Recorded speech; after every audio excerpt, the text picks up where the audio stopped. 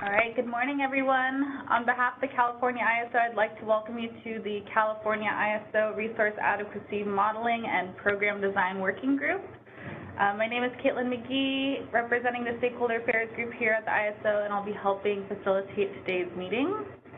I'm also joined in the room by several folks from the policy team, but we will be hearing today from Jeff McDonald, Vice President of Concentric Energy Advisors, Abdul Muhammad Ali, Operations Engineering Resource Adequacy Manager, Aditya Jayam Prabhakar, Director of Resource Assessment and Planning, Abhishek Hindwali, Manager of Market Analysis, and Amelia Blank, Senior Manager of Monitoring and Reporting. As a reminder, the presentation and agenda for this meeting will be posted to the Policy Initiative webpage. You can find this under the Stay Informed tab of the California ISO's website. Next slide, please.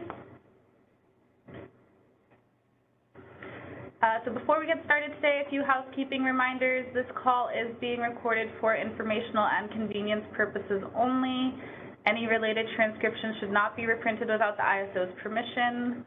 We really intend to foster a collaborative environment during these working groups. We hope this stimulates open dialogue and engage different perspectives, but we do ask that you please keep comments professional and respectful and try to refrain from repeating what has been said.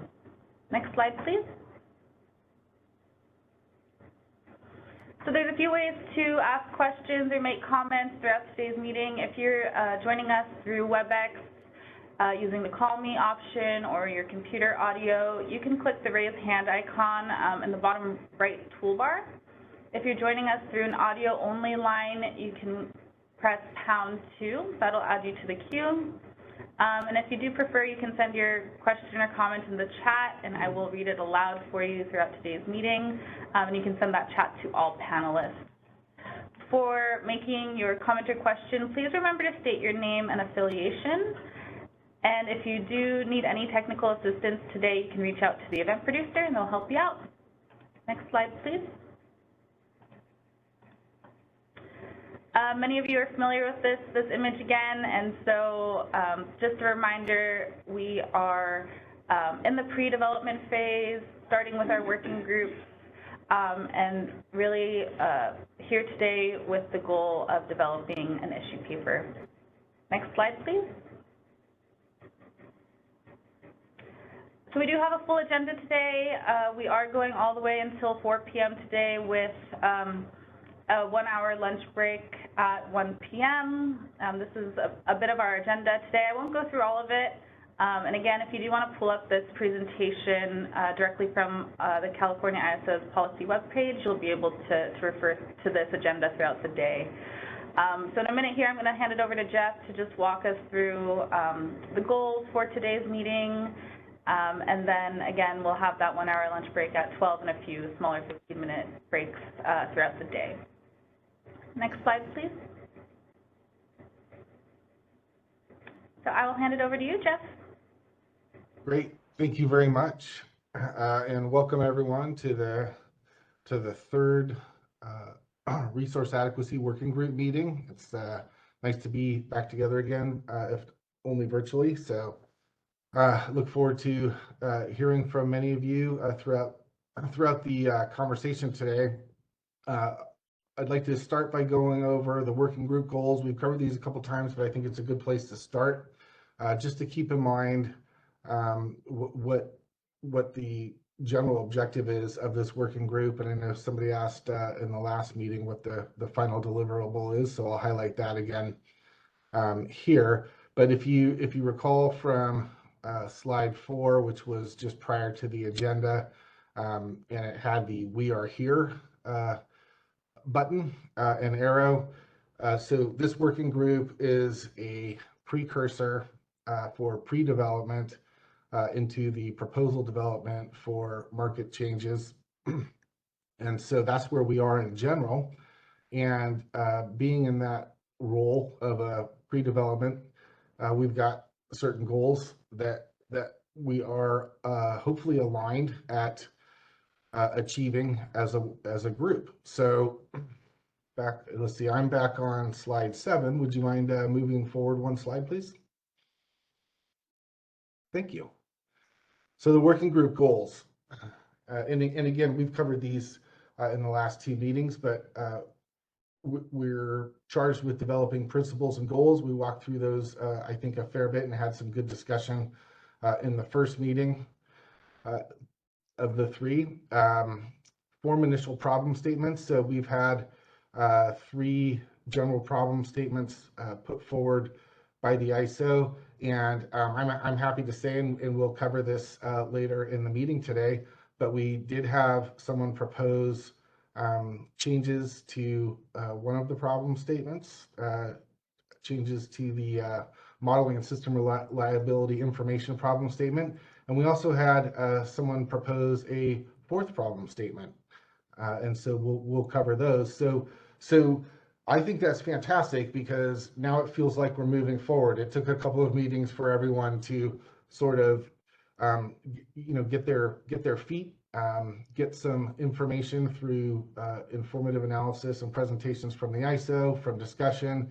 And now in this last set of comments, we're starting to see some proposals for changes to and additions to the initial straw set of problem statements. So that's fantastic, I think, for the group for meeting 3 already. So we're also aligned on aligning on priorities and establishing meeting cadence. So with respect to priorities and meeting cadence, we've already discussed meeting cadence and we took a poll on that. I haven't heard or seen any objections to the way the meetings have been laid out. It looks like it'll be about once a month for the next couple months. And if there's a desire to change the cadence and we see that in the comments or discuss it in a meeting, we can always try and accommodate that if there's enough will to do that. So on aligned priorities, we did ask in the last comments after the last meeting for people to identify what their priorities are, and it was phrased as priorities or sequencing, and we did get some feedback in that space. And then there was also some feedback, not necessarily in that portion of the comments, but in the general portion of the comments. And so we did collect those. I'm going to cover those a little bit, folks' preference for priorities by issue. But what we found was, and I'll cover this in a little bit more detail in a minute, we found that there wasn't a very rich response, and there were a lot of issues that had only one proponent for it. So we'll be doing a survey with a broader portfolio of issues, and also an opportunity to freeform text an issue if you have that as a priority and it's not in the list of, I think, about 15 or 16 that we have in the survey, and we'll do that live. So we're moving forward on aligning priorities. That was doing the survey, or the polling was a suggestion from the last meeting, and I think that's a good idea. So we're moving forward in that space. Refined problem statements, as I mentioned, we are seeing progress in that space also, and it would be great to see some more. We really, I think, just got 2 sort of concrete comments or proposals in the comments from the last meeting. So I look forward to, as people are digesting and thinking about how they would like to see these problem statements shape up, or if there are additional problem statements that are more in line with the priorities of the interests that they represent, that we start seeing those in the comments as well, and start discussing them in the meetings. And develop a methodology for analysis and define data needs under refined problem statements. So we've also seen several suggestions for analysis that the ISO could do that would help shed some light on the nature and extent of some of the issues that we've been talking about. So, and then lastly, determine action items, and that's where the deliverable comes in this pre-development phase for the working group, as was asked in the last meeting. What's the deliverable? So the deliverable is an action item that would be forwarded into the development process for consideration there. And the action items obviously come out of the discussion and whatever resolution might evolve through the problem statements and working through those. So the action, and I should note, we're not restricted to one action item, and we're not restricted as a working group to forwarding all of the action items at one time. So there's, as you'll see when we get to the polling, and as I'm sure you could tell from the last couple of meetings, there's quite a number of issues that are of interest and of priority to the participants of this working group. So as a problem statement develops and matures and becomes more refined and concrete, it becomes a candidate for advancing into an action item and being forwarded into the actual development consideration process. So that covers the working group goals, and I just want to highlight again, I'm seeing as of comments from the last meeting, I'm seeing us move forward in a couple of areas here, and I think that's fantastic, and I think we'll probably pick up pace there and get even more refined problem statements that become closer and closer to becoming action items. So I think that's great. So let's move on to the goals for this meeting on the next slide, please.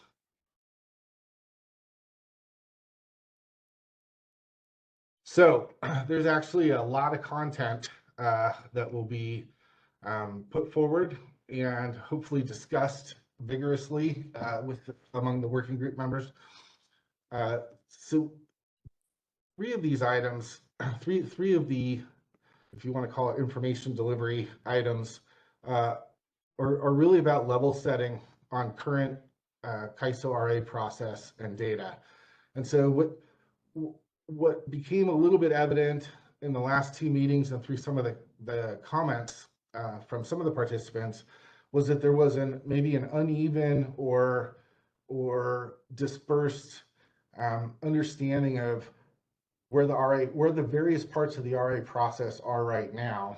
And it was thought that there might be some benefit to having a few presentations that helped participants in the working group understand more concretely where the RA process is. There are several parts, quite a few parts of it, as you know, from the discussions we've had.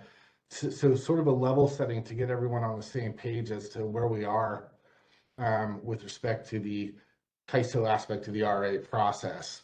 So in that vein, we've got a presentation on RA showing assessment. We've got a presentation on CAISO RA analysis and reporting. And the Department of Market Monitoring is going to present some of the information and analysis that they've compiled in their annual reporting on RA.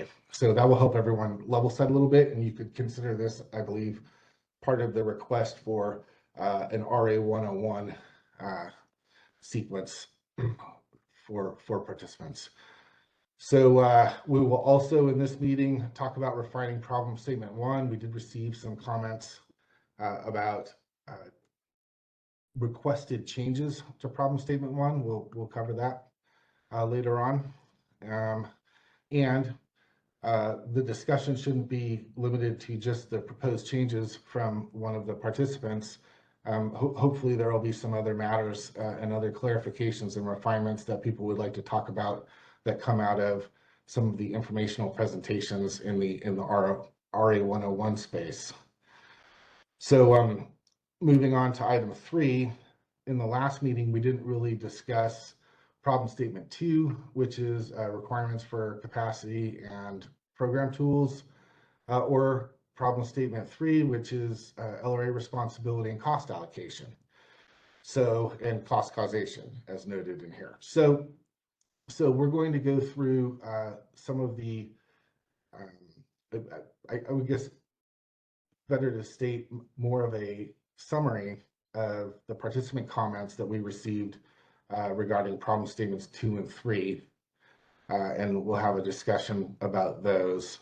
And hopefully we can get a little bit more clarity and maybe even move in the direction of refining those problem statements through that discussion. There was also a proposed 4th problem statement that I believe we'll be discussing as well. So then we get to discussing topic priority and sequencing. As I mentioned, we tabulated the results from the comments that were submitted on priority and sequencing from the last set of comments. We have a live poll that we'll go through at that point also that'll have a broader set of options for you, and we'll discuss the results of those live. And then I believe we'll also have some follow-up analysis or tabulation that we'll provide once we've had a chance to look at the data and work with it. So, and then moving towards the end of the meeting, refining the path of meeting topics through February by review of the proposed path discussion. So we've kind of laid out what we thought was a logical sequence of topics, and we can discuss that, and maybe also in the context of the live polling of priorities and sequencing. And then finally, establishing opportunities and volunteers for participant presentations. So there have been a couple of participants who have contacted either myself or one of the CAISA staff and offered to present on a topic. The topics sound very interesting.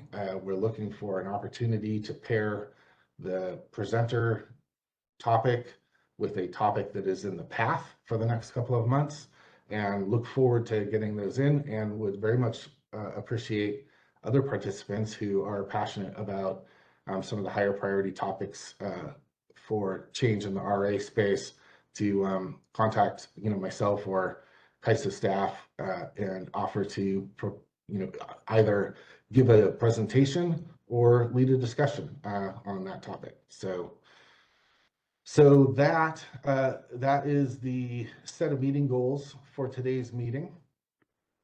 And I believe at this point, it's time to turn it over to Abdul, if Abdul is ready. Actually, yep, thank you. Before I turn it over to Abdul, let me ask if there are any questions or comments on the group goals or the meeting goals for today.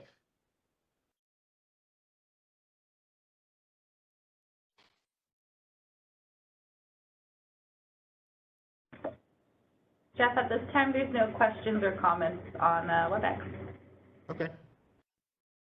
Terrific.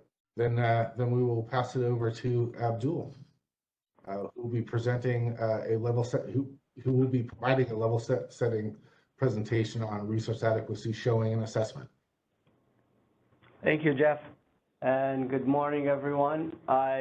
First, let me test this. I'm facing the camera, so I'm not facing the microphone. Can you hear me well, Jeff? Do I sound well? I can hear you just fine, Abdul. All right, thank you. All right, so good morning, everyone, and event producer, if we can go to the next slide, please. So today we're going to talk about in this presentation. We're going to try to explain the current process of assessing the RA showings, and after that, determining if there's a CPM need and executing a CPM. So that's a focus of today's discussion. I'm not going to go over the entire RA process. Instead, it's going to be focused on the showings and the showings assessment and the CPM process. And why are we doing this? If we go to the next slide, please. The reason we're doing this is, one, as Jeff said, we got a lot of feedback from stakeholders asking for informational RA sessions to explaining the current processes that we have and how we run the RA program today. So this is part of the RA 101, kind of training process. And then the other thing is we got a lot of comments in the prior stakeholder meeting asking about, is this going to impact CPM? How are you going to trigger CPM? It's a constant kind of question. What are the consequences of this and that? So it seems like, how the showings work and how we determine if we need a CPM or not seems like an interesting topic for people. I think we're trying to also explain that at this point we haven't proposed a change to the CPM process. So in the prior modeling discussion and the upcoming model discussion by Aditya, we're really discussing modeling suggestions, ideas. Nothing at this point is suggesting changing the CPM process. even though this afternoon when we talk about problem statements 2 and 3, this is probably a good place to hear from you guys on ideas and suggestions and thoughts of the current process and how it could be enhanced. But yeah, so to kind of clarify, this is the current process, and no changes have been proposed by the CAISO yet to that process. So that's the intent, and if we can go to the next slide, please. So to start with, the RA program was kind of a collaborative effort established as a collaborative effort by different entities with the intent of securing or procuring enough capacity for the CAISO to operate the grid. You'll find a lot of definitions of what the RA program is, but kind of in the nutshell of the intent of the program is to make sure that we can operate the grid by ensuring enough capacity have been procured and contracted, secured for us to be available for the operation of the grid as a balancing authority.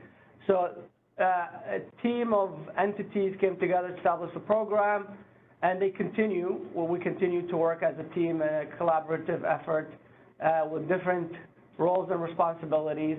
So the California Energy Commission provides the forecast. It's a 1 in 2 coincident peak forecast for all the LSCs in California, and that is the basis for setting the RA obligation. Then the CPUC and the other LRAs, the CPUC, the California Public Utilities Commission, is the largest local regulatory authority here in California. Between them and the other LRAs, they are responsible and have the authority to set the counting methodologies for what capacity counts and qualifies for the RA program.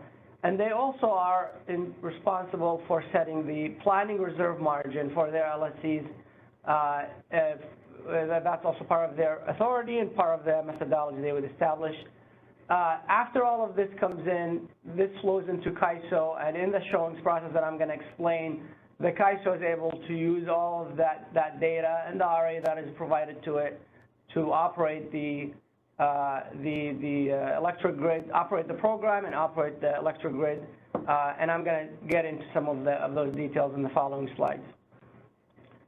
So next slide, please. All right. So in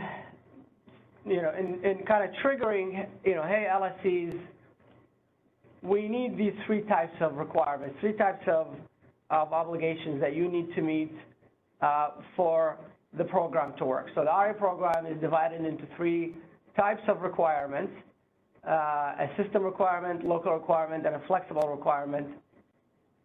And the intent of the system requirement is to secure enough capacity for the entire system, CAISO balancing authority area for the CAISO to be able to operate the grid, like I said, on a BAA level. The system requirements is based on the CEC 1 in 2 coincident peak forecast. And you add on top of it the planning reserve margin, which is set up by the local regulatory authorities. So they determine their planning reserve margin, and it's a percentage that is added to that coincident peak forecast. Those 2 end up becoming the system requirement for the LSCs in the program. It's determined annually, potentially could be updated monthly, and it sets the target for the LSCs to procure system RA capacity. So that's what the system RA program is. It varies monthly because it's based on the CEC forecast, and the CEC forecast is monthly basis, so it varies monthly based on the forecast for the upcoming year. Now, the next requirement is a local requirement. So in the first requirement, we secured capacity on a CAISO BAA level. In the second requirement, we're trying to ensure we have enough capacity in the local pockets. If we can go back to the previous slide. Sorry, still in that in the second part. Yeah, go back a couple, please. Yep, there you go. Thank you. All right, so the second requirement is ensuring that how much capacity do we need in the local pockets, in the CAISO, the local areas, in the CAISO footprint. That is done by the CAISO through a local, what we call a local capacity technical study.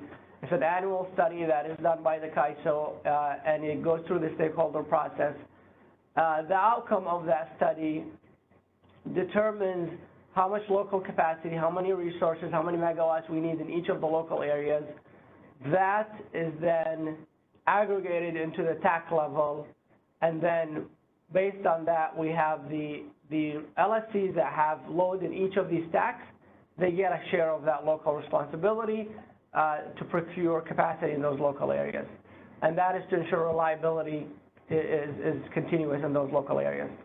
The third type of obligation is the flexible requirement.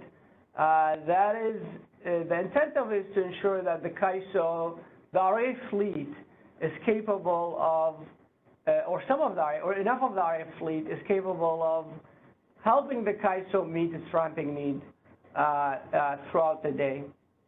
And it is determined, again, annually by the CAISO through a stakeholder process and something we call a flexible capacity technical study. And that's what the aim of that study is, to ensure that we have enough ramping, determine how much ramping need we need, that's so funny. Anyway, and then how much capacity, flexible capacity has to be secured. It is, oh, I forgot to say, the local requirement is a static requirement throughout the year. It's the same value. However, when we talk about flex requirement, again, it's a varying flex requirement on a monthly basis. And all of these end up with a single requirement per month per LSC, and that's what the LSCs are targeting in their procurement. Next slide, please.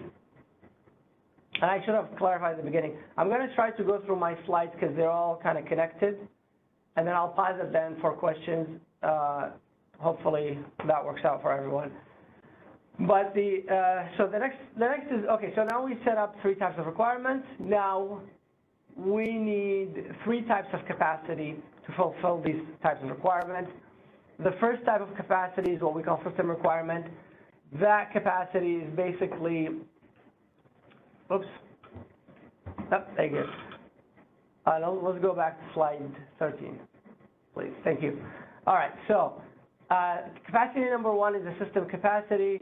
The target, like I said, of that capacity is to make sure that we have enough megawatts, enough capacity megawatts in the CAISO, imports and internal to the CAISO BAA to meet the CAISO's system peak and demand, system peak demand and planning reserve margin. So that target that we set up, that system RA requirement, we're trying to secure enough resources. That's the type of resources that we get.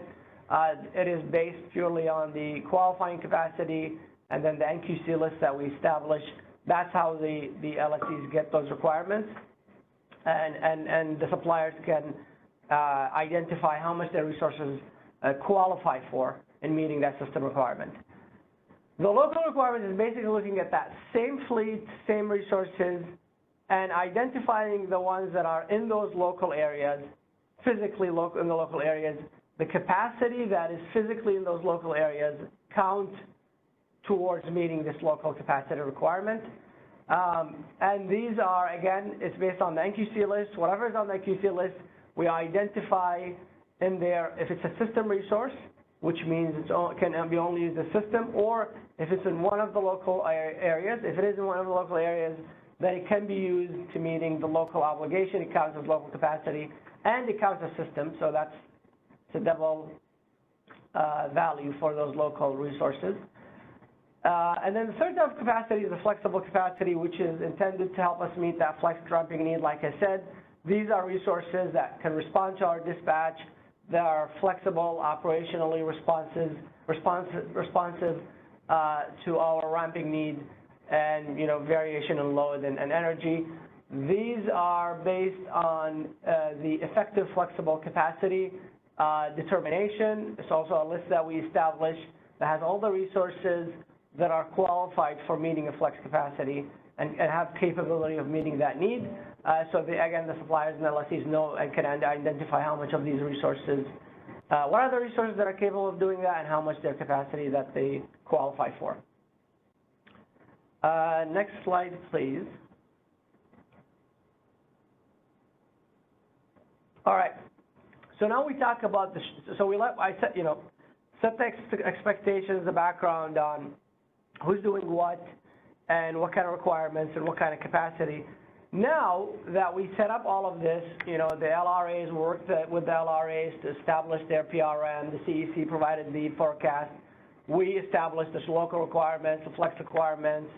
After all of these establishment of requirements, the LSCs engage in bilateral contracting and procurement with the suppliers. That is done outside the CAISO, it's done bilaterally, and that's when the LSCs are attempting to secure enough capacity, system, local, and flex, meeting their system, local, and flex requirements. Once they're done, based on the timelines that I think I'm gonna talk about, or not. Okay, so the timelines are basically, we have an annual showing, and they're going to be, actually I do have a timeline slide, so I'm gonna skip the timelines, but based on those timelines, they have to procure enough capacity and show it, and that's where the showings come in. When you say RA showings, we're talking about the LSCs and the suppliers showing and demonstrating to the CAISO and potentially their LRAs that they secured enough capacity in meeting their obligations. In that process, typically the LSCs have an obligation to show that they did that to their LSC, to their LRAs, and based on that, some of the LRAs or the LRAs may impose penalties for folks who are deficient or not in compliance with their program. But for a CAISO perspective, we require all the LSCs and the suppliers that sold RA capacity to show us that they did that. And what we do with that data is to, first we cross-reference it, ensure it kind of the two are matching what the LSCs are saying they procured, is confirmed what the suppliers are they're saying they sold, and then we assess if there are any deficiencies, and we need the supplier data also to ensure that we hold the suppliers accountable later in providing and making that RA capacity available, providing it into the CAISO market, which is what we call the must-offer obligation, which is really the goal. Like I said at the beginning, that is the ultimate intent of the goal of this program, is to provide that capacity to the CAISO to be able to operate the grid. And what we do if we see there's deficiencies and shortages, we can exercise something we call, it's a backstop mechanism that is called the capacity procurement mechanism, CPM. In that process, at the end of those showings processes, we determine if we need to procure additional capacity. The CAISO engage in procurement of additional capacity and allocating the cost to deficient LSCs, or a different allocation mechanism that I'm going to explain later, depending on the CPM type. But that's the intent of the kind of a high level. That is the showing process. We look at it, it's mostly mathematical stacking of obligations and stacking of resources and matching them to make sure that we secured on an aggregated level enough capacity to meet those requirements that were set up in collaboration between the CAISO, the LRAs, and the CEC. Next slide, please. All right, this is kind of an example of how the system check is done. Do we have enough system capacity or not? It's a kind of basic example, but that's the theory behind what we do. A lot of people were asking, how do you do it exactly? This is essentially how we do it. It's really a mathematical kind of stacking process. So basically what we do is we, for each LSC, to determine what is the obligation of each LSC, we get the forecast, the 1 and 2 coincident peak CEC forecast for that LSC, and then we add to it the planning reserve margin, the PRM, that was set by that LSC's LRA. So for example, if an LSC's forecast is 100 megawatts, and let's say the LRA set up 15% PRM margin, then that LSC's system obligation is 115 megawatts. And then what we do, we stack those LSC's obligations on top of each other to get the total system aggregated obligation. and that would give us CAISO level, how much system capacity do we need? And then we compare that with the total RA capacity that was procured by all the LSCs. Everything that was shown to us in the showings process, we stack it on top of each other again, we add it up, and we look at the totals, and we say, okay, on an aggregated level, did we get enough capacity or not? And that is the trigger for a system CPM for us, a deficiency on an aggregated level. So sometimes people ask, you know, what if one LSC is deficient? Does that necessarily trigger CPM? No, it doesn't necessarily trigger CPM because other LSCs might have extra capacity, and when we aggregate everything together, if we have sufficient capacity, then we don't engage in CPM procurement, at least for a system level, and that's how it looks like on the system capacity level. It is interesting to note that we engaged in such procurement back in August. We had a small deficiency, and we determined that we will go ahead and procure additional capacity, and that's what we did. And that's essentially the assessment of the process that we did to determine if we have a need or not. Next slide, please. And I should say, the flex capacity assessment is essentially the same thing. A stacking of the obligations, stacking of the total flex capacity per category, and then determining how much capacity we need and if we are deficient or not. In the next slide, I'm going to talk about the local, which is a little bit different. So basically, there's a two-step process or two types of checks that we do for local. One check is a stacking mathematical process where we look, you know, in the first column you see there, we basically stack up each LSCs or determine how much obligation each LSC in each TAC has. So like, for example, PGE TAC, SCE TAC, or SDG TAC. These are the major TACs that we have reflecting essentially the territories of these IOUs. So like in the PG&E TAC, we look at all the LSCs that have load in that TAC, and we stack their obligation, and that's how we end up with the TAC, the total obligation per TAC, which is in the second slide. So the second column is what you see is basically, you zoom in on that TAC, it's basically a stack of LSC's obligations, local obligations in that TAC. And then in comparison, we look at the stack of the resources, of the local resources that are physically located in that TAC. So resources that were shown to us that are physically in that, in this example, the PG&E TAC, all of them, they get stacked from all the LSCs, and we compare the two to determine if we got sufficient local capacity in that TAC to meet the local obligation per TAC on an aggregated level. So that's check number one, mathematical check again. The second check is basically, if you remember what I said at the beginning, the trigger of the local requirement or the process of determining the local requirement is the local capacity technical study.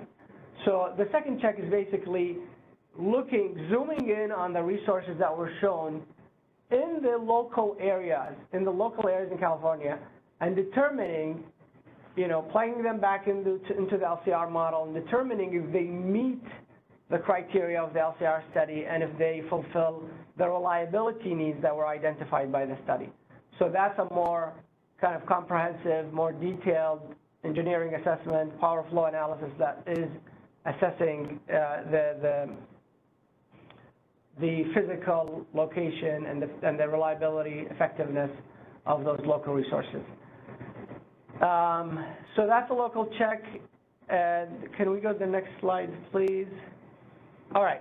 So this is basically, so now we talked about different types of capacity, different types of obligation, and how we do those checks, and how we confirm if those obligations are met or not. How do we do the showings? Now we did the showings. What is the CPM, capacity procurement mechanism? If it gets triggered, what is that process? So first, the resources that we source or we use for engaging in such procurement process is based on what is offered to the CAISO in something we call the competitive solicitation process, or CSP. The CSP's process is an opportunity for suppliers to offer the CAISO non-RA capacity, meaning capacity that is not shown to the CAISO as RA. That capacity is eligible to be offered into the CSP process. They can offer that capacity at any price they want, up to the soft offer cap, what we call the soft offer cap, which we set, evaluate every 4 years, reevaluate it. We did the evaluation recently. We increased it just recently, I think from $6.31 to, I would say, $7.34. I think that's where it's getting at. We're still in the process of filing with FERC and getting approval for the new process. But that is what the determination of the soft offer cap is done every 4 years. And then, so they can offer, suppliers can offer us whatever they want up to that offer cap. If we need CPM, we look at that pool of resources that was offered in the CSP process. Now, what are the existing types of CPM? So, types of CPM that we can engage in today. It's existing current process. We have 6 types. As you can see, the first one is for a system, annual or monthly deficiency. So in that first check that I explained in the system check, if we have a deficiency, then we can engage. And it's keep in mind, a critical point in the tariff that says the CAISO may engage. So we have the authority to backstop and procure additional capacity, but we are not forced to do so. So you'll see that sometimes we determine that we will go ahead and do a CPM backstop. Sometimes we determine that maybe it's not needed to do it at this point. We have that flexibility, a lot of internal discussions with a lot of people and departments in that decision making. So we don't take it lightly before we engage in such procurement process. But when we do, these are the types. So yeah, the first time is curing a system deficiency. Again, stacking all their obligations, all the requirements, do we have an aggregate deficiency or not? And then the second one is the local annual or monthly deficiency. That is remember what I just said, there's 2 types of local checks. The first check is based on an aggregated showings mathematical check. That is the type that we're looking, the deficiency type. And then the third bullet point, the local collective deficiency, that is the type that is looking for deficiencies in those local area pockets based on the LCR study criteria. So these are the 2 types of local, and then the fourth type of CPM is a flex deficiency. So if we have flex deficiency in the annual process or in the monthly process, then we can execute that type. The last 2, these are not deficiency related. These are more reliability triggered. The significant event CPM is a CPM that is basically, and I like to read the tariff definition for it because it's pretty long and there's a lot of criteria for it, but a significant event is a substantial event or a combination of events that is determined by the CAISO to either result in a material difference from what was assumed in the RA program for the purpose of determining the resource adequacy requirements, or produce a material change in system conditions or in ISO-controlled grid operations that cause or threatens to cause a failure to meet reliability criteria, absent the recurring use of non-RA capacity. So basically, the significant event is basically saying, do we have an event where the assumptions we made in setting the requirements in the RA program, the assumptions that I talked about earlier in setting the different requirements, do we have conditions that are clearly saying these assumptions are not true anymore, or system conditions that threatens the reliability issue in the CAISO grid. So it gives us the authority, this type of CPM, to declare a significant event and procure additional capacity. The exceptional dispatch CPM is a CPM that is basically, if we determine in the real-time operations that we need a specific resource to meet a reliability need, whether it's a system reliability need or a local reliability need, and that is non-RA capacity. So it wasn't shown to us as RA, and we need that resource, so we go ahead and we exceptionally dispatch it. We give it an order to basically dispatch to move according to what the need is. Engaging and dispatching such non-RA capacity require us to offer that resource or that capacity a CPM offer. And if they do accept that CPM offer, then it results in this ED CPM type. Next slide, please.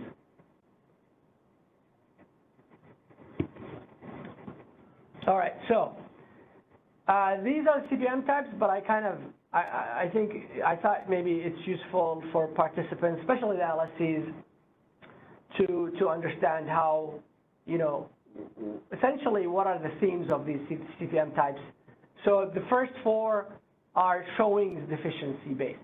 So the LSCs, they weren't able to procure enough capacity, or they didn't procure enough capacity to meet their obligations, system, local, flex. Such deficiencies in their showing process can trigger these types of CPM. And because they're deficiency based, when we allocate the cost goes to the deficient LSCs. All right. Now, kind of a disclaimer I put there.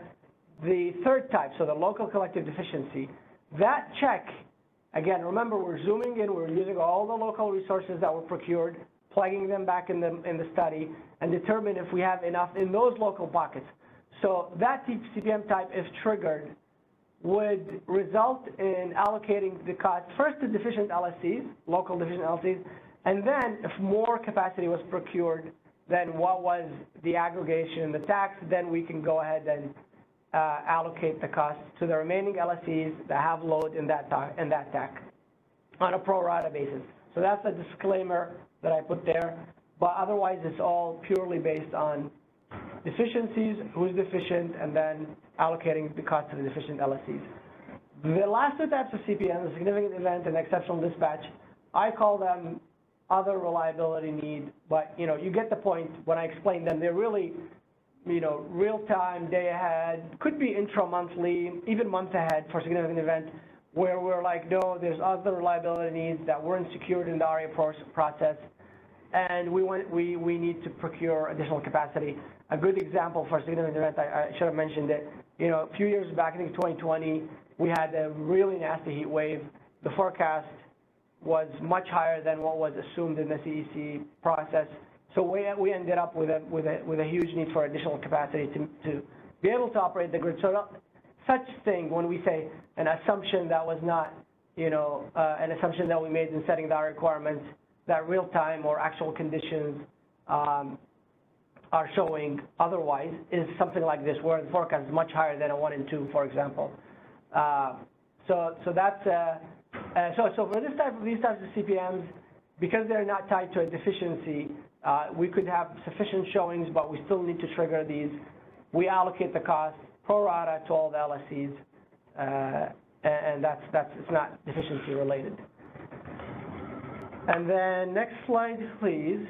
Now I'm gonna, like I said, I'm gonna talk about quickly timeline. So this is basically showings, current CPM process. I think hopefully that covers high level what we're doing today.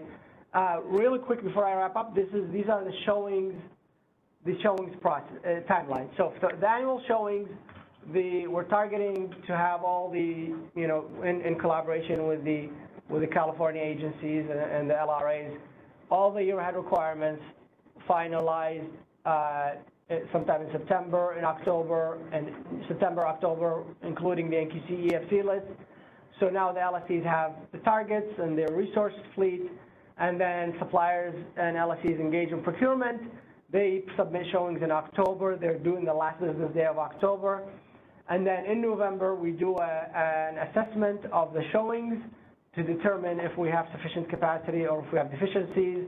We send a market notice and a report that explains any deficiencies, if we have any, including the local capacity resources that are still needed to be procured. We give the LSCs 30 days to cure that deficiency, and then sometime in December, based on the deadline that we have in that market notice, after that deadline, the CAISO evaluates what has been procured after the cure period, and we determine if a backstop should be triggered and if we should procure additional capacity under CPM. So that's the year-ahead process. And the next slide, please. The month-ahead showings process is basically it's more kind of defined timelines here. So 45 days before the start of the month, all the plans are due to the CAISO.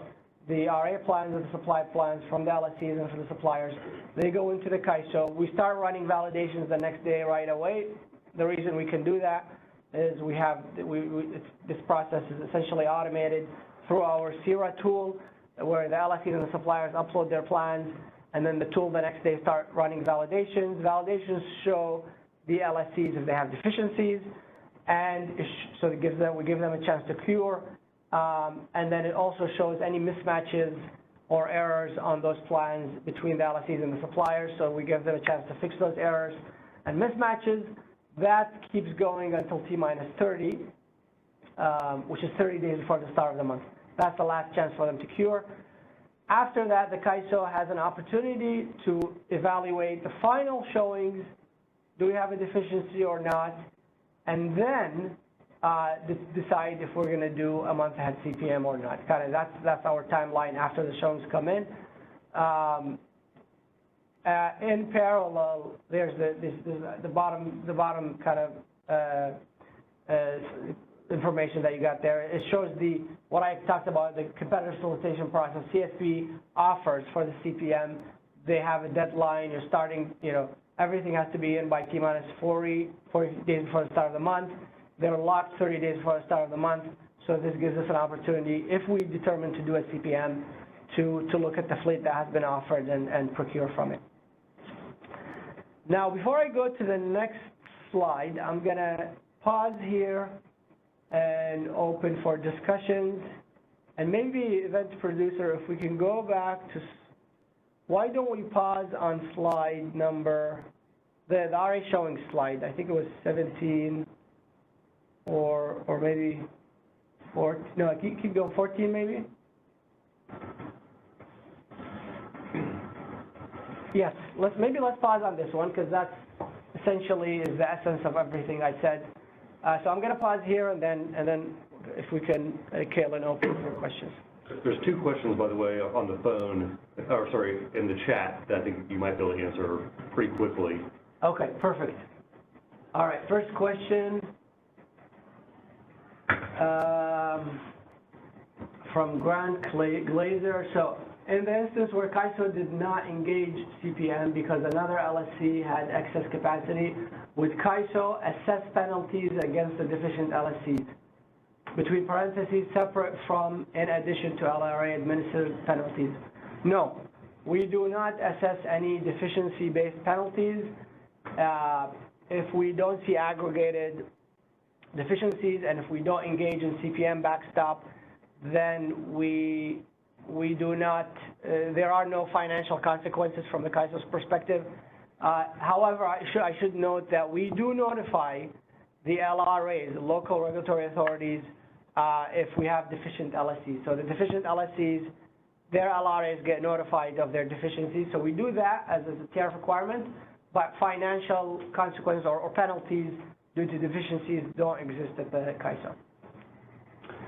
And then the second question from Sybil Gieselman.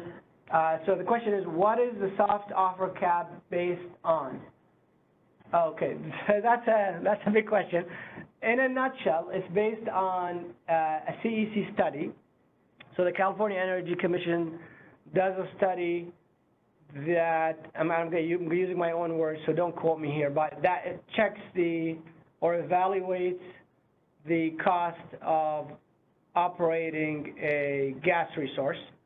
And there's a lot of details that I'm not mentioning. We had like I said, this year we evaluated the CPM soft offer cap, and in that process we fully explained that, the process, the study, the CEC presented. So I would encourage you to look at those slides from that policy initiative, because the CEC presented their study process exactly.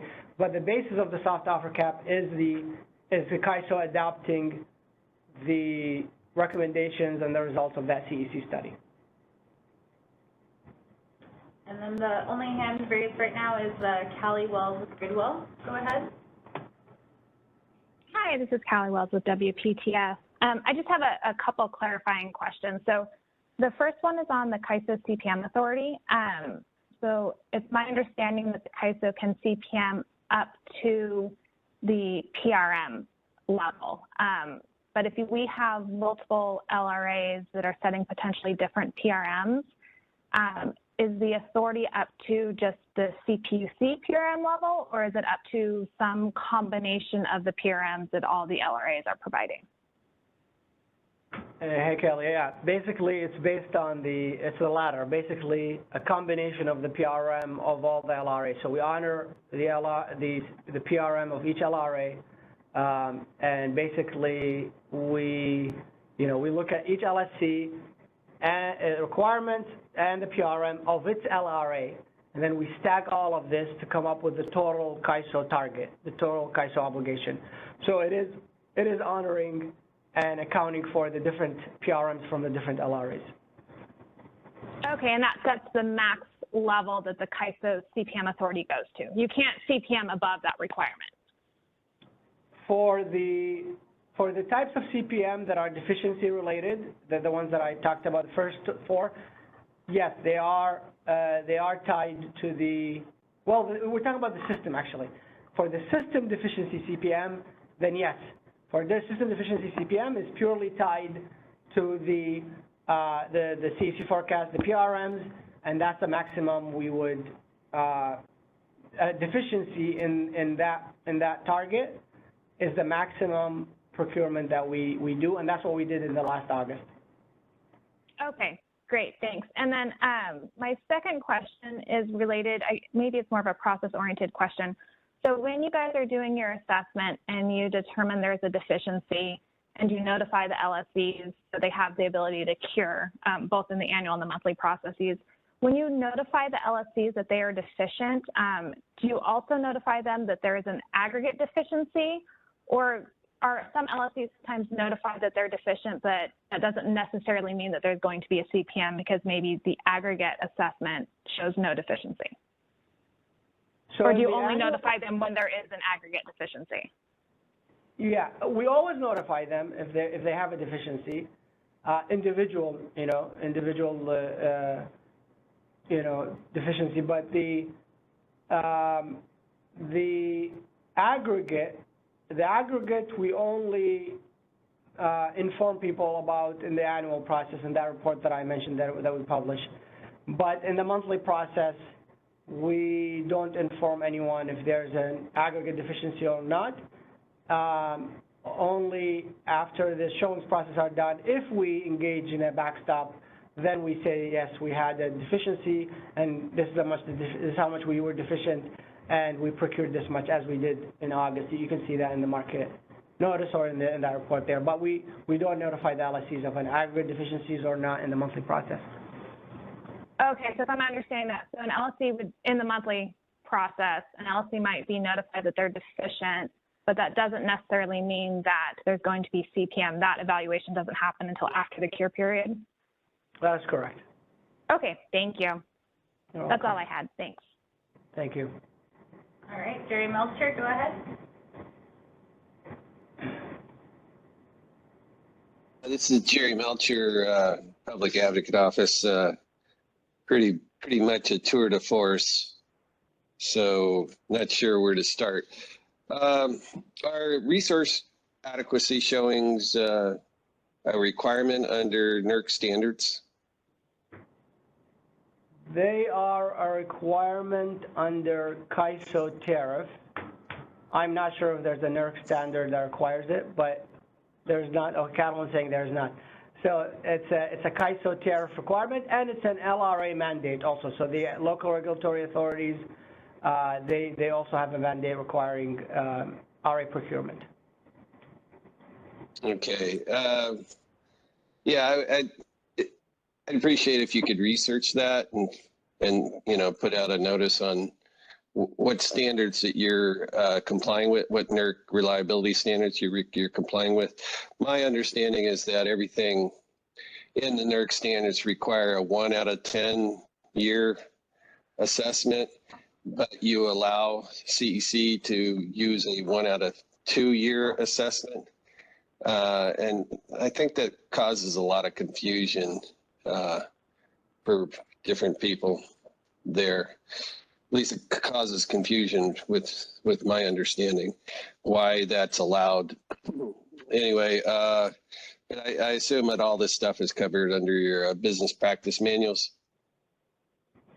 That is correct. I mean, what's covered is the, if you remember in the first slide, I talked about the shared authority in this program, and the forecasting, which establishes the RA obligation, the system obligation, is done by the CEC and is their authority. So I see your point. I think we've discussed, argued in the process in the past, asking questions about whether a 1 in 2 is good enough or sufficient, or should we go to 1 in 5 and 1 in 10. And this is probably a good topic to talk about in this working group. So I definitely appreciate you bringing this up, Jerry. And I want to say in the NERC criteria, I think we do follow those criteria in the local. When I talked about local technical study, that is looking at some of the NERC criteria. So that's happening there. But the CAISO RA program, or the California RA program in general, has its own division of authority, and with it, assumptions and determinations. Yeah, but it would be my understanding that FERC exerts full control through NERC for standards, reliability standards, and the joint, as you mentioned, joint ownership of these standards. I mean, of the outcomes. In the end, it's the CAISO has to make the determination about all these, reliability showings. So I just see a big disconnect, has been for many years, of all the Western, entities, BAAs, in the 2020 summer heat wave. Only the CAISO issued, load shedding. None of the other BAAs did, and it goes back to the fundamental problem of a 1 out of 2 year assessment versus a 1 out of 10. But that's neither here nor there. Could you explain a little bit more when you say soft cap? Is that dollars per megawatt or dollars per megawatt hour? It's dollars per kilowatt month. So when I say dollars per kilowatt month. Yeah, so the existing soft offer cap is $6.31 per kilowatt month. Okay, then why have there been all sorts of reports related to the soft, capacity procurement going up to $22? If you say they can't offer more than soft offer cap. So can you I see a disconnect here between what you're saying and what people at CCAs are saying.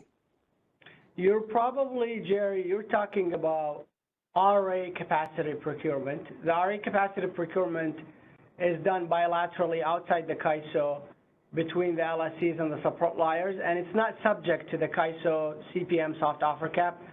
Only when CAISO engages in backstop procurement through the CPM process, that's the only time we are capped at the soft offer cap. Now, another disclaimer, I should have said that a supplier can file with FERC a request for compensation above the soft offer cap if they can justify the cost of the resource to FERC, and if FERC approves it, then we will pay them the FERC approved price, even if it's above the soft offer cap. However, the general process is capped at the soft offer cap. Right.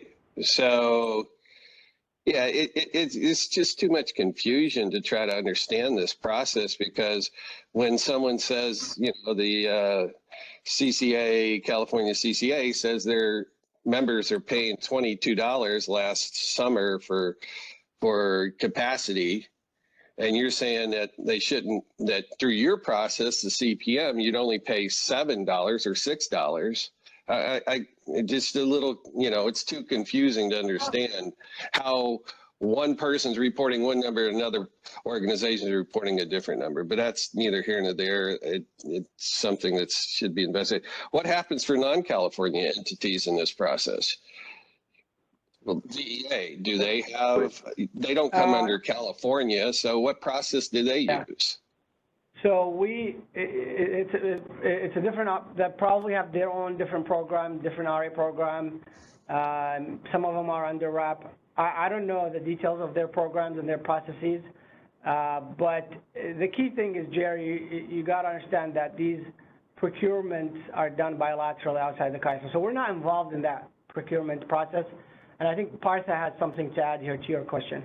Yeah, I just want to make sure, Jerry, that we're sort of on the same page. We're really just discussing and level setting what the current rules are under the CAISO's tariff authority and what our process and procedures are. Under the CPUC processes and the other LRA processes, as well as entities outside the state, there are different rules. Obviously, a lot of this is subject to FERC review and approval in terms of the rates and the processes that take place in the bilateral space. But what we're really doing is level setting here. We have a separate discussion in our problem statement 2 on reforms to our existing processes, in which we would want to sort of look at how do we sort of make sure that our backstop processes are working effectively to accomplish the goals that we're setting out, which includes, harmonization with our LRAs, as well as making sure that they're effective from a, in meeting our, reliability goals and making sure that we're operating efficiently given our processes. But right now, when we're talking, when Abdul is describing this, we're really just wanting to have that level setting exercise so that everyone's sort of coming to the table in the same respect. So is that helpful, Jerry? And I celebrating my 50th year working in the industry, and I go back to, setting up energy management systems and economic dispatch systems for lots of utilities. And those that have that system still in place, those vertically integrated utilities, didn't have a problem in 2020. So, the confusion range from you making something more complex than it needs to be, because, a person sets up a resource, but they can't deliver a resource, or they can't get, full capacity delivery service, or all the steps that they have to go to in the CAISO system to get it done. And where people have firm capacity delivery on transmission allocation, then they get it done, but we don't get it done, and we go through this convoluted process. But other than that, I really want to know why an entity just wouldn't say, hey, I'll just wait to get CPM, your capacity backstop authority, to get me, soft offer capped, resources, that are limited, so I don't have to pay $22 a kilowatt month, as opposed to what it used to be, $4, and you're saying it's now $6 and going to $7. Okay. Anyway, I'll get off my thing here, but I really don't understand why. You go from a 1 out of 10, which is in all the NERC standards that I know of, and you won't even say what standards you're complying with, to allow, you say, joint authority, which I don't think you should have joint authority, because under NERC, you don't have joint authority to any other entity. You are the authority to allow 1 out of 2 in setting up resource procurement. So that's just my view. Thanks. Thank you, Jerry. I don't know, Catalin, did you want to add something? Thank you, Jerry. This is Catalin. In regards to the NERC standards, please tell us exactly what standard you're looking at, because there is no such thing as a 1 in 10 NERC standard. We comply with all the NERC standards, and there is no such thing as a 1 in 10 NERC standard. Please tell us exactly what standard you're referring to. Also, there might be a confusion, because everything we do in the RA world is ISO tariff based. The 1 in 2 is a 1 in 2 load forecast. Now, we can move to a 1 in 5 or a 1 in 10 load forecast, but even if we move to a 1 in 10 load forecast, that is not the same thing as a 1 in 10 LOLE. 1 in 10 LOLE is a totally different standard. Some of the utilities on the East Coast, they have 1 in 10 LOLE standard for system reliability, but that's different than 1 in 10 load forecast. So everything that we have driven in RA today is based on 1 in 2 load forecast, not 1 in 2 LOLE. Please research the differences too. Thank you. And maybe I could offer too, like I do think that like in a DDA presents, like there really is or maybe a common goal in terms of 1 in 10. So we might be using semantics on the standards and our process. We should level set on this. I think that will come later in terms of like either the product development and sort of the changes to our program attributes or maybe the modeling discussion. But thanks, Jerry, for teeing us up. We can touch on this topic more later once we get into the more of the changes to our processes or our modeling efforts. Yep.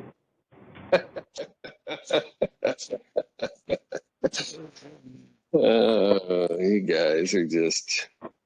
You're still on, Jay, if you're. Yeah. But thank you. Yeah, thank you for that, and congrats on the 50 years of experience, and appreciate your feedback. And like Partha said, problem statements 1, 2, and 3, we're going to discuss what you think we're doing wrong and what you suggest we improve on this afternoon. So would love your continued feedback and written comments, obviously. So I appreciate your feedback here. All right, and then we'll take our last question from Stephen Keene with Southern California Edison.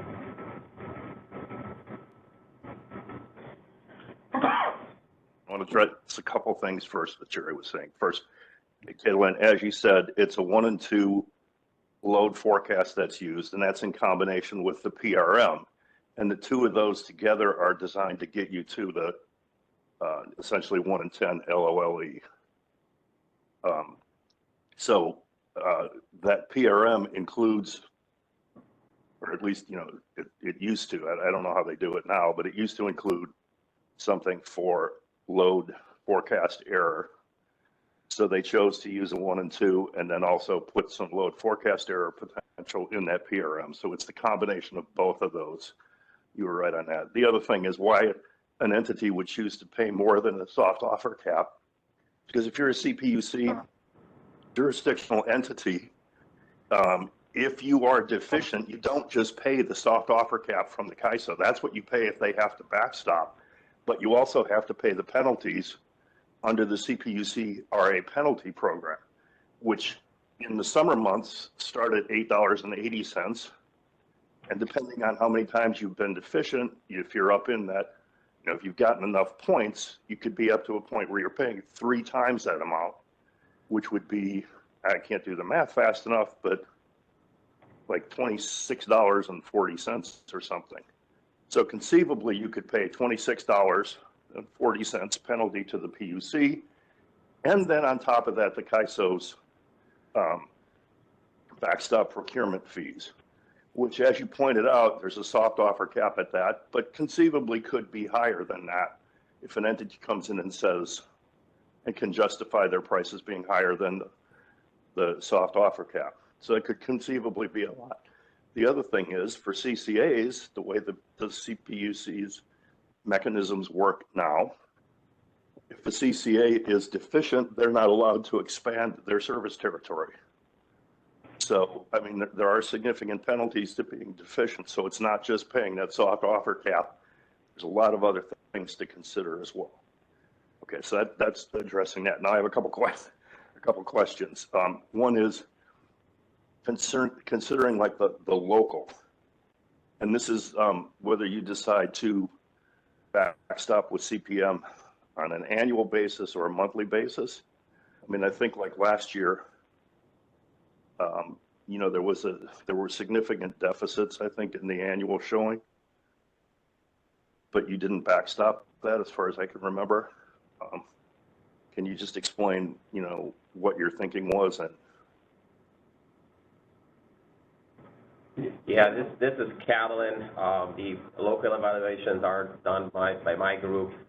So we basically put all the showings together, everything that was purchased, local or not, we put them all together, put them back in the base cases, we run all the contingencies, you know. We can even CPM for the second worst, even if the first worst contingencies was met. So we do run the studies, we found out if we have any deficiencies, then we inform everybody, we give everybody 30 more days to do additional procurement.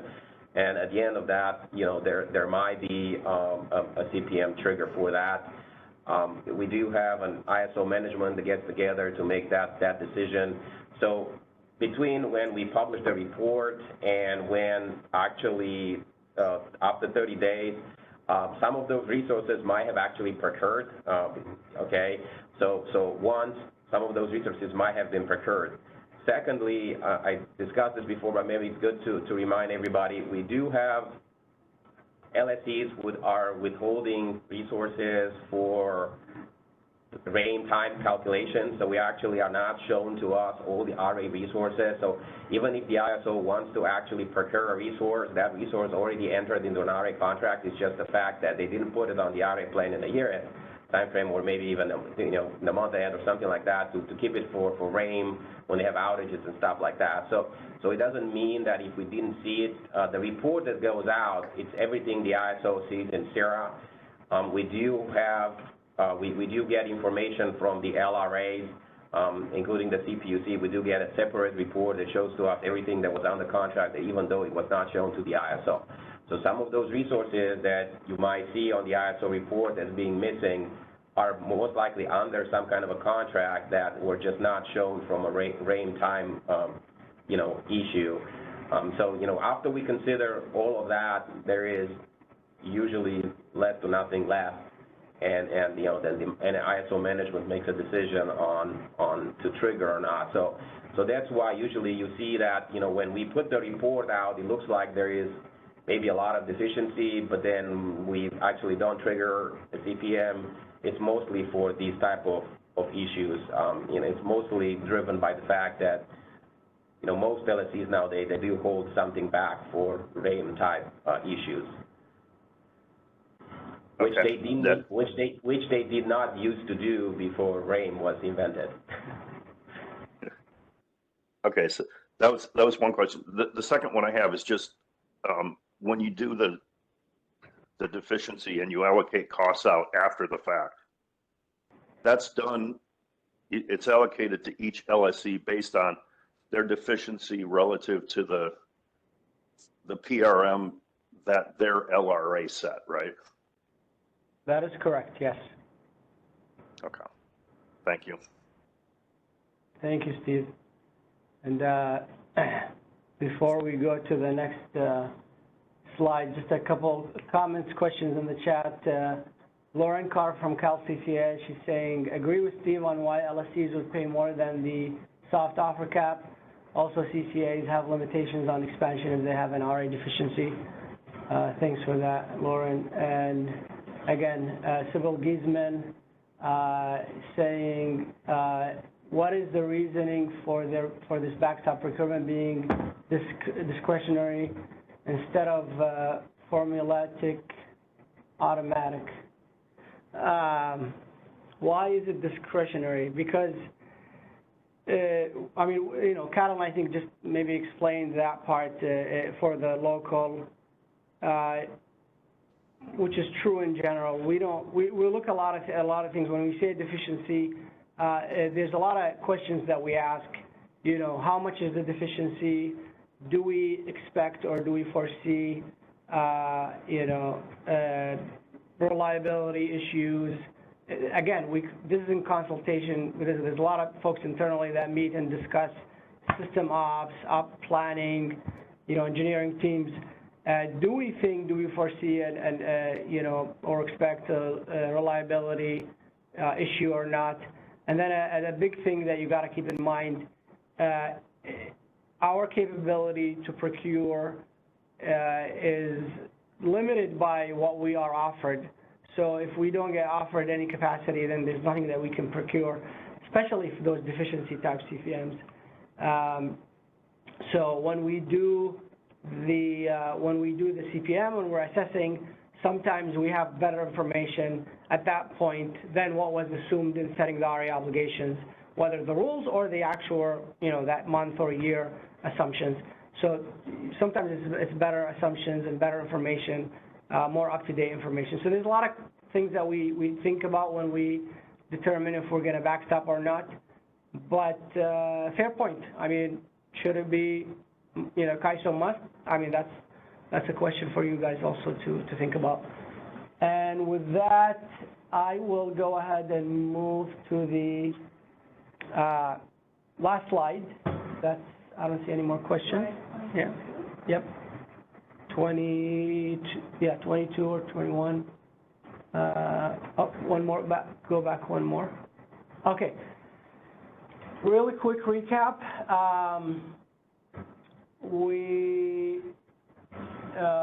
Again, this process questions came up in we had a slice of day kind of workshop on November 8th. We presented about it and we talked about impacts to the CAISO process.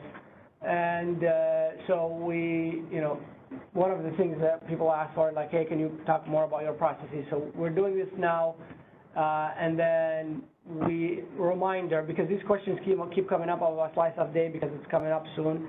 Slice of day is a CPUC change that they're making to their process for those who are not familiar with it.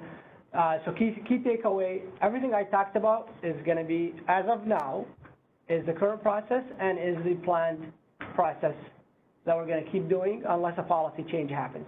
So without a policy change, we're sticking with what I just explained and how we assess the showings and how we determine CPM backstop, which means we'll continue to take a single value, single QC value for the purpose of these showings.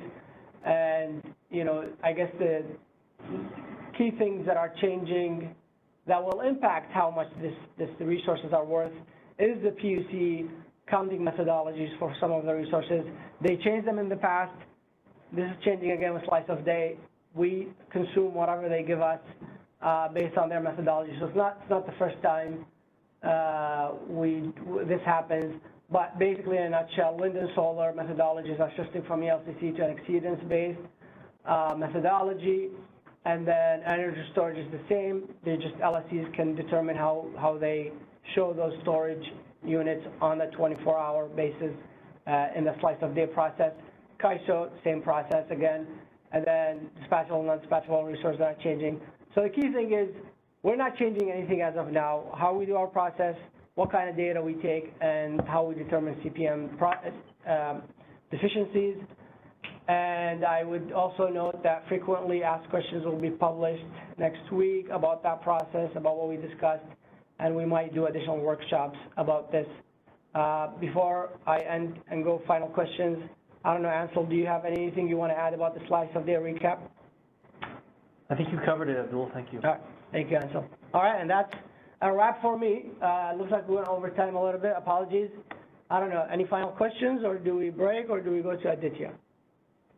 Oh, Abdul, thank you. That was a great presentation and a lot of good questions and discussion and a lot of good information from people in attendance. So that was fantastic. We are not too far over time, but I recommend we do take our short break and come back unless there's an outcry that we do not. We could shorten the break a little bit. It's scheduled as a 15-minute break. Maybe we should take a 10-minute break or a 12-minute break and be back at 10:40.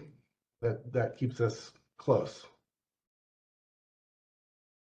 Okay, let's go ahead and do that. And so we'll rejoin at 10:40, and we'll get to Aditya's presentation then.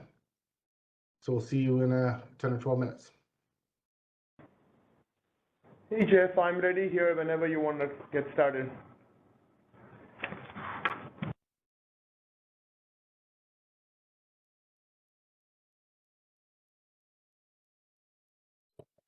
Just thank you. I would just want to make sure everyone had a few extra moments to get back with their coffee or snack or whatever they're stretch their legs. So so we are so the event coordinator. Are we live with the group?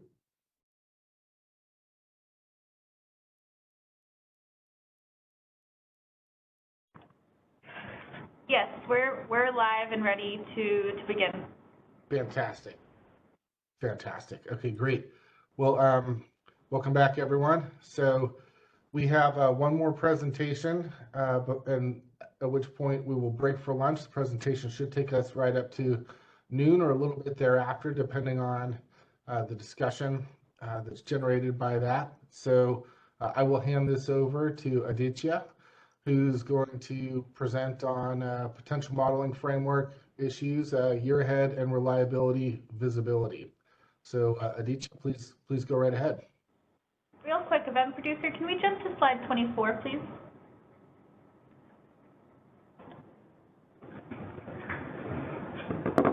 All right, thank you everyone. I'm Aditya Jayam Prabhakar. I'm the Director of Resource Assessment and Planning here at the CAISO. Can we go to the next slide, please? The purpose of my presentation here is to focus on the first row, trying to answer the question, are the year ahead RA showings adequate? It is basically an assessment that we are proposing to do of the RA showings to see if we will have enough resources shown to the ISO that so that the portfolio collectively meets a 1 day in 10 reliability standard that was mentioned earlier. The current process, as Abdul had mentioned earlier in his presentation, is we only get 90% of summer showings in the year ahead time frame, in the annual showings for the system RA requirements. So we will have to make some assumptions for the remaining 10%, which we will talk in more detail. But as the world is changing and you have a lot more variable energy resources, probabilistic modeling of risks is necessary, and that is what this approach will talk about. In the next working group, we'll come back with a discussion on how do we assess the resource procurement amount and contracted amount to be sufficient in the years 2, 3, and 4 to answer the question, do we have enough collectively that is being procured? So we'll talk a little bit more about what approach we will study and what information will be provided for that time frame. And in the February working group, we'll come back with more discussion on the long-term plan, if that is producing enough resource adequate portfolios, again, collectively at the ISO BAA level. So the lens through which you will, I would request you to think through this problem statement is more on the ISO balancing authority area level and not so much on the individual LSC or an LRA focus, because ensuring reliability is the responsibility of the ISO, and that's what we are trying to assess here. I'll take a question from Lauren here before we move to the next slide.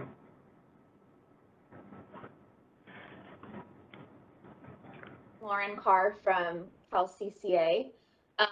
I wanted to make a comment on kind of all three of the studies and study timeframes. We think this looks like a good set of studies to pursue, but I was wondering if, like for transparency and the ease of showing key drivers of different outcomes, if the CAISO's considered using the same assumptions that it does for the probabilistic LOLE modeling to do some sort of stack analysis for each of the three study timeframes.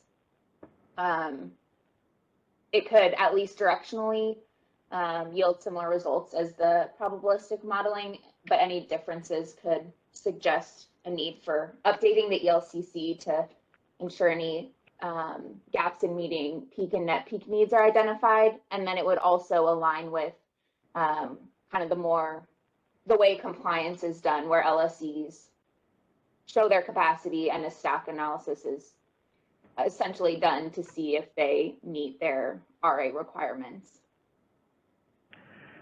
Yeah, thanks, Lauren. So maybe expanding on what I presented here is we are thinking about RA across all time horizons, right? What I'm showing is the year ahead, 2 to 4 and 5 to 10 years ahead in the long-term looking view. And then we're also going to come up with how do we plan to look at RA in the month ahead time frame and week ahead and the day ahead thought process to assess the sufficiency of the fleet. So the stack is more deterministic, so it might make more sense to do in the month ahead time frame. But if there are other ways that we should be thinking about, I would appreciate if that is provided to us in the feedback this month, please, because I look at more the year's longer term view as more probabilistic, so a range of scenarios, a range of output results, or what the fleet is providing collectively is sufficient. But yeah, we can always do a stack and a multi-hour stack and things like that. Okay, thanks. We'll provide feedback in our written comments. Thank you. Noel?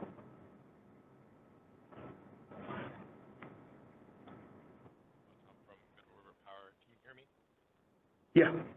Great. So one of the things here that I see a little bit of a gap, and did you please let me know, sort of just jumping ahead a little bit, that the difference between the year 2 to 4 and the year ahead type of analysis, in the 2 to 4, it seems like the ISO is considering whether or not there's enough capacity on the grid and what is going to be built to meet 0.1, but it doesn't seem to identify what sort of needs to be procured in the sense that if there's surplus, right? Like if there is 70 gigs of capacity on the grid, and that should ensure 0.1 LOE and maybe better. The analysis here doesn't get to here. We actually need, I don't know, 60 gigs of the 70 to be procured. So in the years 2 to 4, the study approach is going to still be the same. It's the resource pool or the resources that you will assume is where the difference exists. So we will be calculating what is the excess and what is the shortfall on an annual basis, similar to how we have done in the summer assessment. But in this working group, and the approach is to be able to be more transparent on what resources are assumed to be available in years 2, 3, and 4. Yeah, we will come up with what is required at a minimum to meet 0.1 LOLE and also determine the collective pool being sufficient or not. Does that answer your question? Yeah, I think that's helpful because sort of just reading from this slide, it doesn't indicate that there is there's a calculation of what the minimum portfolio would be to meet 0.1, and then the question to that would be, how does that translate into the year ahead requirement when all the LRAs have their programs and ensuring reliability? Yep. And in the year ahead, thanks, Noah. In the year ahead, we strictly want to limit the focus to the shown capacity, and then we will get more creative in 2 to 4 and 5 to 10, and that's where that analysis can inform the year ahead time. But if you only are looking at the shown capacity, you could certainly potentially get to a situation where, as you've talked to before, the ISO CPM, or Abdul talked about before, the ISO CPM authority only sort of goes to what the LRA, the aggregate LRAs requirements are. And so, my question would then be, and I think we talked about this a little bit, that what is the next step if the LRA programs are not able to meet the 0.1 LOE that you've found to be necessary for sort of in the year 2 to 4 type of analysis that as we transition into those future years?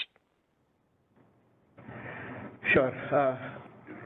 we collectively, the ISO, the working group has to discuss what we will do with this information, but at this point, I am thinking that this is useful information that we have to put out, and that is focus of this work. So in the year ahead, we will also, as I will discuss more, but we will tell you, is the shown fleet capacity sufficient? Sufficient by how much to meet a 0.1 LOLE? That will determine an excess megawatts of X. If it is short, then we will tell you 500 megawatts of perfect capacity is needed. That is an information aspect, and then what do we do with that is something that we will have to discuss in this working group. So focus on the LRA, no, focus on the ISO BAA wide footprint, and focus as this being information only for right now, and then once we define the study, we can talk more about what can be done. Thanks, Noah. Great. Thanks. Really quickly, Stephen, and then we will move on and come back to additional questions. Yeah, Steve Keen from Edison. I just have a quick question. Especially in the year 2 to 4, but also in the 5 to 10, what assumptions are you making about imports? We haven't thought through all of that. We will bring more discussion on imports when we get back with that study scope in Jan and Feb. Okay, thank you. Yeah, so we will all collectively agree on the approach, the framework, the inputs, assumptions, methodology, study process, study timeline. You will be hearing from me multiple times over the course of this working group. Thanks, Stephen. Next slide, please.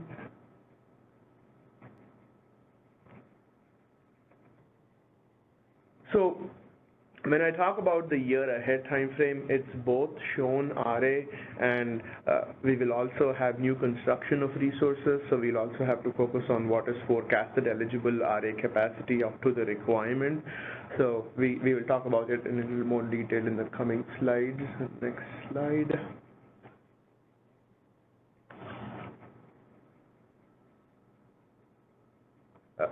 Yeah. So this is in reference to our first problem statement, where we basically say we need transparent and timely information on the ISO, BAA's, RA, fleet, resource efficiency, and if it can meet a 1 day in 10 or a 0.1 LOLE metric. So a couple of stakeholder feedback that aligned with this thought process, so I added that here. The objective is to provide that kind of information in the year ahead time frame. Next slide, please.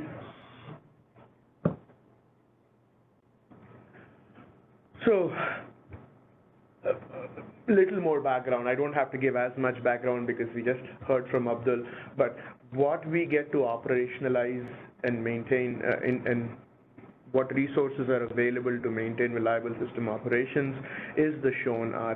The shown RA resources have the must-offer obligation, they are participating in the market, they are replenished with other capacity if they go on a planned outage, with the outage substitution criteria. So that is the resource fleet that we generally is available to the ISO to make reliable system operations, right?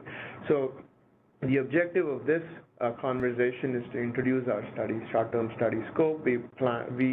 Goal is to align with you all on inputs, assumptions, design of the analysis. We closely coordinate with CPUC and CEC on their modeling work, alignment on inputs and assumptions as well.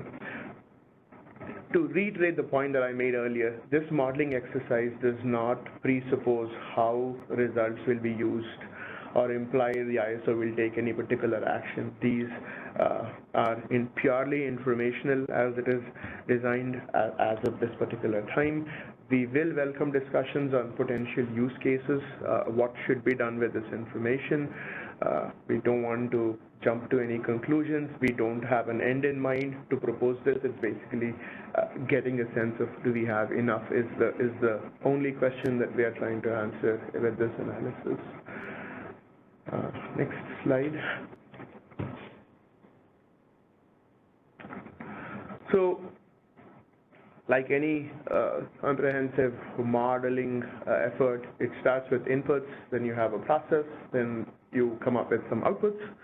On a very high level, you have the load that comes from the CEC, hourly 1 and 2 load forecast. You have your resources. The plan is to do shown resources, so we'll talk a little bit more about it in 2 slides from now. When you have to perform a probabilistic assessment, you need a range of hourly time synchronized load, solar and wind profiles, and then you run. The plan is to do 500 sets of simulations, 500 cases. It differs a little in the number of cases that are studied in probabilistic assessments compared to the other environments where they talk about doing like 1,000 cases or 10,000 cases. With the amount of energy storage that's in our footprint and anticipated to be online in the coming years, you have to do a longer term full unit commitment and economic dispatch, a detailed production cost model for the hourly time frame, so that the simulation time is a lot longer. So the 500 cases seem to have produced enough convergence on the output. So we plan to stick with the 500 sets unless we need to increase that. The process is you perform a production cost simulation for each of the 500 cases.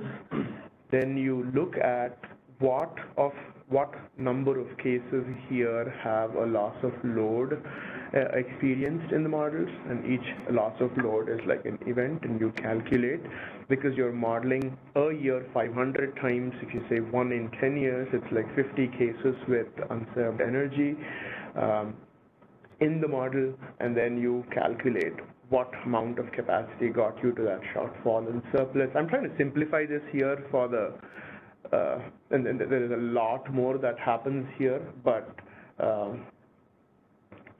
yeah, I saw a question pop in here. Yes, it takes into account the storage duration, so we basically have to optimize the storage on a 2-day, 48-hour window, and then you drop the 24 hours of results, and then you do a rolling 2-day simulation, and then you drop the second day, and then it continues. So that's why the runtime is a lot longer than any of the other models to represent the performance of storage accurately. So that's another limiting factor of why we only do 500 cases. So you do the LOLE, you calculate capacity shortfall or surplus, then you can also look at when is the shortfall occurring, for how many megawatt hours, and how frequently is that occurring, to give us more insight into system operations.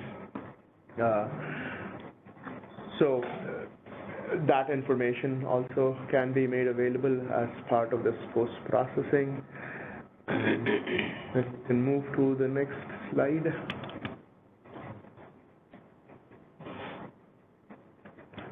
So to highlight a bunch of modeling inputs, most of them are pretty clear or standard. We know what we know, the CEC 1 and 2 load forecast. Our load, wind, and solar profiles are created by a random walk theory that was presented in Xiucheng Lu's testimony to the CPUC back in 2014. We can make that available. We can show how these different profiles capture a range of uncertainties. The hydro and imports, because we are aligning just on shown capacity, we know how much will be shown in the imports area, and then you do Monte Carlo draws to model the outage draws. So that becomes your modeling input space. Then you run the 500 simulations and you calculate the outputs, as I mentioned earlier. So the resources is where I have highlighted on this slide. We have to get more understanding and discussion on what resources will be modeled. So if you go to the next slide.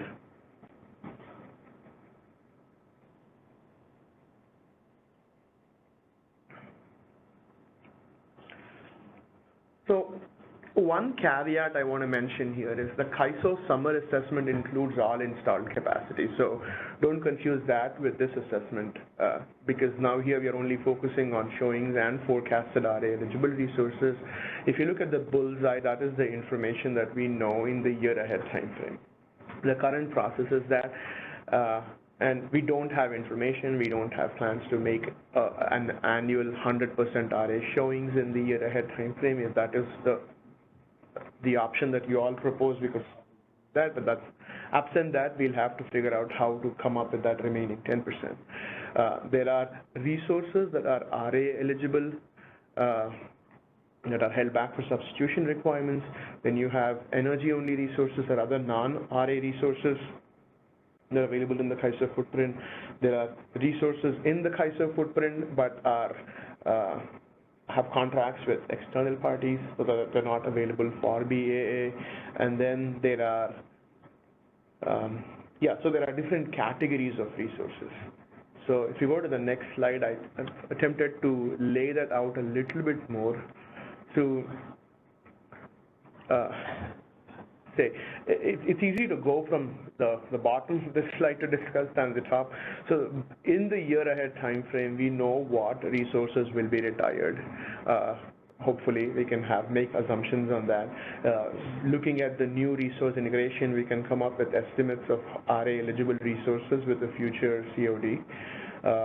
That we'll also have to discuss what stage should those resources be in before we can assume as an RA resource in this modeling.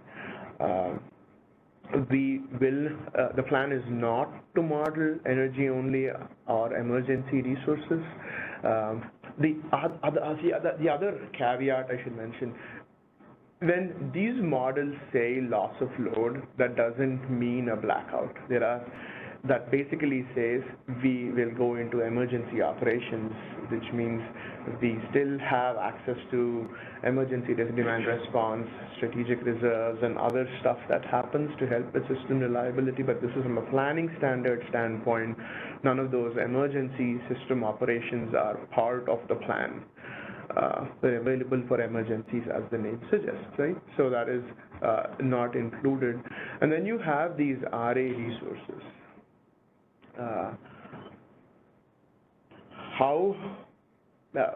I would like to hear your thoughts on what reasonable assumptions can be made for the remaining 10% for the May through September months, and then what do we assume for 100% of the non-summer RA months. So the concept is, let's say if we had 100% shown capacity for all the 12 months in the year ahead time frame, we could take month by month shown capacity load and run this analysis month by month and then calculate on an annual basis what happens. But we don't have that data, so now we'll have to figure out how to get and what reasonable assumptions can be made. And another thing I'd like to highlight is we don't want to assume all RA eligible resources as RA because that is not shown. For it to be shown, it needs to be part of the LRA's requirement, right? So how do we get that enough such that the LRA requirements are only modeled is what we are trying to get to here. All right, I see a first hand raised. Doug?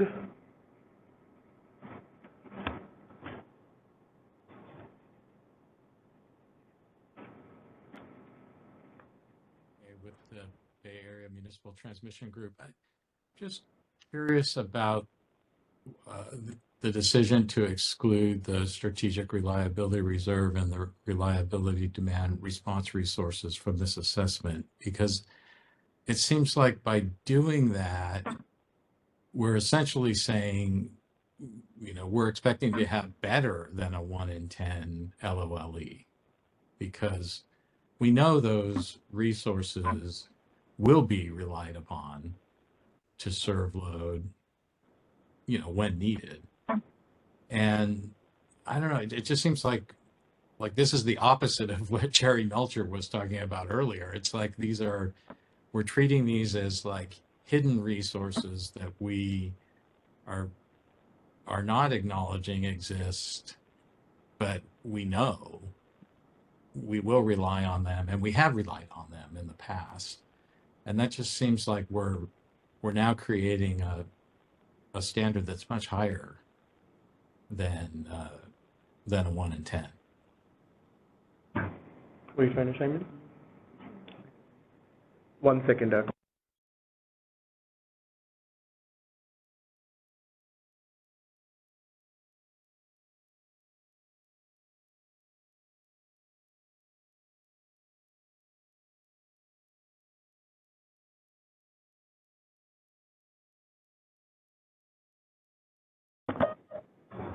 Hey, Doug. Thanks for the feedback. I think the intent of the RA program and the fleet, if you noticed in my previous slide, I think the intent of it is for us to operate the grid and remain under normal conditions and to avoid getting into emergency conditions. So accounting for resources that are only accessible for us under emergency conditions, I think in our opinion, defeats that purpose because that's essentially meaning that we're planning to get into emergency conditions by saying we'll only, we're accounting for those resources as well. Granted, some of them, like, RDRR, for example, if they are RA, then we are accounting for them.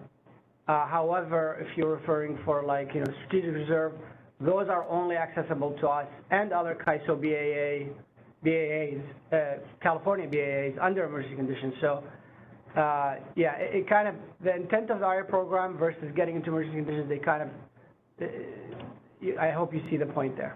Well, yeah, I appreciate that, but I think then if you're going to take that approach, you need to then remove from the loads that you're using in your stochastic analysis the really, really extreme ones that are going to be covered by those resources. And I mean, I'm not advocating you go that way. I guess I'd say go the other way. Include the really extreme loads and include the resources that you expect to be available to you to meet those loads. And then, then you would be more confident that you're not going to get to the bad conditions because you got it covered. I mean, it just seems like we should be consistent with the set of assumptions. And then just a comment on your other question about what about the other 10% that's not shown? What about just providing an opportunity for LSEs to provide a indication of what their plans are for the 10%, even if they're not including them, and then if they choose to show you something, you could include those resources. Yeah, that's a good point. Thank you. I also wanted to clarify, I misspoke earlier. Some RDRR capacity is RA capacity, and that will be included in the modeling. And it's only that is non-RA that we don't plan to show model here. So it is important. So why is this important? If the requirements were originally set based on an LOLE standard, then this assessment will not be necessary, but because we have a range of LRAs, some very large and some very small, with different requirements and different counting methodologies, requirements that change on a monthly basis. So when you have a range of all of those things, we are trying to say, is the system collectively sufficient based on what is required from each of those load serving entities? Right, that is the assessment. And when we look at and come up with and say, hey, there is this, let's say an answer of 300 megawatts of shortfall is the result of the analysis, then we look back and look at more information. When is that happening, the frequency and the duration? Then we can come to a conclusion and say, hey, are the emergency resources sufficient to meet that expected shortfall? And if that is the case, then that is one way to assess it, right? It doesn't have to be part of the pool. It can help us better understand the results, if that makes sense. Yeah, that makes sense. I think as long as you're acknowledging that it's there as a way to address the potential problems. But I think if the outcome would be, and this goes to the earlier discussion about CPM, if you weren't considering those resources when you're deciding to CPM something, that would be a mistake, right? Like if you know you can count on them, they're going to be there. There's no point in CPMing. In this like if it's this extraordinary event kind of situation that you discussed before. And then just one last comment. You mentioned about the different LRAs have different obligations or different rules. I think that's true in some pretty limited cases, but there is the AB 209 process that the California Energy Commission is undertaking to set a minimum planning reserve standard for the POUs within the ISO BAA. And they had a workshop recently, and load serving entities, Northern California Power Agency and 6 cities, participated in that workshop, and their PRMs for their entities like 15%, which is less than the CPUC's current PRM, but consistent with what it used to be. And they represent almost all of the POU load within the CAISO. So that, I think what we're talking about, there may be some tiny amounts of load that have lower PRMs. And there's loads served by DWR and Western Area Power Administration that have maybe different PRMs, but those are sort of sovereign entities that are, CAISO's not going to get control over them. So, I think, and for Western, most of the load that they serve in the ISOs, most of the resources are available to other POUs that are covered by these 15% PRM. So I think we're talking about a really, really small amount that isn't sort of fitting into what the traditional way we've looked at this. And another thing I wanted to maybe highlight, what we've been careful about saying is, in the year ahead time frame, we don't want to come up with a planning reserve margin, because that's not useful. So all we are trying to say is, do we have sufficient capacity for reliability, right? So planning reserve margin, counting rules, all of that are going to be more useful in the longer term space where there is enough time to make changes. So yeah, your point is well taken. Thank you so much. Doug. Thank you. Noah?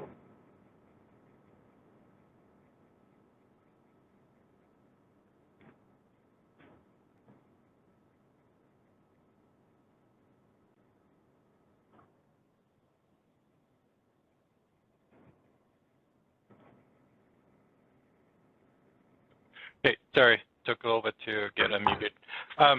Yeah, actually, Doug, if he's still able to join in here, it raises an interesting point, right? Like the emergency strategic reserve type resources generally are supposed to only be used after the RA program reaches and goes beyond the 0.1. And I think that was the intent. And so I would say in the first is to not include them for purposes of the reaching of the 0.1, but it's certainly for times when load and such are higher than the 0.1 LOE, which is going to be certainly different when reality hits. Then the question is, how do you discount the load for when the ISO would rely on the emergency reserve resources? I think that's, we need to put that on a parking lot and think about that, think through that scenario there. The other issue that, also that Doug mentioned on the 90%, you already have, I would like to know whether or not what the data kind of looks like, because it's while you say it's 90% year ahead, sure, it's a minimum 90%. There's no indication that the ISO doesn't have greater than 90% information starting for the summer months, and it's certainly not true that you have 0% information for the non-summer months in the year ahead process, right? That is true, Noah. If we have excess capacity in the year ahead, then yes, it is fair to assume it's more than 90%. And yes, some LRAs/LSCs do show us non-summer months in the year ahead. Yeah, because you have your local requirements that are throughout the entire year, as well as flex RA requirements. So there's probably something more than that.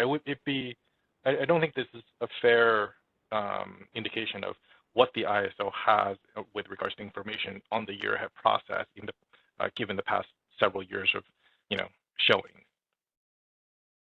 And so maybe something more specific, reliable information on how much or how much less information you actually have may actually be helpful to see how big the problem is.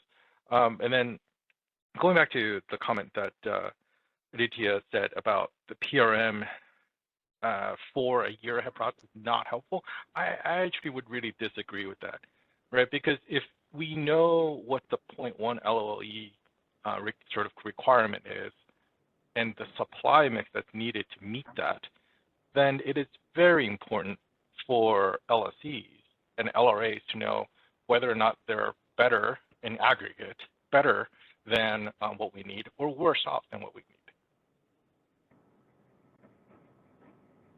Okay, I think we can talk more about internally and get a number there, PRM. And so the other thing is you also have to think about PRM and counting rules together. So we can think about getting that information for the year ahead published. Yeah, because sorry, go ahead. No, I just wanted to get back to your other point. We have information of more than 90%, like Abdul mentioned, but we want to get to 100%. That's the objective of this thing. So maybe providing a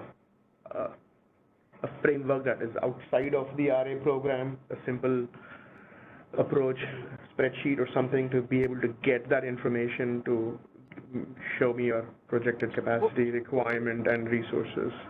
Okay, well then let me ask a different way.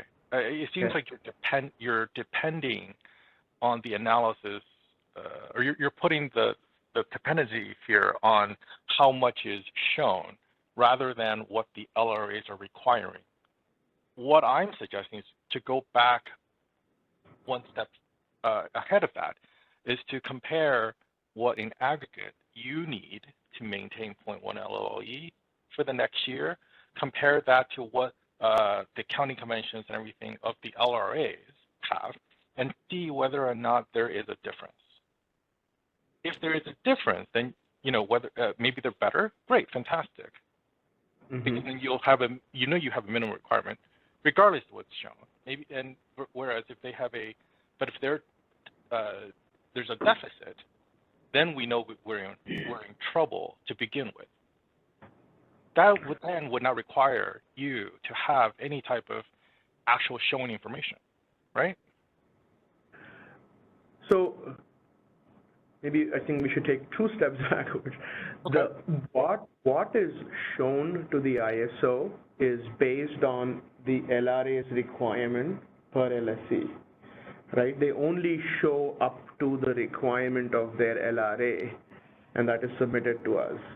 So what we plan to do, instead of going the other approach, what we are saying is, based on your collective requirements and what is shown, is what your collective requirements and obligations are, we'll assess that resource pool and then come up and say if we are short or long, and then move to the next steps of what do we do with that information later on. So the showings is the obligation of the LRAs. Right, Abdul? Anything to add there? No, that's exactly it. Noah, basically, what Aditya is saying, the analysis is based on the shown RA fleet in the year ahead. The shown RA fleet, the target is not 100%.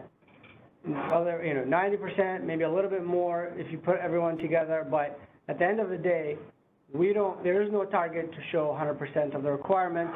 Therefore, it is unlikely that we're going to get 100%, and therefore we're asking if we want to keep the analysis based on purely based on shown RA, then how do we close the gap between whatever is shown to us in the year ahead and reaching the 100% requirement? I think we're still slightly talking past each other in the sense that I'm challenging whether or not the LRA shown fleets, the LRA requirements are able to meet 0.1 LOE, and I think we need to do that comparison. From there, that should set a standard on what the ISO needs to do with regards to backstop procurement. What I'm hearing from you is that number, in aggregate of the LRAs, to you may not matter because what really matters is the shown fleet, and you don't have any of that information to compare to the 0.1 LOE. And I think we're just on different pages here. So what is shown to us, how much is shown to us is determined by their own respective LRA. We don't decide how much an LSC should show, right? That's a party obligation here, right? So that we basically, what the assessment of the obligation amount that we are proposing here is equal to an assessment of the shown capacity. We are just calling it shown capacity and not obligation.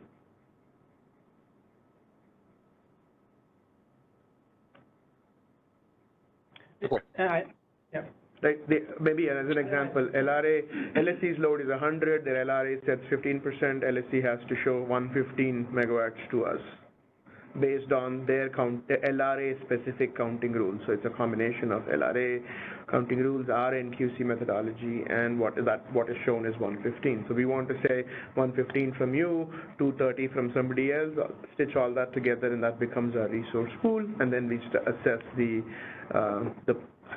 sufficiency of this pool of resources that is based solely on LRA obligations to if that is sufficient to meet a one-day intent. And if it's not, we know excess and deficit.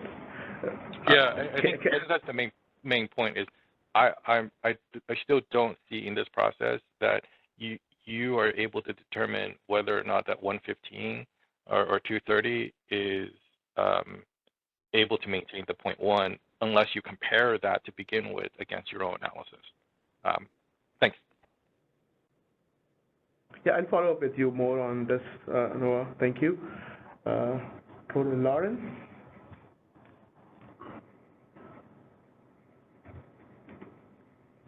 Hi, this is Lauren Carr from CalCCA. I just had a couple of clarifying questions. When you say resources inside the CAISO BAA with contracts external to the ISO won't be included, I think that makes sense, but I'm wondering, is that information that the CAISO has? It's kind of an unknown that we've run into in assessing ourselves RA sufficiency. So I'm wondering if that's information that's out there, information that you already have. I don't think we have that information, right? We don't have that information available to us. Unless what we have is if they request priority export, then we would know. But if they're not requesting that, then we don't know, and we don't know until they request it, which is a separate process outside the RA world. But generally speaking, yes, Lauren, you're correct. We don't know what's not shown as RA. We don't know what kind of contract it's under, and that's probably one of the reasons we have a transparency item in the problem statement one, I think, which is part of the modeling problem statement, they're together there because we need more access to the status of at least the internal fleet of the CAISO. Okay, thanks. And I think that's what LCCA's edits to the problem statement try to get at too. So that makes sense. And then I had a question also on slide 31 under the outputs. The output would be a deficit or surplus in megawatts. Is that like ELCC megawatts, perfect capacity equivalent megawatts, something like that? Or what is NQC megawatts? What does that represent? The perfect capacity megawatts, how many more megawatts are needed to meet a 1 day in 10? Okay, that makes sense. I'm just wondering, like, the next step, once you identify a deficit and you get the perfect capacity megawatts, what does that translate to if there's any action taken? Because we have slice of day and different ways to count resources. So just trying to think through that, something for the future probably. Thank you. Thanks, Lauren. Christian?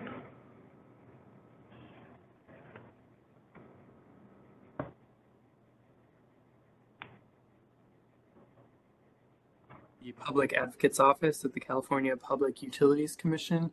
A couple thoughts, questions here. The first is on resources that will not be included, to include, quote, energy only and emergency resources. One thing we would be thinking through is, can that be broken out, given that, the commission has a decision in April indicating energy only solar that charges on-site FCDS storage will be eligible for counting towards the slice of day paradigm that the commission as an LRA is moving to. And so without counting that same, whatever ends up being shown for a slice of day to the commission, without counting that same energy at the ISO, I think you'll be finding yourselves overstating the loss of load expectation compared to what the commission sees. And then second would be on the issue of imports. Could you offer us, do you have any starting thoughts on how the assessment should address this? It's kind of a perennial challenge. It seems to me based on the slide, if the 90% showings do have RA imports, that would be in for the assessment, but then so much of the import volume comes on a year-by-year basis, largely driven by what other balancing authority areas' water years and their hydro production can produce for the following summer. So that may not be available on the year-ahead basis, but there's still some, serious amount of potential RA imports to be gained after the year-ahead showing. But I'm not sure, just reading from the slide, if the CAISO has any thoughts on this.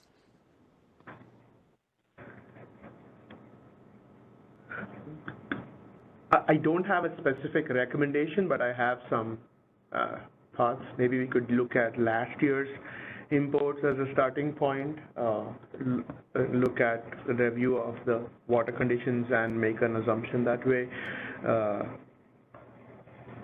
But if we have an approach where we can get 100% shown capacity for each month, then that we don't have to make any assumptions. That's the idea of this entire process, is we want to limit the number of assumptions that are made. So when we do talk about our results, it's solely based on what was put together by everybody. So yeah, and historical review of imports, not many years of history, but the recent year, it could serve as a good starting point. Or maybe an average of the last 5 years, considering if you have better water years and compared to what was being studied that particular year. But yeah, that's an open to feedback kind of modeling input. Thanks, Christian. Kyle?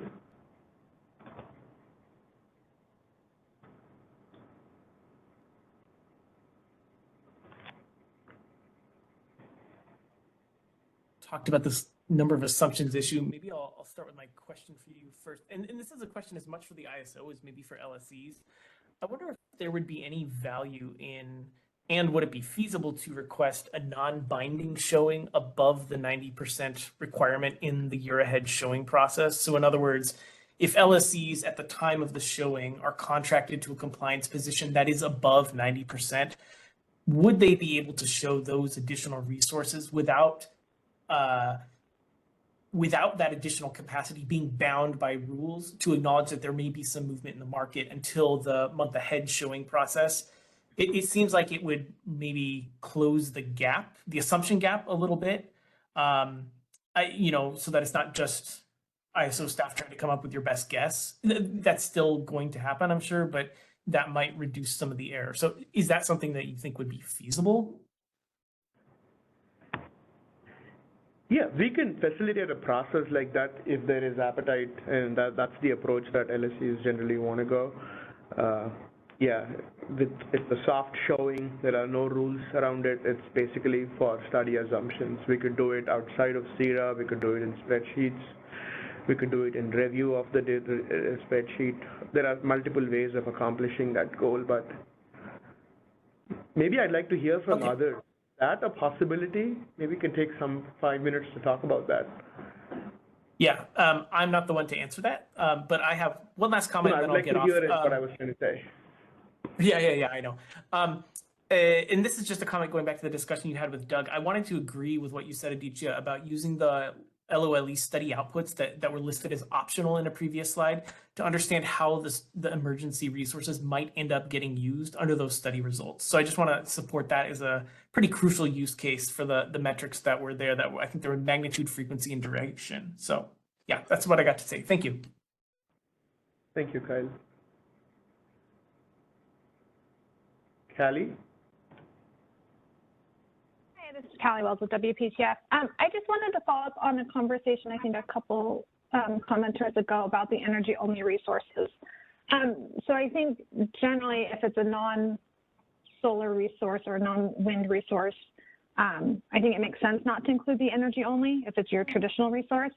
But as it pertains to the slice of day, so the energy-only resources, my understanding is they can be used strictly to charge the batteries. But so I think it raises a good question as to whether or not, if there's a way to maybe include them only to the extent they can charge the batteries, so then the batteries are then able to discharge up to the amount that they've been shown for, but maybe not necessarily include those resources to also be discharged to the grid.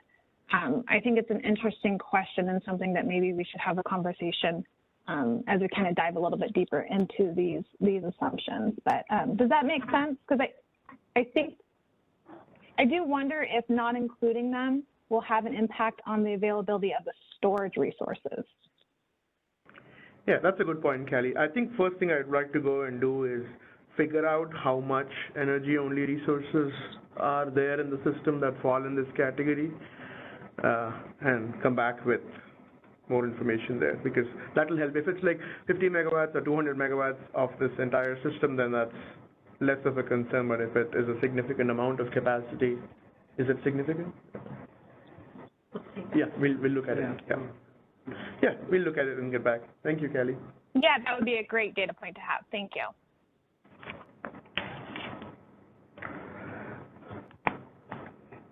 Right. I'd like to go back to a couple of times I've heard soft showings, non-binding showings. Are there any concerns that the study team should be aware of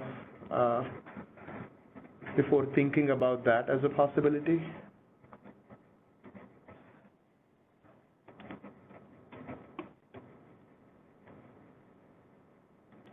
Yeah, if you think of any concerns, please do let us know in the feedback request that we have coming up for this working group session. All right, so thank you all for a really good conversation. Thanks. Next slide, please.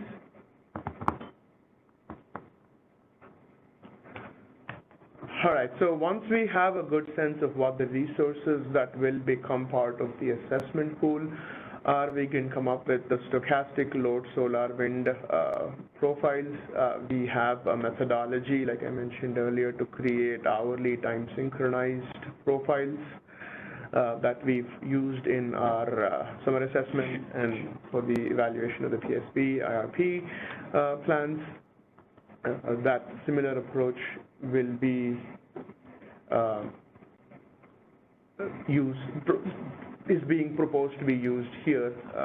Then hydro profiles for run-of-river hydro resources. Again, we have to account for the weather year, so we have historical information. So depending on the hydro conditions and weather years, we could find a reasonable profile to represent that.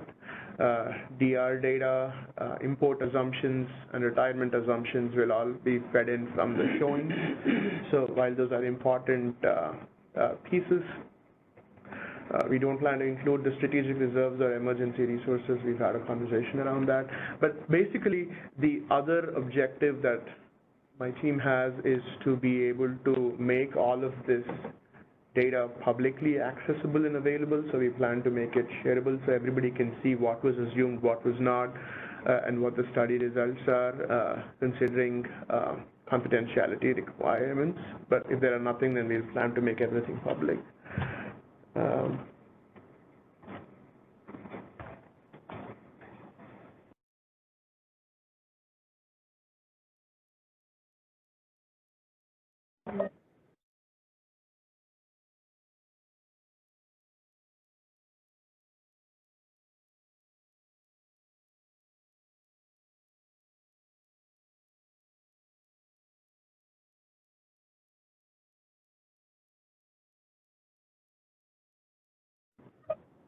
Okay.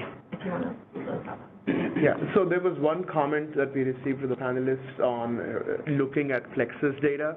The current Plexus data is posted on the HISA website. We can send a link to the posting to everybody here or attach in the comments, so that is already there, so you can go and look at what was used in our summer assessment. But going forward with the study approach, we plan to make all of that available to everybody. You can also get the Plexus model that was used to run, so if you have licenses, you will be able to go and perform similar assessments on your side.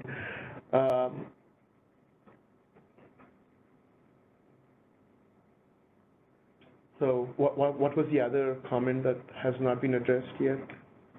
Yeah, just want to read the comment. Oh, okay, yeah, no, you had mentioned that CPUC had soft showings in the past. Yeah, we can work with that team to see and probably do something like that here as well, based on stakeholder feedback. Thank you. Doug?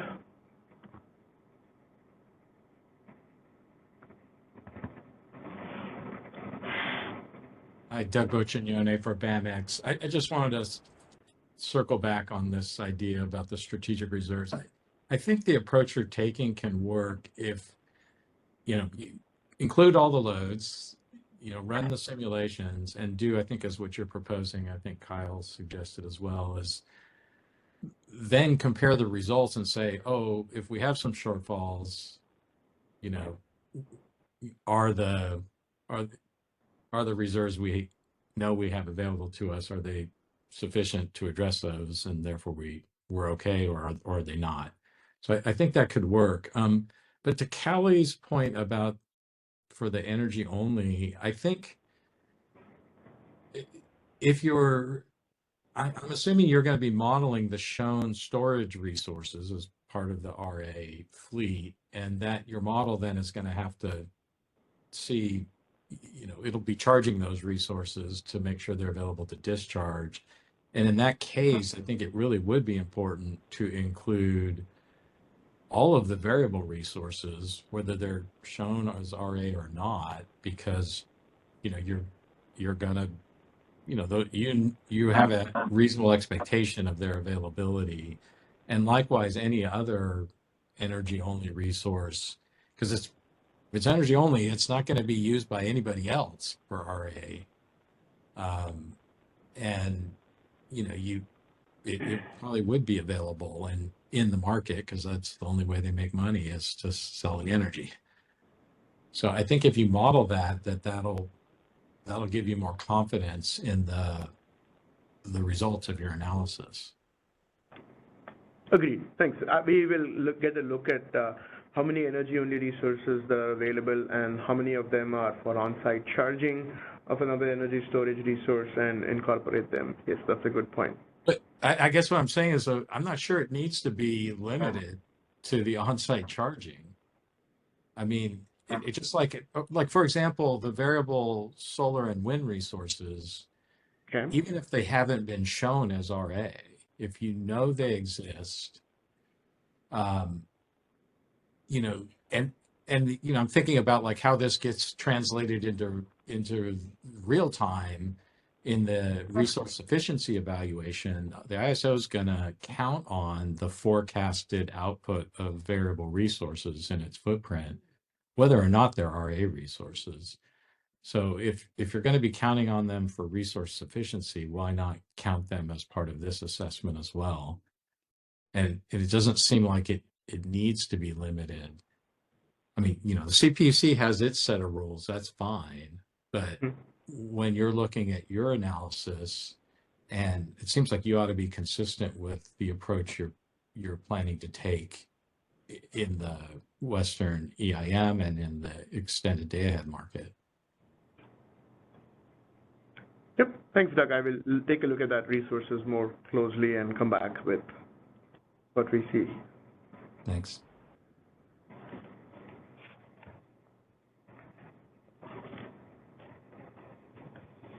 Right. I guess if there are no other questions here, we can go to the next slide, please.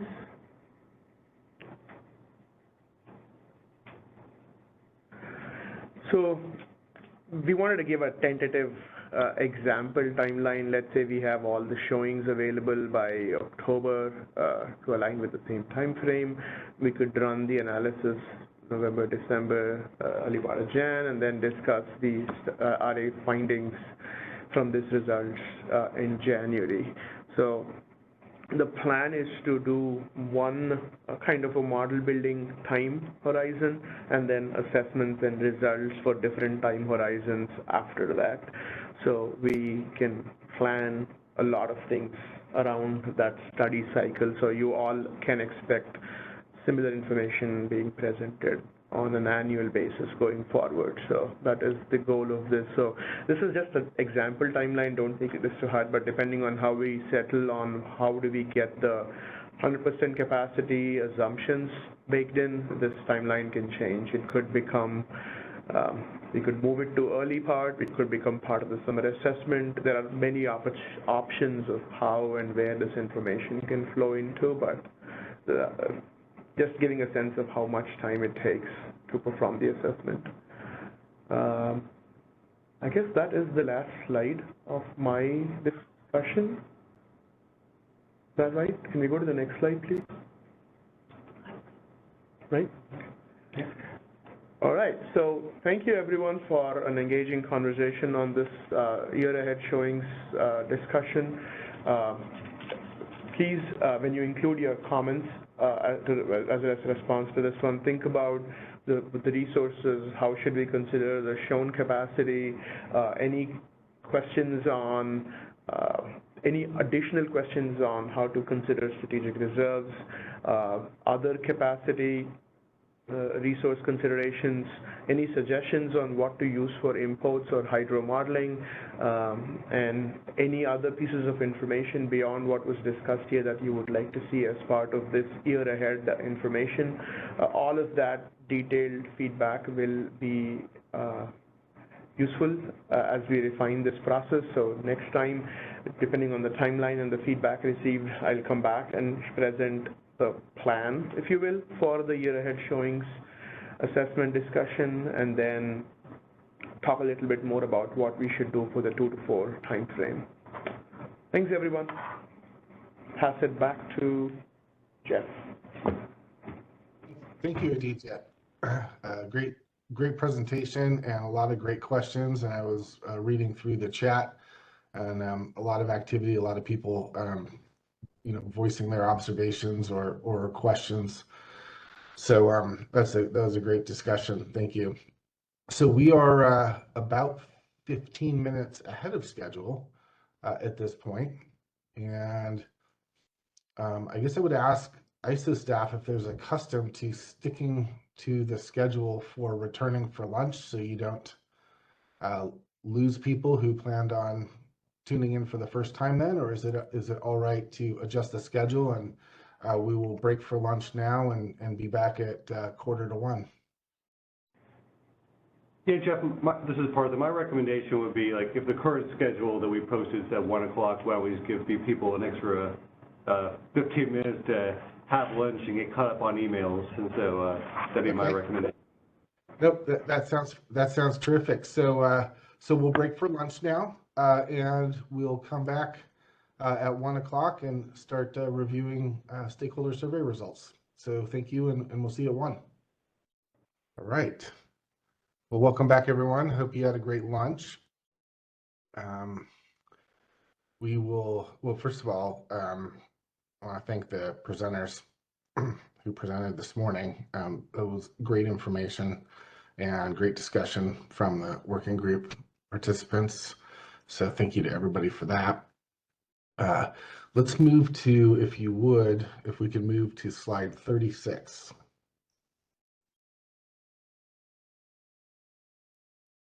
So we'll spend a little bit of time going through stakeholder prioritization revelations from from comments out of the last meeting. And I'll talk about that a little bit. And then we'll move into a live poll. We have a bigger crowd here. Everyone's online. I can't see how many people are still. 107. We have 107 participants. So that's a pretty nice sample size, and we'll do a live poll and spend a little bit of time talking about that. And then I think in the interest of time, because we have a couple of problem statements to go through, we should spend time talking about the results of the live poll on the surface, and then we will provide some additional summary and analysis and tabulation of the poll results, which will be useful, especially considering there's a free form where you can indicate a high priority you have that might not have been listed in the poll. So let's go ahead and move to page 37, please. So this summarizes the feedback that we received in the comments after the last meeting that were specifically stated or explicitly stated in the section of the comments space for sequence and priorities. So as you can see, Slice of Day had several proponents, and these are high level. So there are sub issues, and I'll cover that in a minute when we get to the poll. So these are sort of a mid-level representation of the issues or categorization of the issues. Capacity procurement mechanism was noted by 3 participants. Unforced capacity methodology, or UCAP, was mentioned as a priority from 3 participants or respondents. Dealing with issues with crossover with the extended day ahead market, again, 3 proponents. These are sort of mid-level categorizations, and then longer term RA frameworks in general had 2. So and I'll note, I went back through the comments and looked for indications that preferences were more clearly stated outside of the sequence and preference section. And there were a lot of issues. Obviously, it was a comment section. There were a lot of issues that were mentioned by participants that are important to them. But it was difficult to divine from that what was necessarily a preference without assuming everything that they talked about, a particular respondent talked about was a stated preference and belonged in there, despite the fact that it wasn't in the priorities and sequencing section. So this was valuable, and these are issues that have come up, and these 4, 5 sort of mid-level characterizations of issues were mentioned in the comments after the first meeting as well, and so there's some consistency there. But if we take a look at sort of a more granular expression of the issues, and if you'd go to the next slide, please. You know, I went through and just pulled out the more granular issues and didn't aggregate them up a little bit. And as you can see, there's a larger number of issues, but most of them have only one proponent. And 2 of them, Slice a Day and UCAP and /RAIM related issues, had 3 proponents each. But this is a pretty small respondent pool, and the preferences were spread out across a large number of sub-issues. So with that in mind, and so this is interesting. I won't read through all of the sub-issues, but you can look at them on the slide there. But in talking with KISA staff, we thought, and this was a suggestion actually from the last meeting, that we just do a formal poll with everyone online and in attendance, and see what we get with that. We'll certainly get a larger sample size or a larger pool of respondents. So we went back through the comments and pulled out as many semi-well-defined sub-issues, if you would consider this a sub-issue, from the comments, and created a large list of those, and thought, okay, let's try to keep this somewhat contained, and we worked with it a little bit and combined some of them to make a little bit smaller list, but the overall goal was to have a fairly specific pool of issues that have already been stated by participants in the last couple sets of comments, to choose from, where we're not dealing with maybe different articulations of a similar issue but not the same issue, where you would get that pulled apart, and each of those might only have one respondent. So in the poll, so actually before I go to the poll, why don't I see if there are any questions or comments, and keep in mind we will be polling, so we're going to have a fresh set of results to talk about in a few minutes.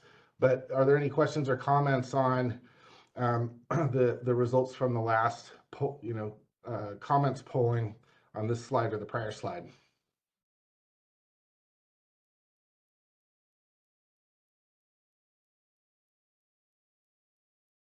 Okay, I'm not seeing any raised hands. There's a couple raised hands. I think Mary Neal from Aram and Kyle Navis. I was just going to Mary first.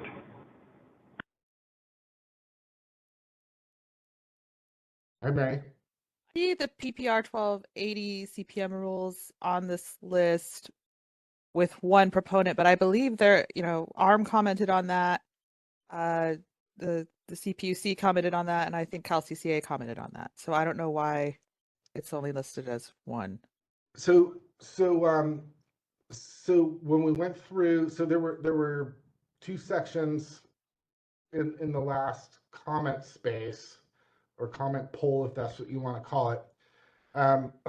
One of them was just where you put your comments, and the other was specifically asking for scheduling priority or sequencing and priority. And so we pulled primarily from the section that was specific to, here's where you list your sequencing and priority preferences. And like I mentioned, I did go back through actually each of the respondents' comments from the last meeting, and if I went in and it was not easy for me to divine for each commenter what they commented on in the general comment section that was a priority for them, or were they all priorities. And if I pulled every issue out, we would have had a really long set of issues. So that in itself was part of the reason why we thought, let's just have an explicit survey or poll and have some very specific issues. So the PR 1280 CPM rules, I mean, I think this list characterizes things. I hope I addressed why there's only one. You're right, others mentioned it, but it wasn't clear it was a priority because they didn't put it in the scheduling and priority section, so I didn't know how to interpret that. So we're gonna go ahead and just get a more narrowly defined set of responses from people, and as I'll explain again when we get to the polling, there is a space for free-form text. So if you don't see your issue, if you don't see something that closely resembles your issue in the pre-prepared list, you can put it in the free-form text spot in the poll as well. And then we'll be sure to count everybody's response, because it won't be unclear if they just were talking about an issue or if it was a priority for them. Okay, sure. Yeah, it is definitely ARM's top priority. So I'll be marking that in the polling, I assume. Okay, thank you. Okay. Thank you, May.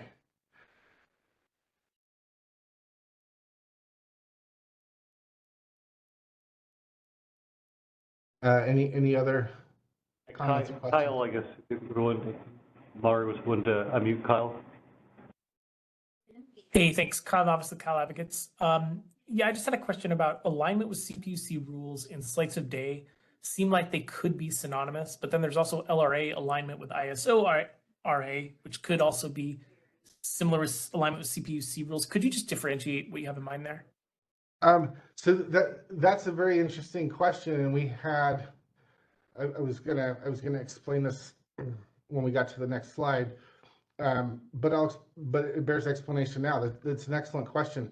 As we went through, we actually had two other columns in the sort of matrix that we were using to try to make sure we got everything and categorized it correctly, and there were several issues that popped up or that were mentioned that were, I guess, what you would consider to be policy issues. Some of them were CPUC policy issues, which might not be appropriate for this working group. There might be a different venue for that. Some of them looked like ISO rulemaking policy issues, and then some of them it wasn't clear. It could have been both, and some of these alignment issues are both. Is it the PUC aligning movements forward in the RA, they're part of the RA program with the ISO's RA needs, or is it the ISO aligning its needs and administration with the PUC rules? And so I can't provide you with clarification because in the responses, in the comments, there wasn't an awful lot written, but it was very clear that people had a sense that one entity needed to align itself with the other, or vice versa, or both. So we just left them both in there. Okay. All right. Thank you. Yep.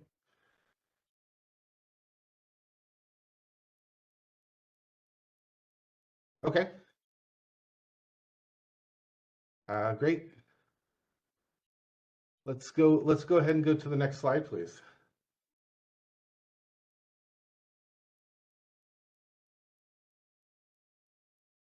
All right. So perhaps we could put the Slido poll. Can we put it up on the screen, or should I just describe it?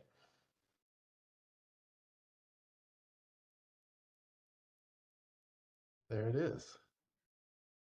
Okay. So I'll give everyone a minute to read this rather than read it to you, and then I'll just cover the highlights of it, of the instructions, and give you all a few minutes to rank your choices or fill in your free form.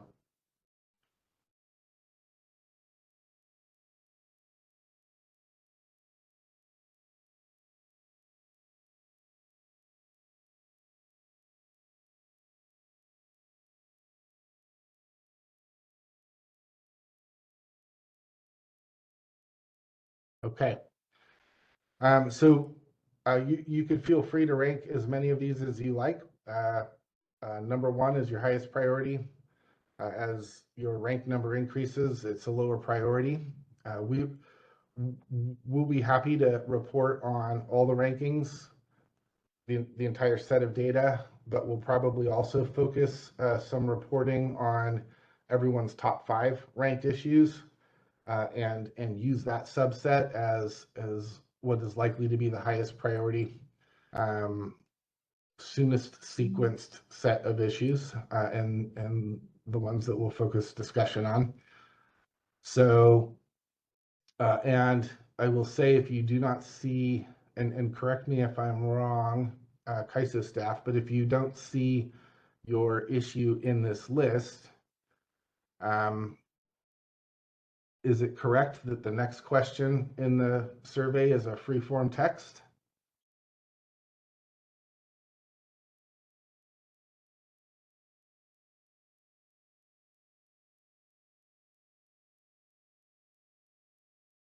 I'm not hearing a response. Is there someone from the ISO staff who's familiar with the polling that could answer that question? Martha, can you answer that, or Ansel? Can you say that one more time, Jeff? So my question is, I don't see the free-form text option on here. So I'm assuming it's the next question. Once you put your 1 through 5 ranking in here, and you hit send, there will be another question as to whether or not you want to put some free-form text in to add an issue. Yeah, I suggest if the event producer, I think the event producer sort of is running the slide, and maybe, I don't know if they're willing to answer that question. Could you please repeat the question? Is there an option somewhere in this poll to provide a free-form text response?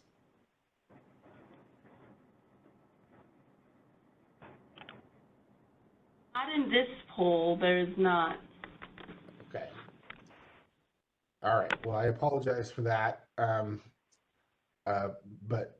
we'll give you, there will be an opportunity in the comments for you to be explicit in a priority set section if you have an additional issue that you'd like in your top 5. And you can put it there, and we'll roll that into the results. So please go ahead and fill out the poll, and we'll give everybody, I guess, 5 minutes. And I'd suggest too, if people want to put comments or feedback in the chat as well, we'd be happy to read those too.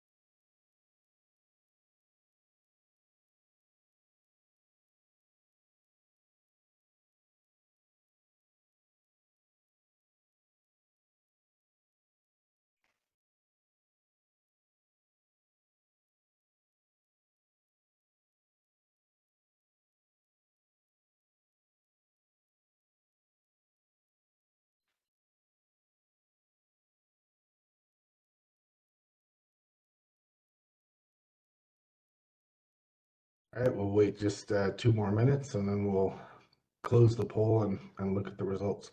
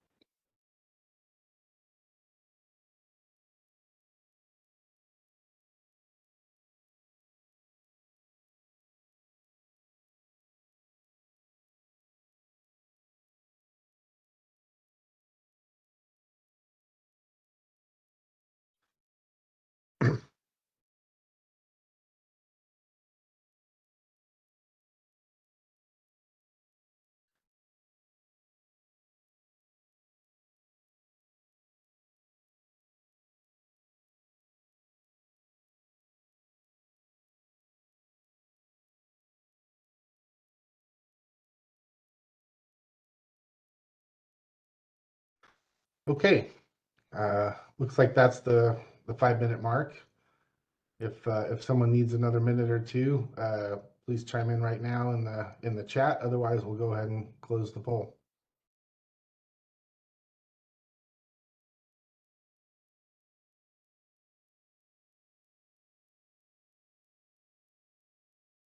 All right, and it's my first time with live poll results. Whenever the results are in, please feel free to show them.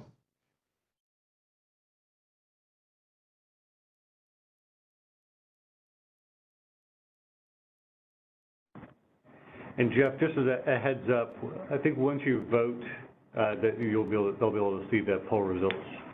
Oh, is that right? I didn't want to vote because my vote doesn't count. Yeah, that makes sense. Oh, I see. They're popping up there.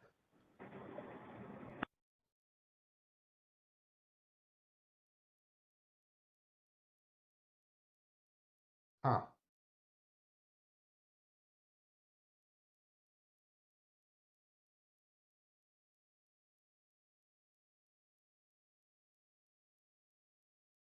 Well, I'm not able to see the results.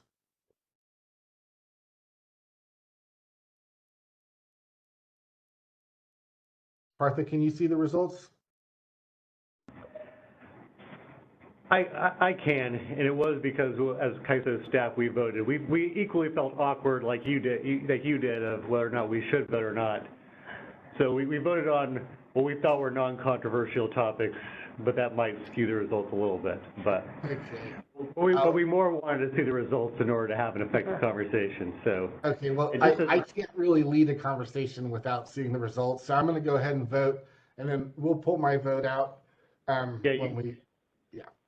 Yeah, you can estimate how much your vote moved the scale, but maybe while you're voting, I'll let you know, just for anyone else who hasn't put them in. So the number one was counting rules, UCAT.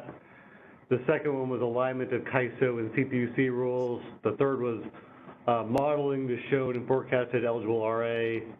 The fourth was RAIM, and 5 was CPM, causation, and allocation. Okay.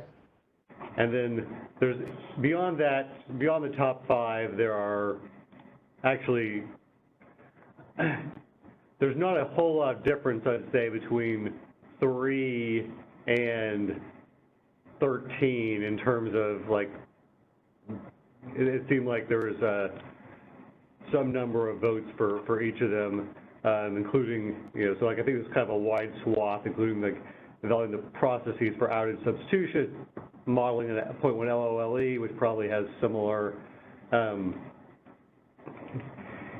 probably has some overlap with the modeling the shown and forecasted eligible RA. Interoperability with RAP came in 8th, and Flux RA, a multi-year, and long-term RA came in 10th. But hopefully you've voted now and you can see them as well, although the poll just disappeared from my screen. Yeah, me too. Thanks for walking through it. Maybe, I mean, it would be nice to talk about those because we kind of planned on doing that. Is there, to the event producer, is there a way for us to get that back? Oh, looks like it's coming back.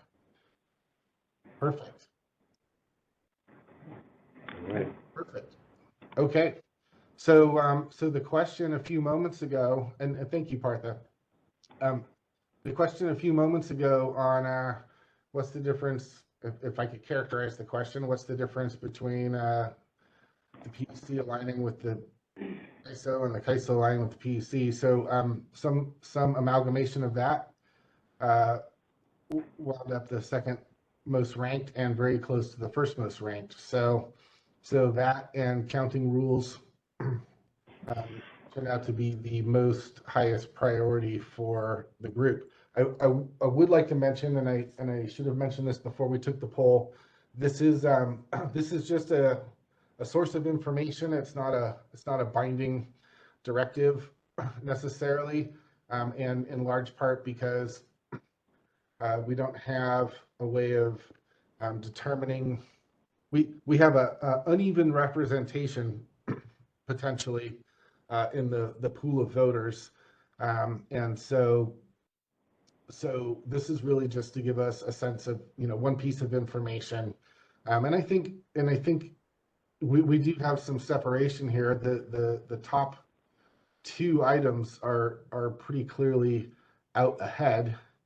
And then you have sort of a pretty broad center of mass in there with the next 4 or 5, and then it whittles down pretty small in terms of support after that.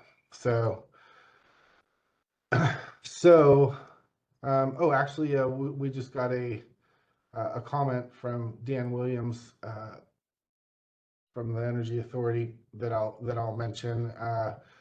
And you can see it too, but I'll read it out loud. You may have covered this already, but it is difficult to rank these without knowing their cost in terms of time, resources to complete them.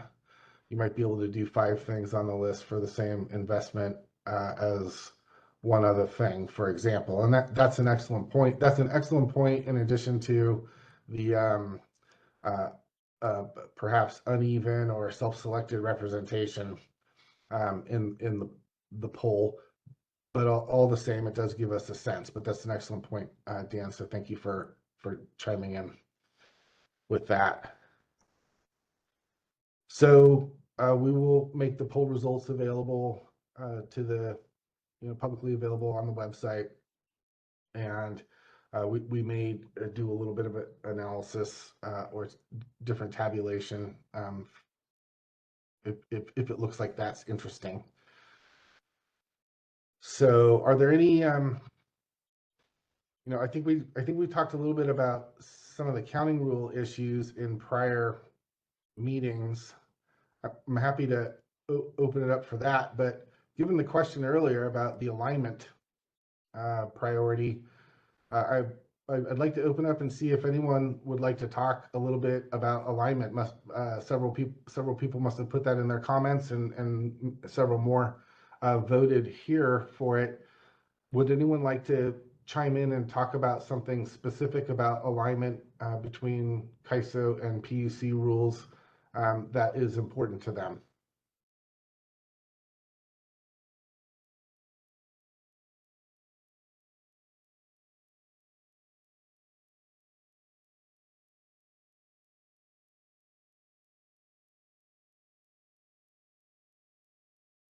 One hand up in queue. Okay, go ahead.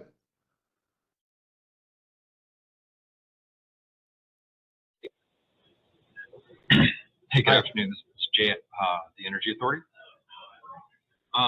Just wanted to highlight alignment as being a pretty large priority. CA, we represent a number of the LLCs in California that are CCAs. And, as they're subject to the CPUC regulatory regime, and then as well, CAISO reporting requirements. Having a pretty wide gap between those two regimes and having that much daylight that exists now in the transition to slice a day and the existing paradigm that we have, it creates a pretty large amount of friction in their operations. And the CCAs, they want to be compliant. They want to, everyone wants to follow the rules and do the right thing. But it gets very difficult when you're trying to have 2 very different sets of rules to try and comply with at the same time.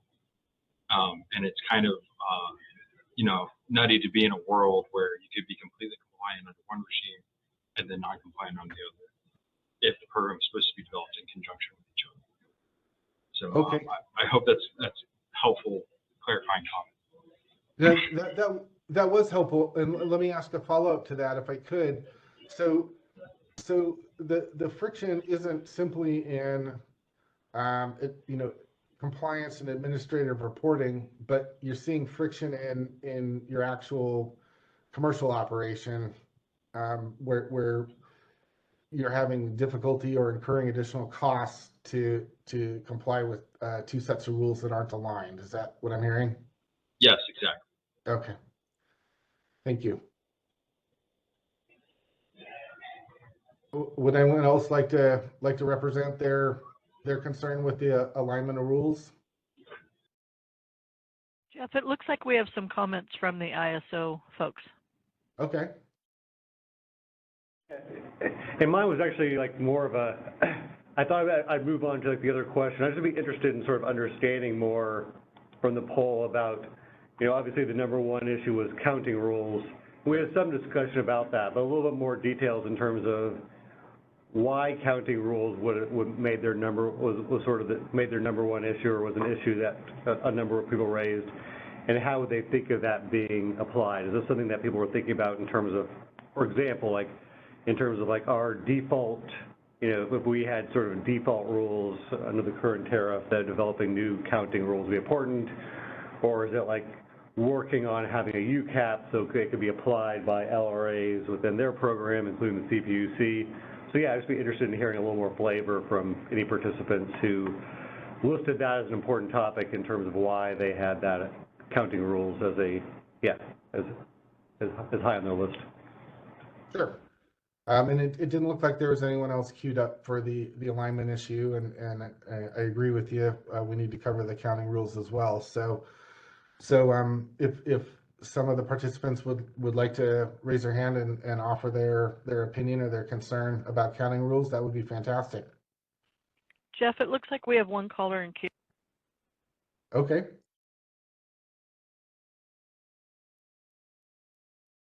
It's Doug Boccignone for BAMX. I voted for UCAP as the highest priority. I wouldn't characterize it as much because of the counting rules aspect of it, but more that approach takes into consideration the forced outage rate of the resources, which isn't currently part of the RA counting rules. And, you know, one of the benefits of that is you get a better assessment of what resources you really can count on, or the extent to which you can count on the resources.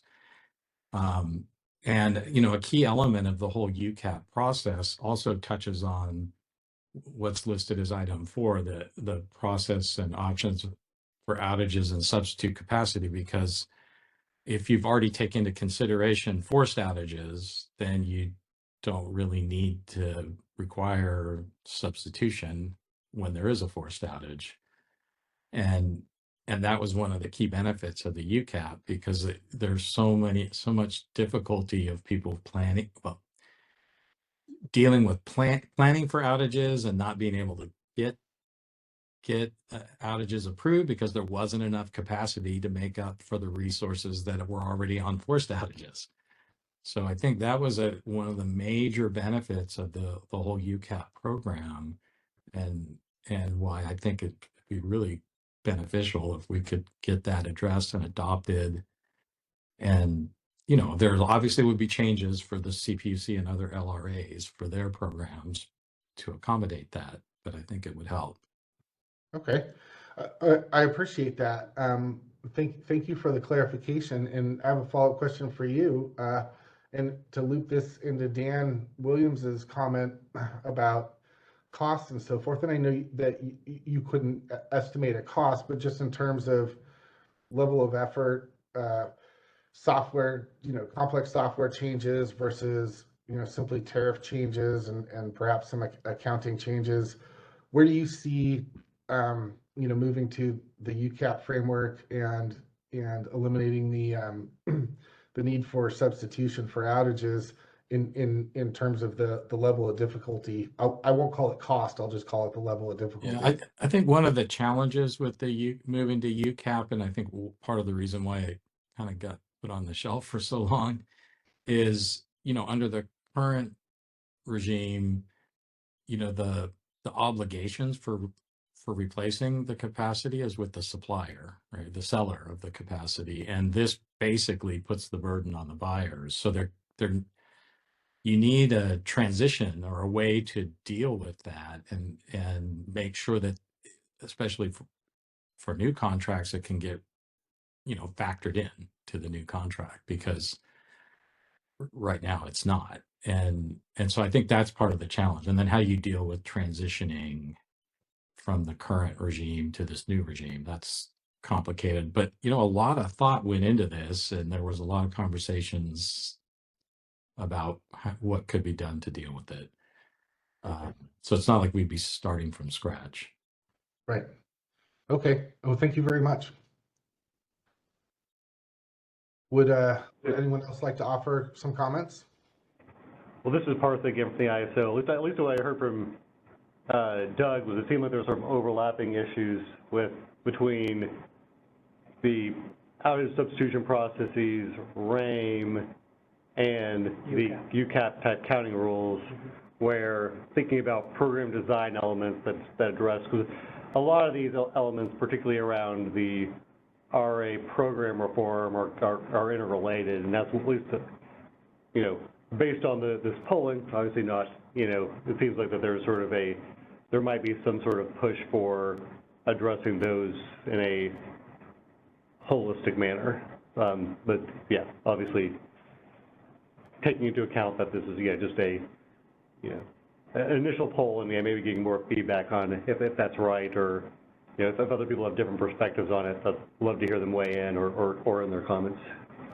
But since I'm not muted yet, I'll just jump in. I agree with you, Partha. I think you could throw RAIM in there, and I think you would need to deal with it holistically. Great.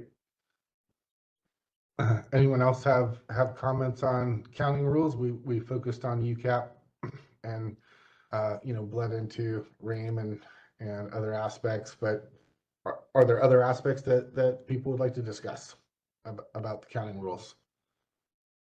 I think we have one more caller in queue. Great. Yeah. Hi, it's Steve Keen from Edison. I actually want to go back and talk a little bit about the CAISO CPUC rules and the alignment. The reason that we put that high up, or that I did, was because I think it's important.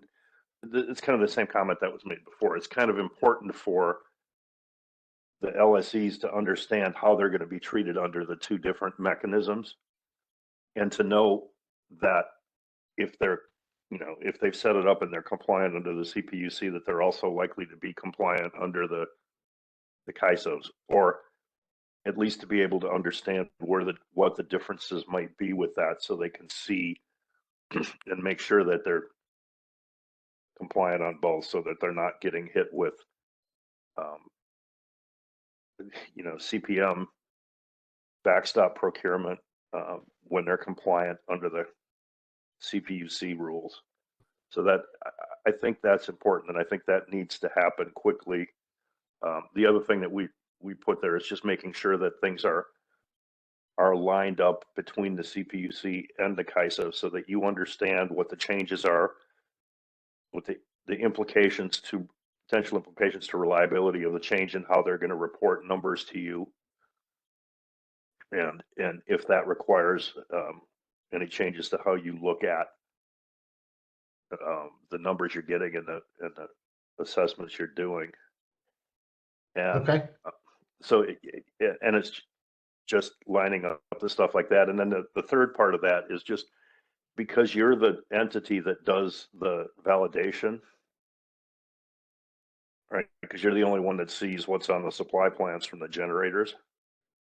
And you give that, you know, that information has to flow back to the CPUC. It's just like in this process right now where entities have turned in their annual filings under the slice a day for 2024, the test filings and stuff, just making sure that the information you're providing to the CPUC is what they need to do their validations, and that process is working, and there's not going to be some issues coming up next year when it actually goes into place. So that we'd like to see that too. And again, we think these things need to happen quickly, because entities are going to, you know, they need to start procuring for 2025, probably, you know, next spring. So knowing what those rules are and that things are going to work would be important. So that was with that. Was up with that. The other one, I agree with everyone else. We also listed UCAP as high, because that's something that's going to be considered in the CPUC filing, or in the CPUC case. And I do think that rolls in all these other things like RAIM, which has a lot of issues. You know, people have brought up a lot of issues with that, and also the counting rules and some of the other issues with the substitution and replacement rules. Because that's going to be discussed in the CPUC proceeding, it seems like a good time to start doing that because it has to be coordinated between the two entities and proceedings. Okay. Great, thank you, Steve. Sure. Yeah, well, this is Partha from the ISO. Just want to flag for Steve and make sure one of the things that we're doing coming out. So we've obviously had, a couple rounds, for the 2024 test year and for the 2025 go live that Ansel led on the slice of day implementation. We're going to come up with a Q&A document. We're still discussing internally based on feedback what might the next steps be in terms of having some sort of like office hours or having some sort of other chance for discussion on it. But so thanks for the comment, Steve. Really really appreciate it. I mean, I was just going to say one of the things that I think would be helpful would be, I mean, you had that example in there for 1 month, and that was really helpful to show how things kind of worked. But because of the way the numbers are reported for solar and wind, potentially, different months will be potentially very different in terms of how they're treated. So if you could do, a couple different samples of months to show how the countings would work, that I think would be useful. Thanks, Steve. And we received several helpful comments on the November 8th workshop that are helping us inform the document. So I appreciate that. Thank you, guys. Okay, great. Well, I appreciate it. Unless there's someone else who has their hand up or, well, let's see. There is a comment in the comments section. No, by the way, Noah just had his hand up. He lowered it, so maybe I should just let him off the hook. But okay. No, if you'd like to put your hand back up, we'd love to hear from you. And while you're considering that, I'll read this question. Does UCAP create, and this is from Bo Buczynski, Diamond Generating Corporation. Does UCAP create a FERC jurisdictional capacity market versus a capacity that is controlled by PUC?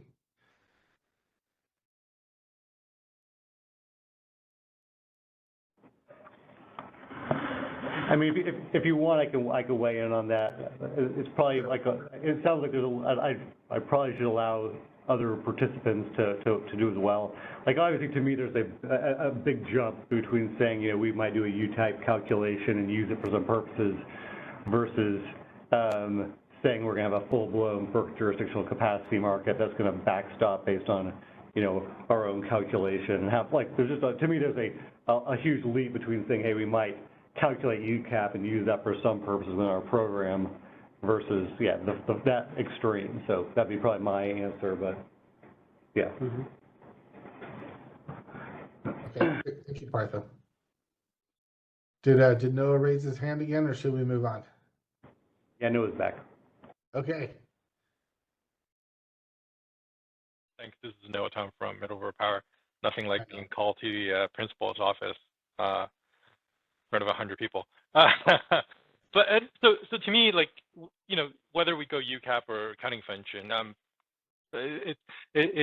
we generally have these changes annually as NQCs change. So it's not, and that should generally impact the PRM. I think the biggest issue is, how are we going to ensure the reliability when we have different types of stack analysis, because PUC has a hourly stack, which allows storage to be used in multiple hours, whereas the CAISO is still doing a sort of a generally peak stack.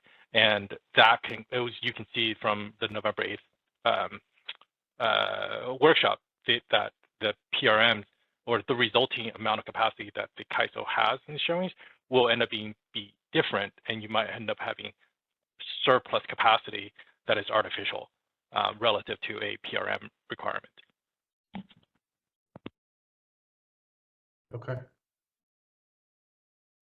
Thank you, Noah. All right. Well, thank you everyone for participating in the poll and for participating in the conversation after about the results. And I think in the interest of time, because we have a few more things to cover before we move on to another presentation or two. So I propose we move on to the next slide. So I mentioned previously that we did get a proposed edit to problem statement 1 in the comments after the last meeting. And so this proposed edit and the edit is in red. And I went back and checked, and I believe there were no words removed, only words added. And so that makes it a little easier to read. And I'll give you a moment to read that.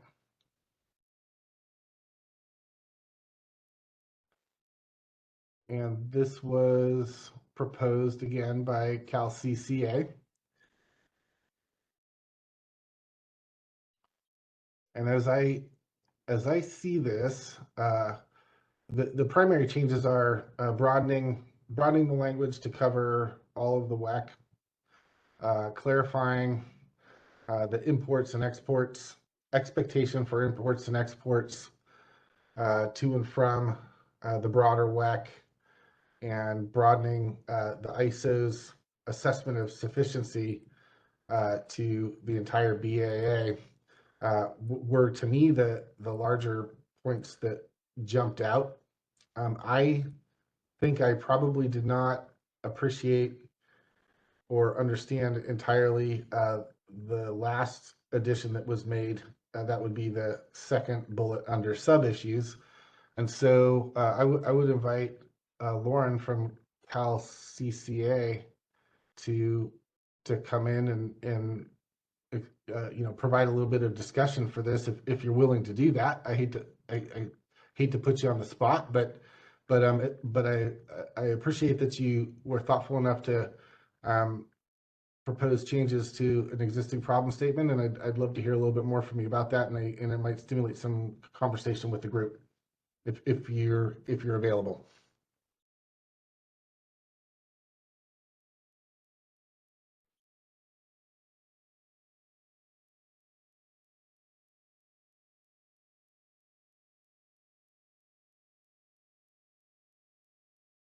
Well, we may have lost Lauren.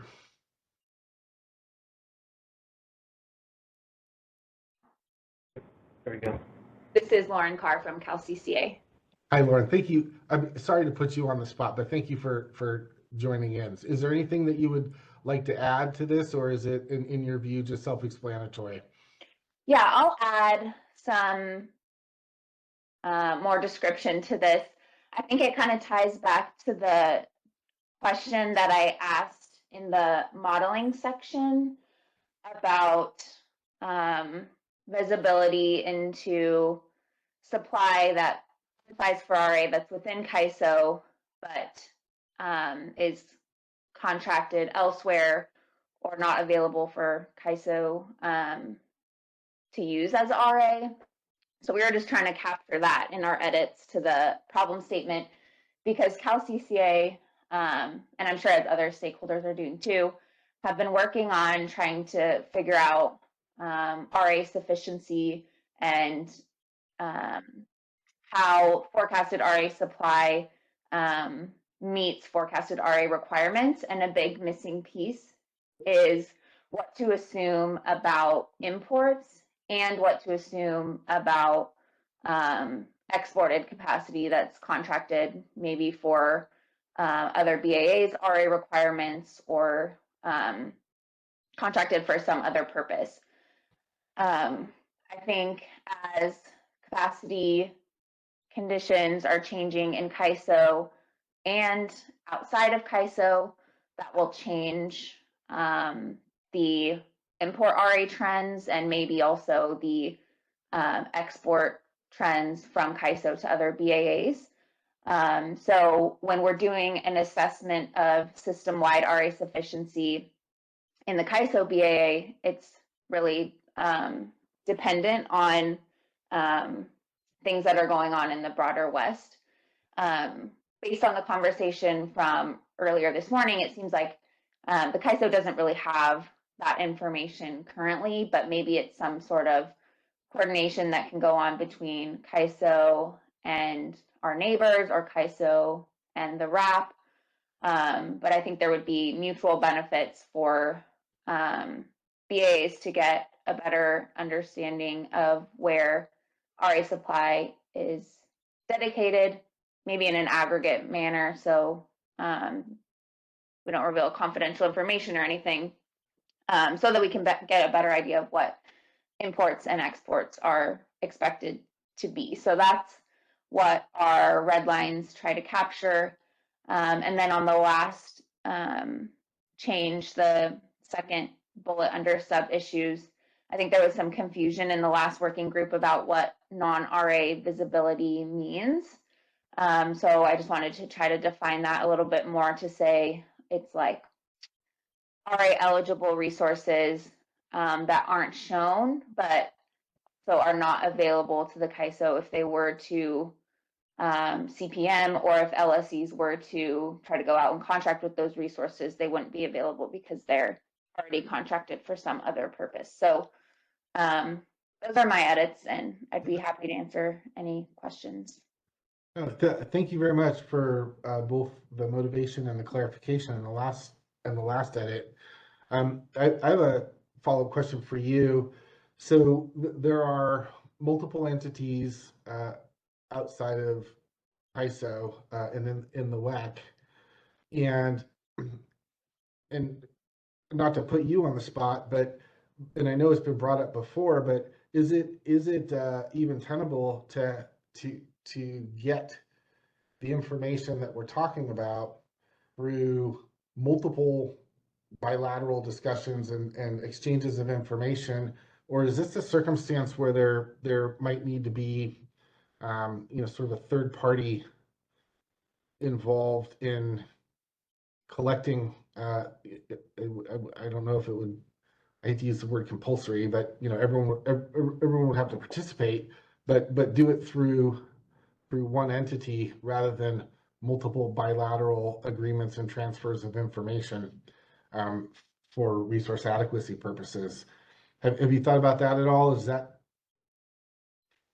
it seems to me there's an awful lot of bilateral agreements that have to be made in order for the information we're talking about to be available, unless I misunderstand how the West is arranged.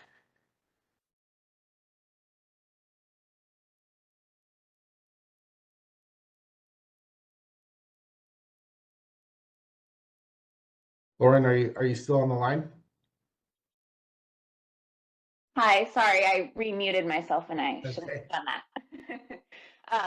Yes, so we have thought about that, and I do think that it's probably something that would be challenging or impossible for a CAISO to do on its own. And there are a lot of bilateral transactions that are done by many different entities in the West. But there's kind of two major RA programs emerging, CAISO and RAP. And I think maybe that would provide an opportunity for more coordination. And maybe it's something that the CAISO could explore. Like I mentioned, it's probably something that would be informative for both CAISO and RAP participants. I don't know, what their appetite would be for doing some sort of coordination to look at capacity in the West in general to get a sense of RA sufficiency on that level. But I think it's something that could be explored. And now that there are more entities that are participating in formalized RA programs, it may make it easier to get a clearer picture of what that looks like. Yeah, that's an excellent point, and it might be something that grows over time as more and more entities join the small number of RA programs. So thank you, Lauren. I appreciate it. This is Parthik. I have a couple questions, follow-up questions for Lauren as well. I just want to make sure I understand your proposal. So when you're talking about a need for additional consistent, transparent, timely, efficient, that red line edit where it says, and in the non-CAISO WEC, is it really what you're saying, like maybe I'll just sort of reference. So I recognize that RAP is evolving and providing a whole lot more transparent and timely information within the participants in the RAP program. WEC has sort of been evolving their own resource as a processes. Are you seeing those as like between those as sort of an inadequacy within the non-CAISO WEC, or is it really more like you're just wanting to know what you can get for imports? No, yeah, I don't think there's like a need to do some sort of additional analysis on the West as a whole, I guess. It's more when you are looking at the CAISO RA sufficiency, like Aditya was talking about, you need to figure out what RA capacity within CAISO is not available to be used for RA. And some of that will depend on whether it's contracted outside of the CAISO. That seems to be information that we don't have. And so that's kind of where the transparency is needed. It's about figuring out for the CAISO's RA sufficiency modeling what you assume about both imports and non-RA eligible but being contracted elsewhere. So what you assume about imports and exports in your assessment of CAISO RA sufficiency. Does that help? Yeah, and I take it applies to all your, like, the lack of non-RA visibility, and Aditya can weigh in as well. But with your red line edits, you're basically really trying to get at what resources are not RA, and they're not RA because they've been sold to somebody else, and so having that visibility be helpful.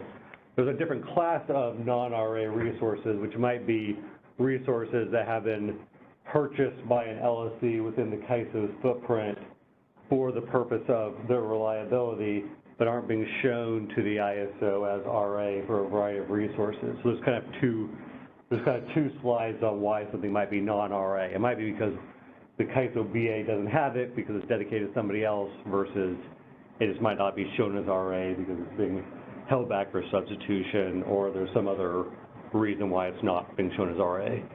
But you're really getting at wanting to add some sub-issue to say visibility to participants on what's been contracted and not available for LSCs to procure. Is that right, Lauren? Yeah.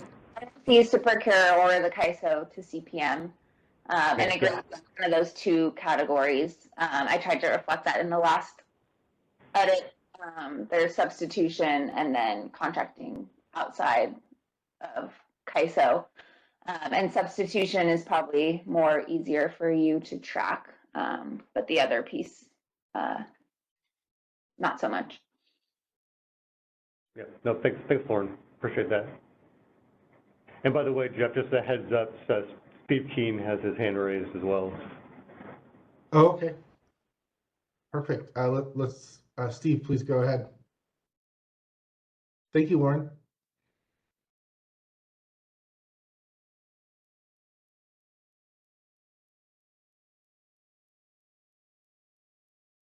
All right, Steve Keen from Edison. I'm not sure if that was sounded kind of like a warning. I understand. The one thing I wanted to add with this is when you're talking about the non-CAISO WEC, I think we need to have some reporting or something that might be helpful both with RAP, so coordinating with RAP, but then also realizing that EDAM may contain entities that are in RAP, but also entities that are not in RAP. So I realize in EDAM it's all based on the RSE, and that's a little bit different, but just any kind of reporting on kind of like I think the relationship between RAP and EDM and the CAISO and then the rest of the West, I don't know how to do it yet, but anything that we could try and put together to get a better understanding of what the resource adequacy picture looks like in those different combinations, kind of, I guess, would be useful. Okay. Great. Appreciate the comment. And that's all we have for hand raised at this time. Okay. So so that was great discussion. I want to thank Lauren again for coming on and providing some additional context and answering some questions. So this, I referred to this earlier, as a great example of moving the ball forward with refining problem statements and getting them to a point where they're an issue that can be put forward into the for consideration of the design process. So I'd just like to ask folks to consider the changes that Cal CCA proposed, and please comment on them, especially given the discussion that happened afterwards. Provide comments, and we'll have a look at the comments and see if it makes sense to keep Cal CCA's edits and move forward with a modified problem statement one for modeling and information. So thank you. Let's go ahead and move on to the next slide, please.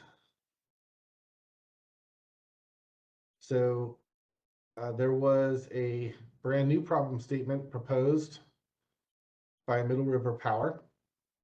And if you haven't read it already, I'll give you just a minute to read it, and then we'll have a brief discussion.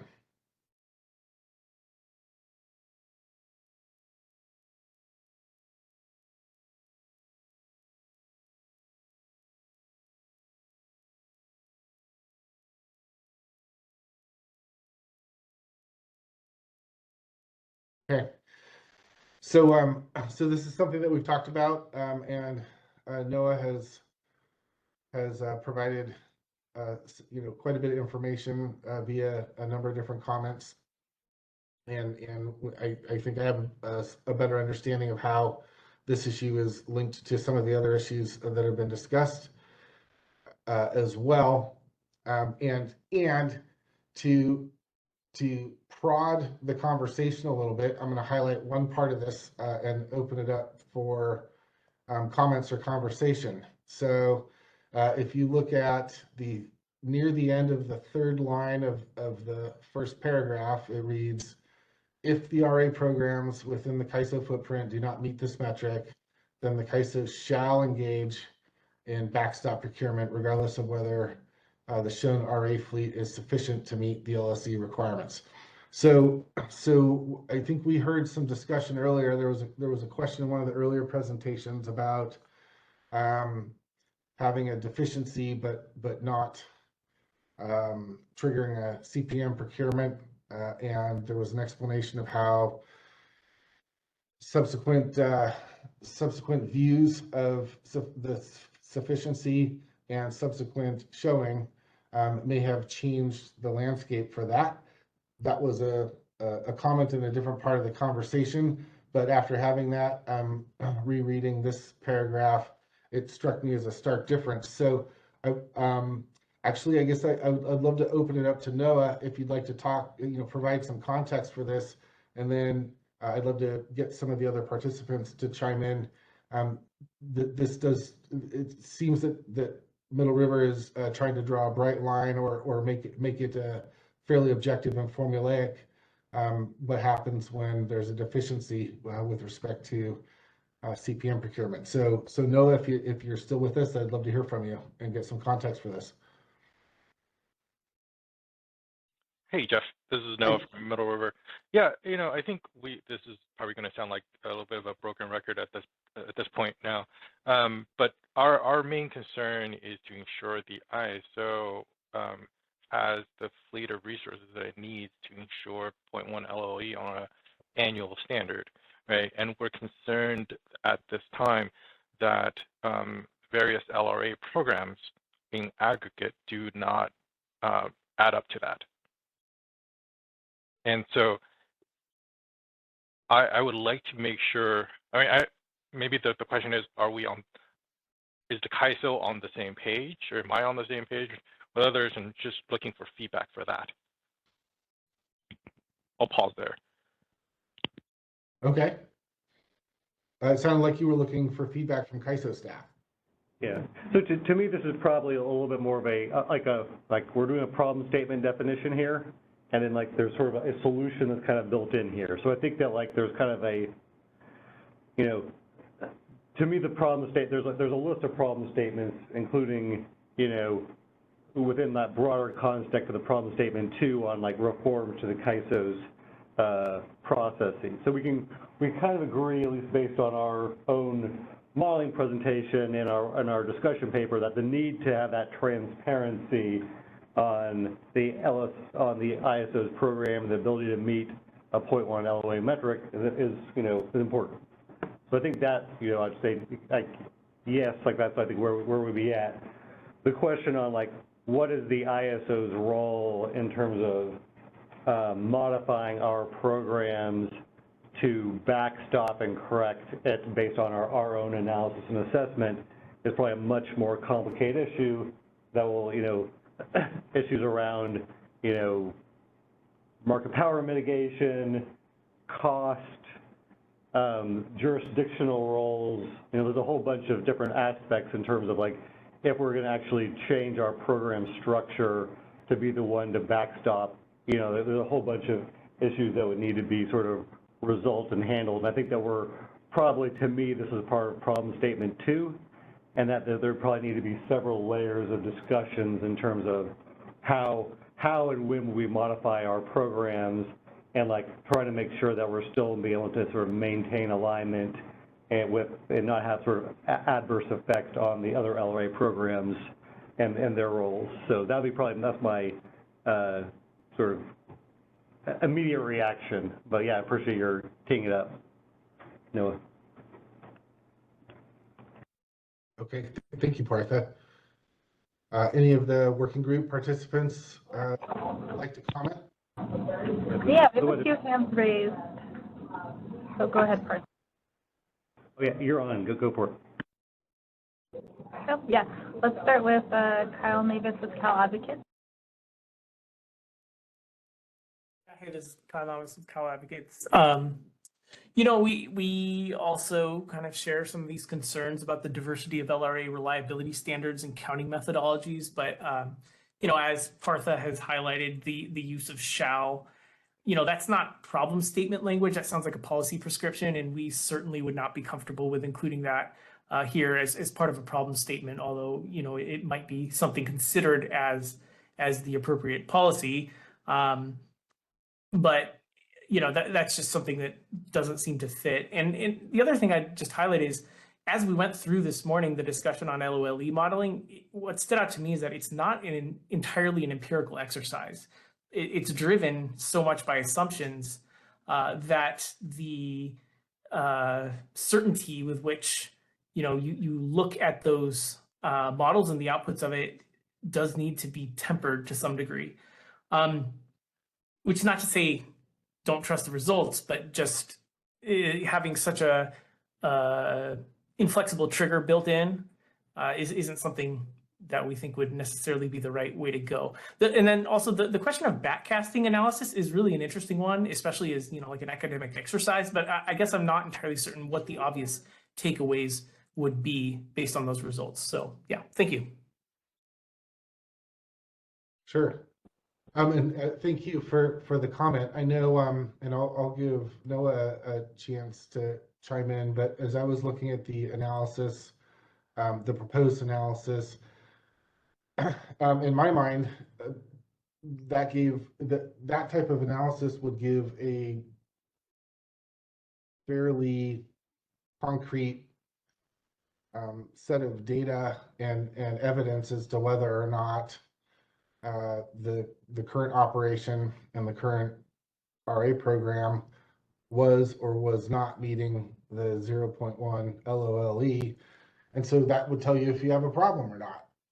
Wouldn't tell you if you're going to have a problem in 10 years or 20 years, but it would tell you if you've been living through a deficiency by that criteria in just a few years or in most years.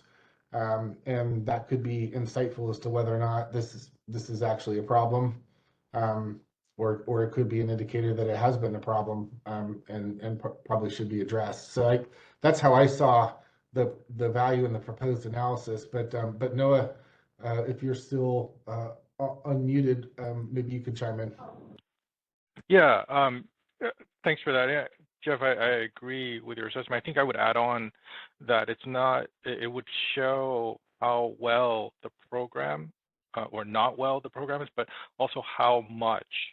And, potentially, if it's a very small issue of not meeting potentially reliability, then it may be like, okay, but if we're really far apart from 0.1, then it should hopefully light a fire under somebody's feet on getting going with, ensuring reliability, because I don't think anybody on the panel on listening to it would prefer to have another type of, August 2020 event.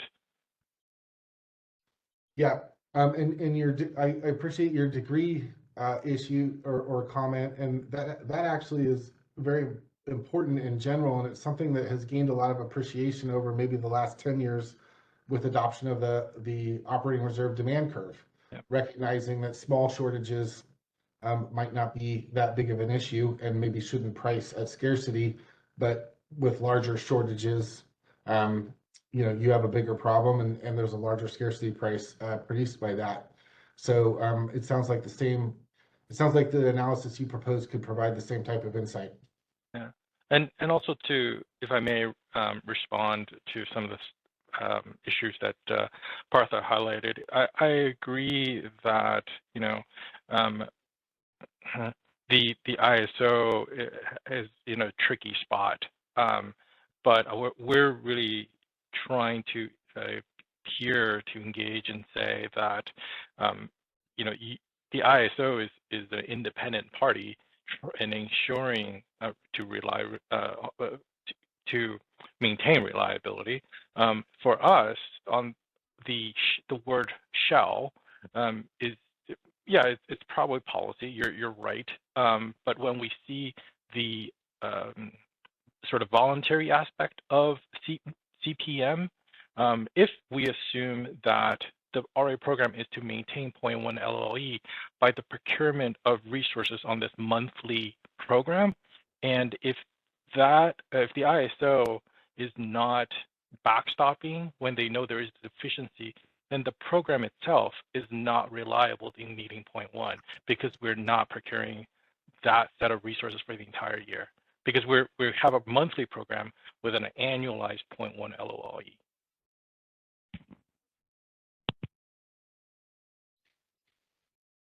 Thank you. Thanks, Noah. All right, let's open it up for Mary Neal. Hi, Mary. Hi, yeah, Mary Neal from ARM.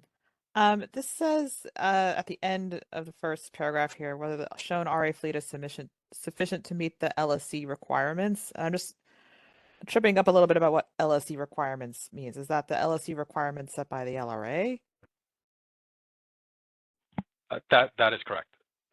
So then if everyone meets the LRA requirements, who pays for the backstop procurement? That is problem statement 3, I think. So you think that'll be covered under problem statement 3? Yes, because I think that's where CPM allocation or cost allocation is at, to be discussed. And is this basically a proposal that would force the LRAs to adopt at least a 0.1 LOL metric or something more strict than that? I mean, I just don't see how it works unless they do.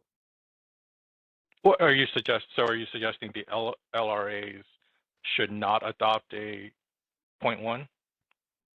I'm not suggesting either way. It just seems like that's what's implied by this. statement here. Well, yeah, I mean, I think the implication is that we should ensure an RA program that maintains 0.1. Okay. Shouldn't we? All right. Well, that's helpful clarification. All right, thanks. All right, Steve Keen, go ahead. Hi, Steve Keen, Edison. My question was kind of similar to that, or it's my point. Doing this is a little bit more complicated because you would have to figure out how to allocate the costs, which is different than right now. I mean, right now it's for system, it's you only backstop if somebody is short of their LSE requirement, and then it's easy to know who to allocate the cost to. For the local, it's the CAISO assigns the local requirements, and so again, even if it's that cumulative deficiency in the local, everyone has been assigned, or their local requirements are kind of set by the CAISO, so it's all the same. In this, something like this, it would be a little bit different because it's the LRAs that are setting the requirements for each of the LSEs. So and they may not be contributing the same. So I think it's a much bigger question. I think providing some of the information suggested that the studies would be very useful. But I think, like you mentioned, I think that's an issue that's discussed more in one of the other problem statements. And I think it's I think it's a much bigger discussion than just what's shown here. Well, if I may, Steve, the ISO, and Frank Abdul can correct me if I'm wrong here, did a significant event, CPM, when the CEC load forecast changed. And that was above and beyond the LRA allocations and requirements. So I think we already have a tariff-based cost allocation mechanism in the event the ISO has the CPM above that. No, I think it's a little bit different, because in that case, again, the CEC's forecast was wrong, but that affected all LSEs in a similar manner. So allocating the cost through a significant event CPM made sense. In this situation could arise because some LRAs chose to use like a PRM of 17%, and others chose to use a PRM of 15%. And or the way they count the resources may be different. And that's why I think it maybe pulls in some bigger questions as to the responsibility, since there's not a uniform standard set by the CAISO.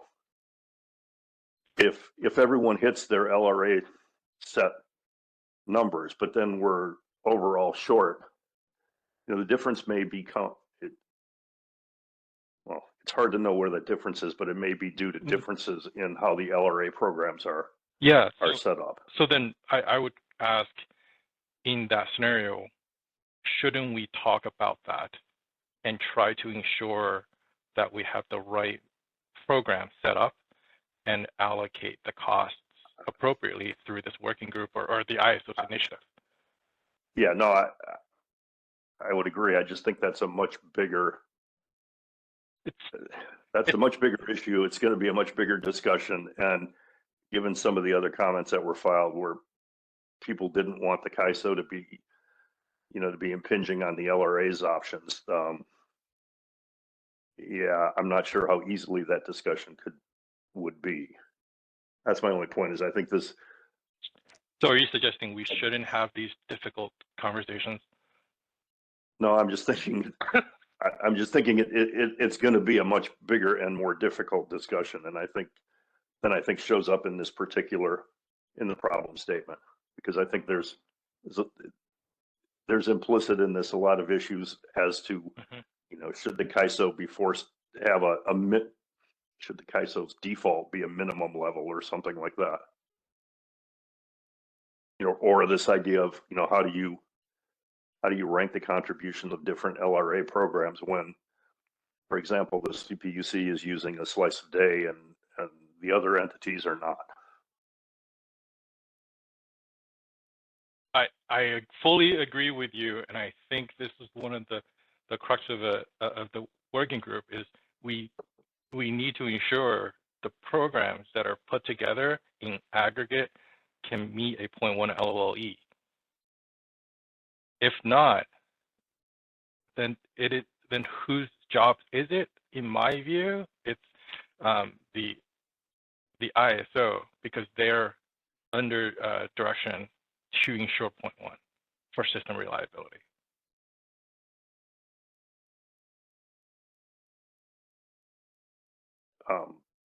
Okay, that goes back to that discussion I think that we had earlier as to, you know, where the 0.1 LOLE came from.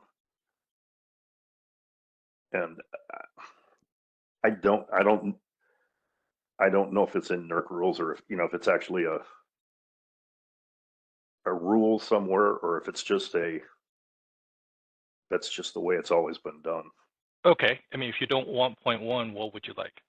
No, I'm not saying I think 0.1 is fine. I'm just saying I think this problem statement needs to be kind of expanded if that's what we're going to discuss. This isn't just saying that the ISO looks at doing its own thing. It's also, it's a bigger problem statement in the sense of how do the different programs all come together? How does the CAISO check that? And then what are the implications if they're combined? To be fair, in our comments, we suggested this as problem statement 0, because we think this is the beginning initial problem statement to have, and are we all aligned to ensure that we have reliability at 0.1 LOLE? If not, I think we've already gone down a different track, and I agree with you. This is a huge talking, point that we all need to have. Okay. All right. And I think in that sense, we're in agreement. So. Okay. Thanks, Noah. So great conversation, and I have one follow-up for Noah, and it's just a real quick one.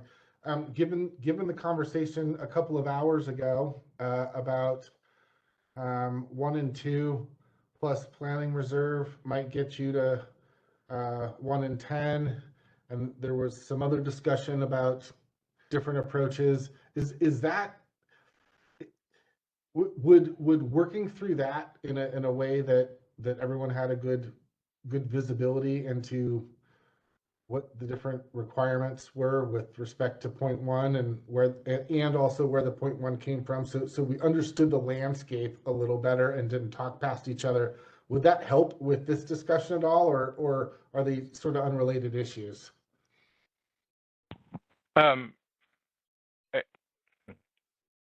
I think if you've been in this RA space for a long enough time, like I have, it's nearly synonymous. But I can see where, you know, if this isn't your daily thing, it could get confusing on what 1 in 10 year LOLE versus 1 in 10 year load forecast, and so on and so forth. Yeah. Okay. And this, Steve, the other thing that might be helpful was, you know, the CAISO has that 15% default PRM. Maybe, is there any way that you could put together like a list of what the PRM or what the various requirements are for each of the LRAs?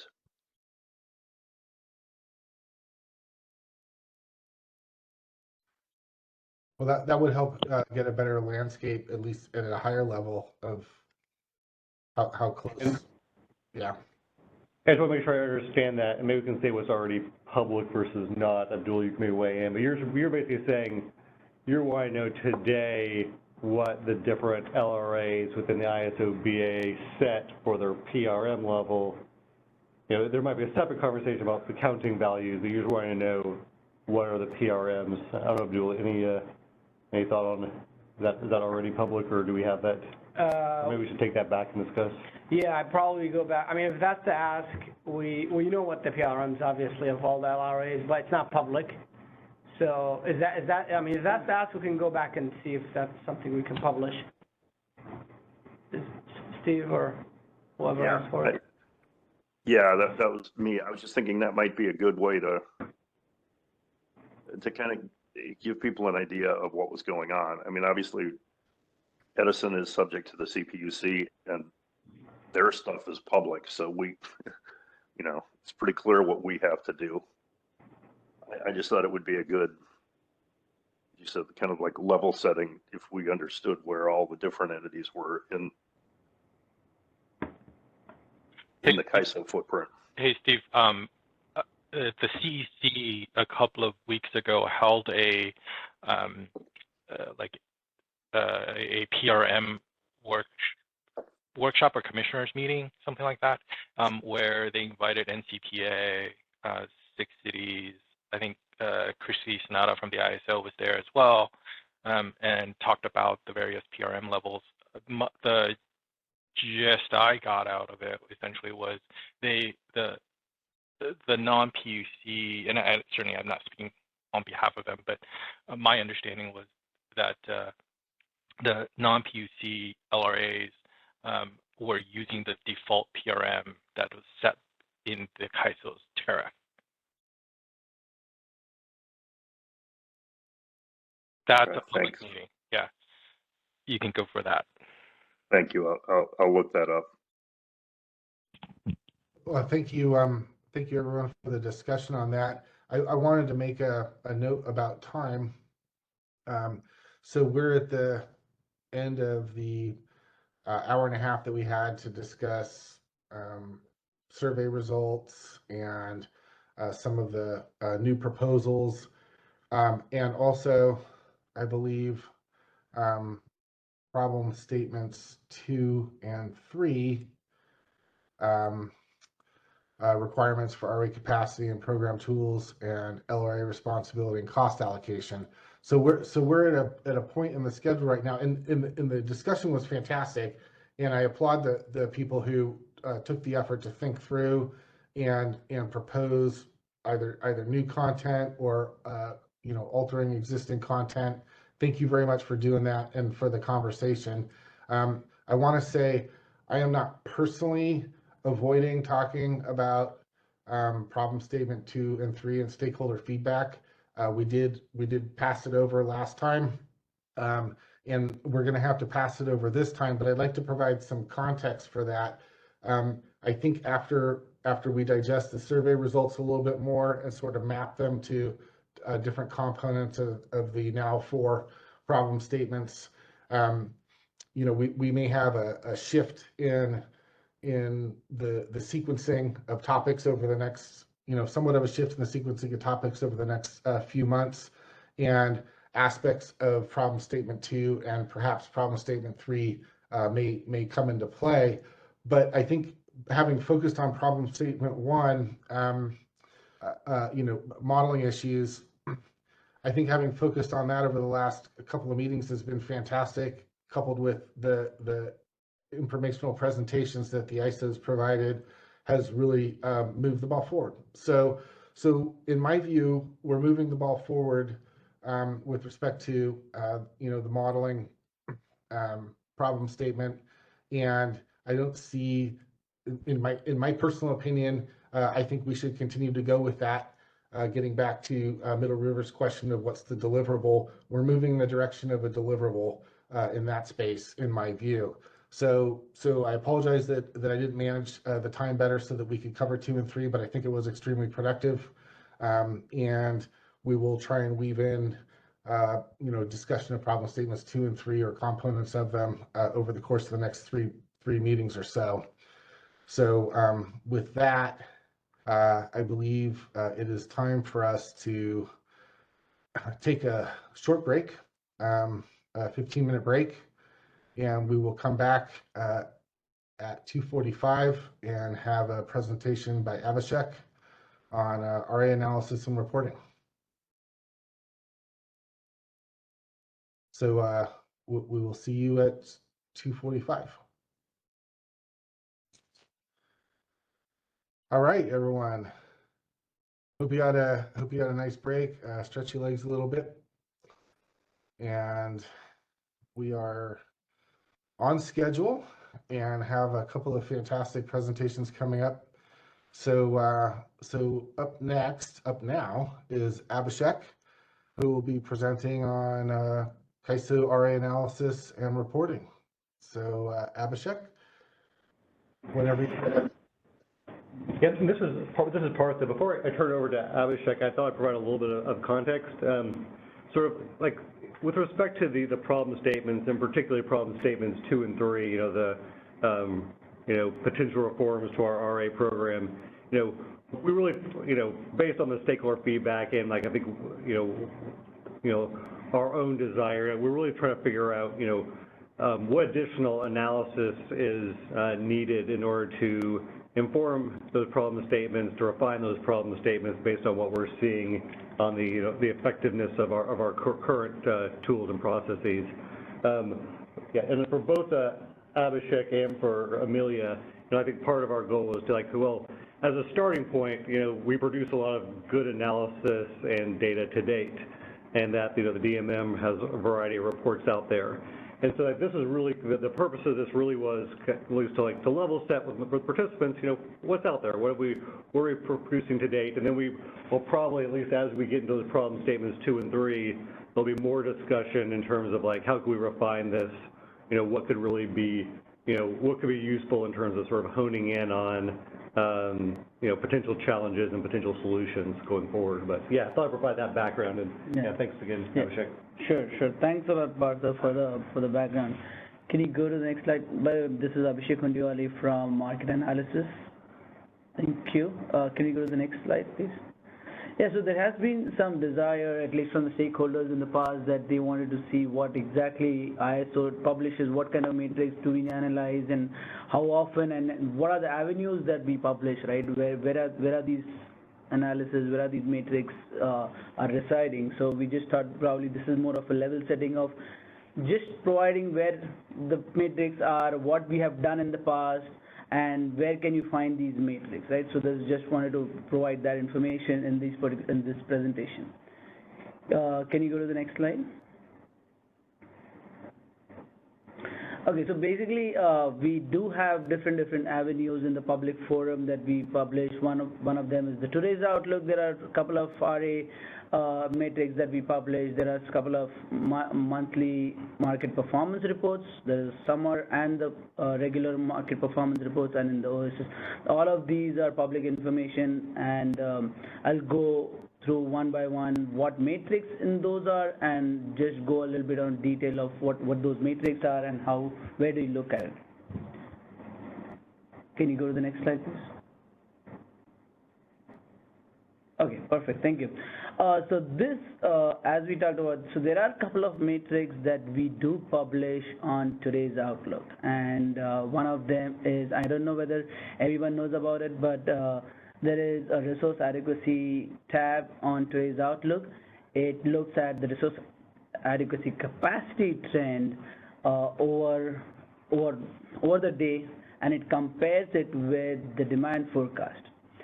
So there are two metrics that you can look at over there. One is on the daily period, on a 24 and an hourly basis, and one does a comparison for a 7-day outlook period. So it looks at the forecast out 7 days and looks at the RA capacity out 7 days to at least better make a good judgment at that point to make a comparison. The couple of assumptions on those metrics is basically for solar and wind, we don't take the capacity, the RA capacity, whereas we take the forecast of the solar and wind, and that's why you see that there is the RA capacity that is shown in the green line that has a jump like a solar, similar to a solar profile, because it includes the solar forecast in those RA capacity numbers, that's why. And plus it includes the RA credits as well. So just a couple of assumptions in that, and if you want to look at it, you can just go to Today's Outlook and look at these trends. You can go back and analyze those on your own as well. Can we go to the next slide, please? Okay, so now that was just on today's outlook that we did. Now, when we start into the monthly summer performance reports and the monthly performance reports, basically, there are 4 things to analyze that from a perspective. One is you start with the monthly showing. You start with the monthly showing, and then once you have the monthly showing, you can compare the monthly showings with, you compare it with the day-ahead forecast. Once you compare it with the supply and the demand forecast, obviously, and then the third portion would be what are the outages that you see in these in the time frame in the market from the RA perspective, and then the last would be what is the RA performance? How does the RA resources actually perform? So this slide is basically just showing you what is the showing, what is the monthly showing. We start off with what are the monthly showing in the monthly summer performance report. So to take a step back, so these monthly summer performance reports are the reports that are pretty extensive. It has a lot of metrics, and we have discussed this in the past as well. We published this for the summer months starting from June to September, and this has metrics related to resource adequacy, interties, FRP, storage performance, and other aspects as well, forecasting, other aspects as well, to give you a full overview of how the market was performing during those summer critical periods. One of the metrics that we over here wanted to discuss was on the monthly RA showing. So we do have a matrix that looks at the previous years on the total RA showings, broken down by the fuel type, to see a comparison whether from the previous year or from the previous months, whether there was any increase in RA showings for any particular fuel type. Was there any increase in storage fuel types, or was there a decrease in RA inputs over here? So another matrix that I want to discuss was we do have a matrix on RA inputs. It is broken down by the interties, and it gives you a comparison month over month whether any particular intertie, the RA showings has seen a significant decrease or an increase over a period of time. Can we go to the next slide? So once we are done with the RA showings, another matrix that we publish in the market summer performance reports are you compare it with the load forecast, with the load peak. One of them is you start with looking at the load peak and you compare it with the CEC, monthly CEC forecast, because that is where you assess the RA requirements. That is the starting point of RA requirements. So you make that comparison, and once you have done that comparison, you look at what is the load peak, you add the operating reserves, and you compare that with the monthly RA showings, and look at instances obviously where the RA showings was less than the peak load plus the operating reserves. And those are the instances where you see that those are the tight supply conditions, those are the conditions where the RA, you might not have enough RA showings for those peak load periods. Can we go to the next slide, please? These are another set of metrics that we do publish in the summer performance reports. One, the upper portion is basically, it is the day-ahead supply capacity. You take the day-ahead supply capacity, you break it down between RA and above RA. And all the detailed explanation is in the report, but this is just of a level setting where, okay, these are the metrics that we publish, this is how it has been done, and if you want more detailed information, definitely you can go through the summary performance report at that point. But this matrix is basically a comparison of the supply capacity that you have in the day ahead, and you compare it with two references. One, you compare it with the load forecast with operating reserves, and then the second reference is you add the RUC adjustment. That is, I'm sorry, the colors are a little blurred over here, but the two dotted lines are the load forecast plus operating reserves, and the adjusted load forecast plus operating reserves plus the high priority exports, which are basically coming on from the non-RA capacity, non-RA exports. So that is one comparison that you do. Basically compare the day-ahead supply capacity with load forecast or the RUC adjustment.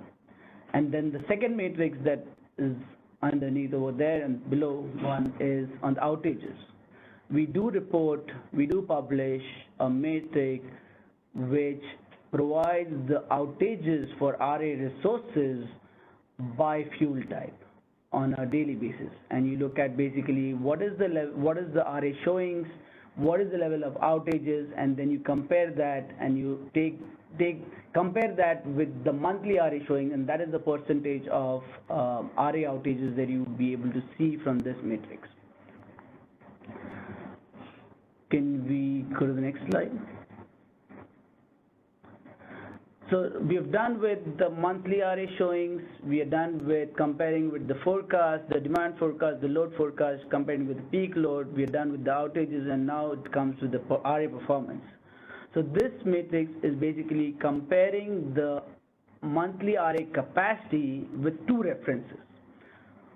One reference is you compare the RA with the RTD energy plus AS, and the second one is you compare it with the actual energy, what the actual energy of that resource is. Basically, these are the two references you compare the RA capacity. Basically, are they providing more energy or are they less? Is there enough headroom? Is there enough headroom from that particular resources? And then obviously you aggregate over the fuel type. We cannot do it at the resource level, but it is more of an aggregation at the fuel type and see what kind of resources has more headroom during those peak load conditions. So we did this matrix for the September 2022 heat wave for a specific timestamp and wanted to see how did the resources perform during those heat wave condition, tight supply condition in September 2022. Can we go to the next slide? So once we're done with the RA performance, we did the comparison of RA showings with the RTD and the actual energy. Now you look at the REAM settlements. The REAM settlements is, I think the settlement charge code is 8830. It's a monthly settlement that you see where you look at the non-availability charges for all the resources and the incentive payment for all the charges. You aggregate over the period of the month, and then that's how we report it.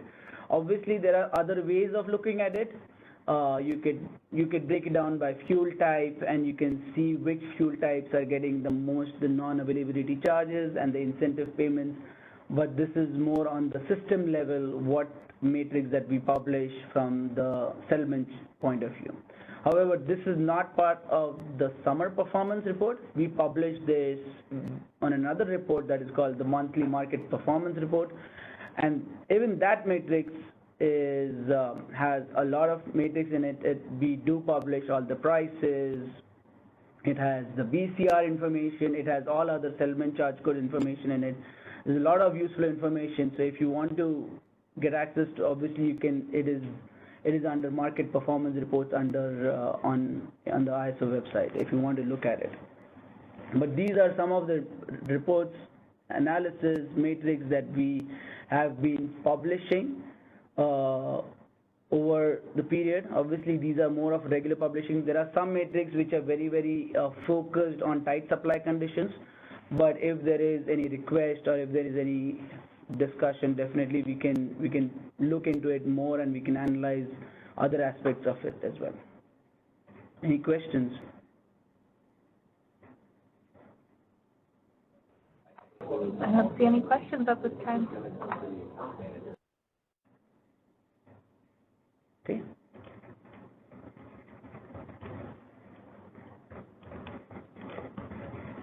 I think that's what it is. Can we go to the next slide? I think this was the last slide. Oh, okay, sorry. There was one more as well. So now this is the matrix that we publish on OASIS. It is under Resource Adequacy tab on OASIS, and I don't know whether many people know about it, but it gives you a system-level aggregation of a comparison of how many units that were committed in the day-ahead market versus how many RA units that were committed, and then you can do a comparison of the cost versus the total versus the RA. Just gives us a good comparison of a comparison of how many were actually committed versus what was used from the RA fleet of resources. This is done across all the markets. You can see it for the day-ahead market, RUC, and the real-time as well. So just wanted to show out that there is a report. I don't know whether people know about it or not. But that's what it is from my side. If there are any questions, let me know.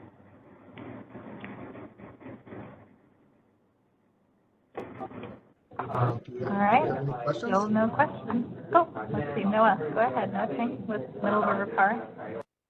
Hey, this is Noah Tom from Middle River Power. Can you go over what the difference is between the capacity committed line versus the RA capacity committed line? Because going into the hour 89, it looks like there's very few megawatts on very few megawatts.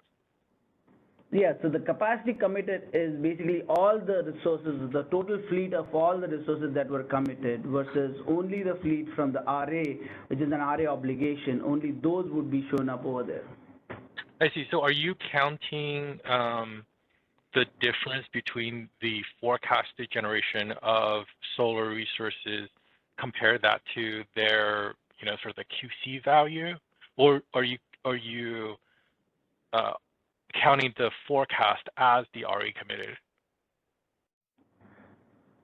That's a good question. I need to go back how they've framed this up. I can take that back. I don't know the specificities of how they have done that calculation, but that's a good question. I can take back and I can get back to you on that.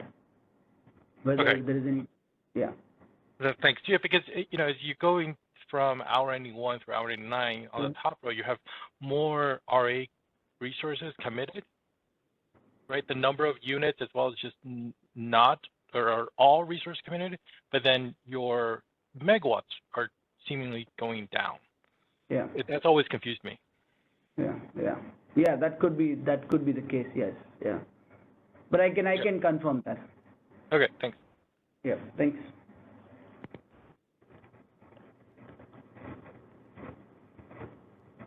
Any other questions?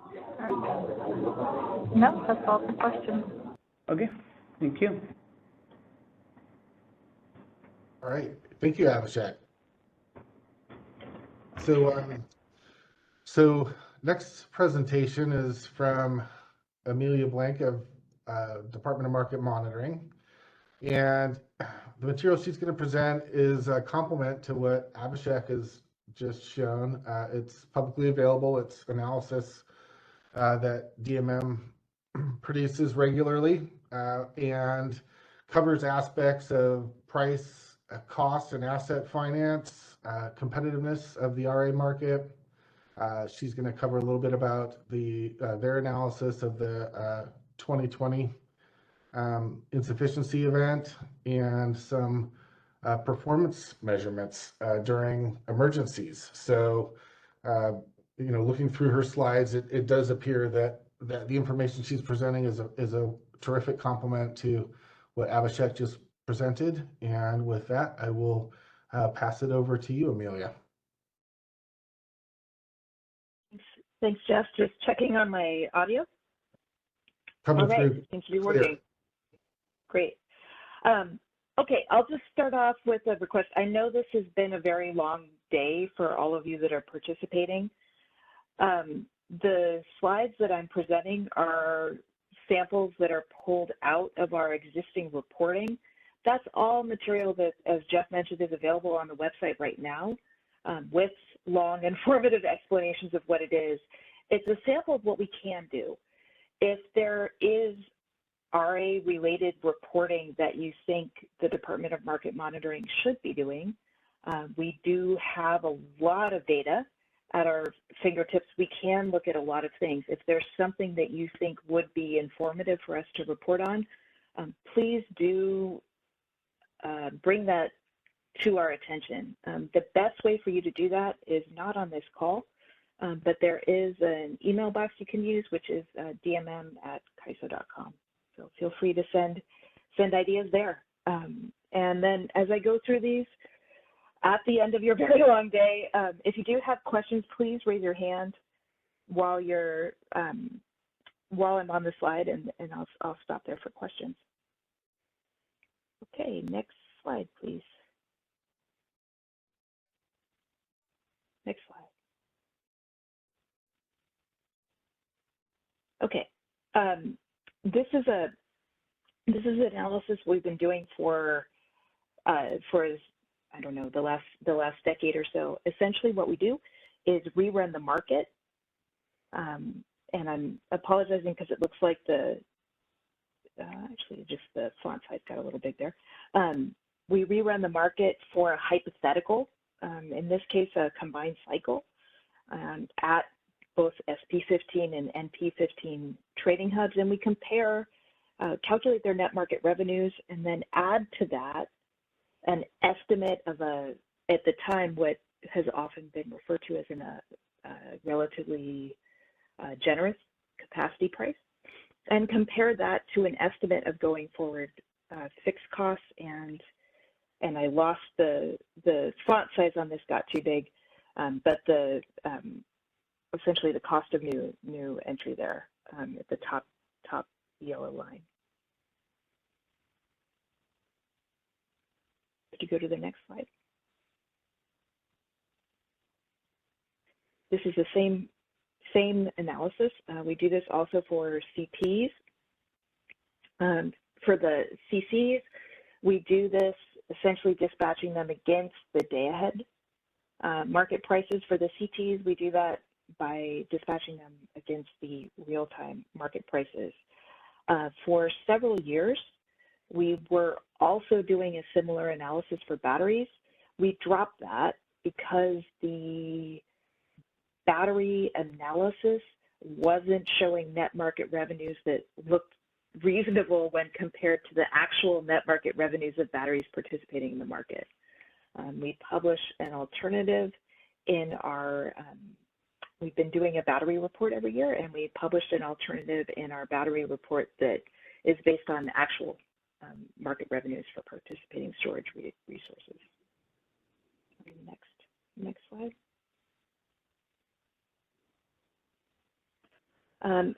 We've got a lot of context in our reporting, and I really would, if you're interested in any particular metric, suggest pulling it out of the report, because that will give you all of the context for it.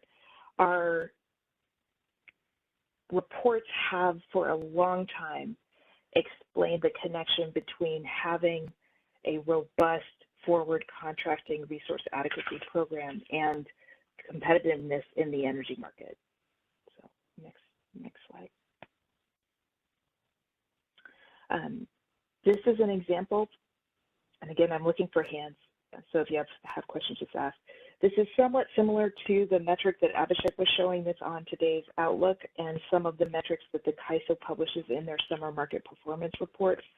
What we're doing here, and if you go back to our 2020 heat wave analysis, there are a few different versions of it, is comparing bids from RA resources to forecast plus reserves, plus eventually including self-scheduled exports, and showing how each of those things lines up in real time when conditions are tight.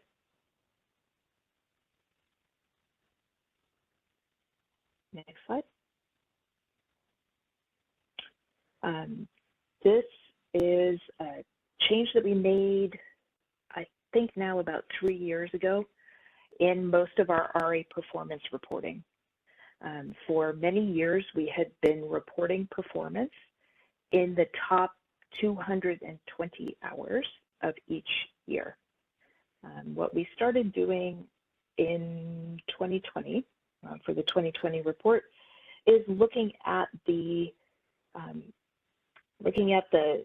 high requirement hours. The ISO has changed this process, the calculation over time, but back in 2020, these were the restricted maintenance, Flex Alert, and Flex Alert Plus levels. Coming into 2022, we're looking at EEA, either EEA watch hours, EEA 1, EEA 2. When we do that, what we do is compare the shown RA capacity in that hour to available capacity after outages in both the day-ahead and real-time market. We show the amount that's bid or self-scheduled from that shown resource adequacy in whatever hour that happens to be. And then we compare that to what's actually scheduled in either the day-ahead or the real-time market. We then compare that finally to the meter value when that eventually comes in. There's a value here I'll just mention as a way of making a suggestion for more feedback. We also include something that's called uncapped meter. What uncapped meter is the metered value on a resource that shows partial RA. And that for some fuel types is really important because as a group, they're able to produce more than some resources in that group are able to produce more than their capped RA value. So that's what that is. It's an example of a case where if in your review our metrics are in some way not portraying a complete picture of whatever phenomenon you think is happening in the market, we're happy to look at a slightly different version of it. We're happy to take that and really revise our metrics to account for that. Next slide.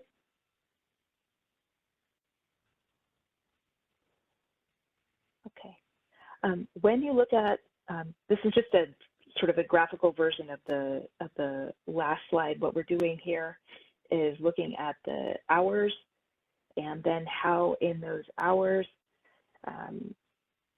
the shown average hourly load is shown there by month in the gray line, and the red line is the RA capacity, and then it shows the additional impact of the credits. I think there was a question because I saw a chat pop up momentarily, but I didn't catch it. Yeah, I think we do have a question in the chat regarding the last slide, slide 65, from CD McLean with the CEC. This table should be produced for all CAISO capacity, the superset containing RA capacity and non-RA capacity.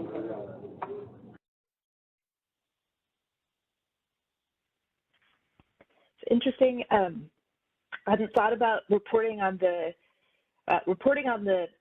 performance of non-RA capacity is trickier because you can report on the performance of those non-RA bids that you see in the market, but it's very hard. It's harder to calculate how much could have been bid into the market that's non-RA. If that makes sense. But thank you for the point. We could at least produce a partial version of this. You could skip 2 slides ahead. This is I think our most popular RA related performance chart, and it's similar in spirit to the one that Abhishek was discussing earlier. This splits things up between must offer and non-must offer capacity and by fuel type. Same categories as the previous one, but I'll show it an additional one because again, I think it speaks to the flexibility of what we report. Last year, we added a new column that includes ancillary service schedules. We did that because in looking at the storage performance particularly, it looked a lot lower than anybody really expected. We talked to the storage SMEs at the time, the storage experts at the CAISO. We talked to market participants. We looked at the data. And what became evident very quickly is that we needed to account for ancillary services. So we started to do that.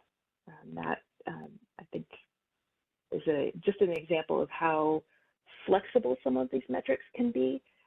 While I'm on this slide and having followed Abhishek, I'll also mention There's a difference in terms of timing. So Abhishek was showing you things that are available almost in real time in the case of OASIS, or even ahead of real time on today's Outlook. The ISO's standard reporting, including the summer market performance reports, comes out very quickly, usually within a month or two. DMM's performance reporting, which includes settlement data, tends to be at least 6 months out from the time of the performance. So it's very much a backward-looking performance analysis. That allows us to do things like look at meter data, but it is a difference in terms of timing when our metrics are available.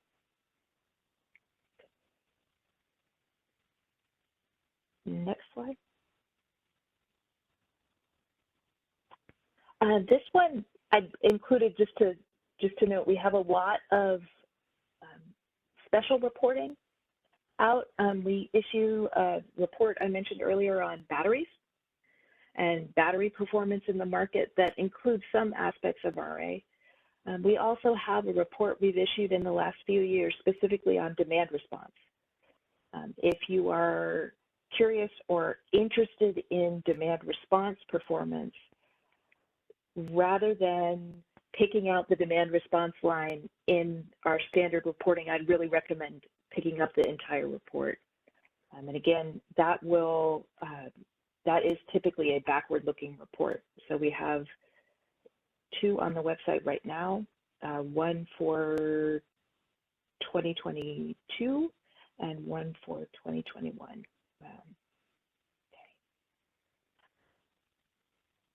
This again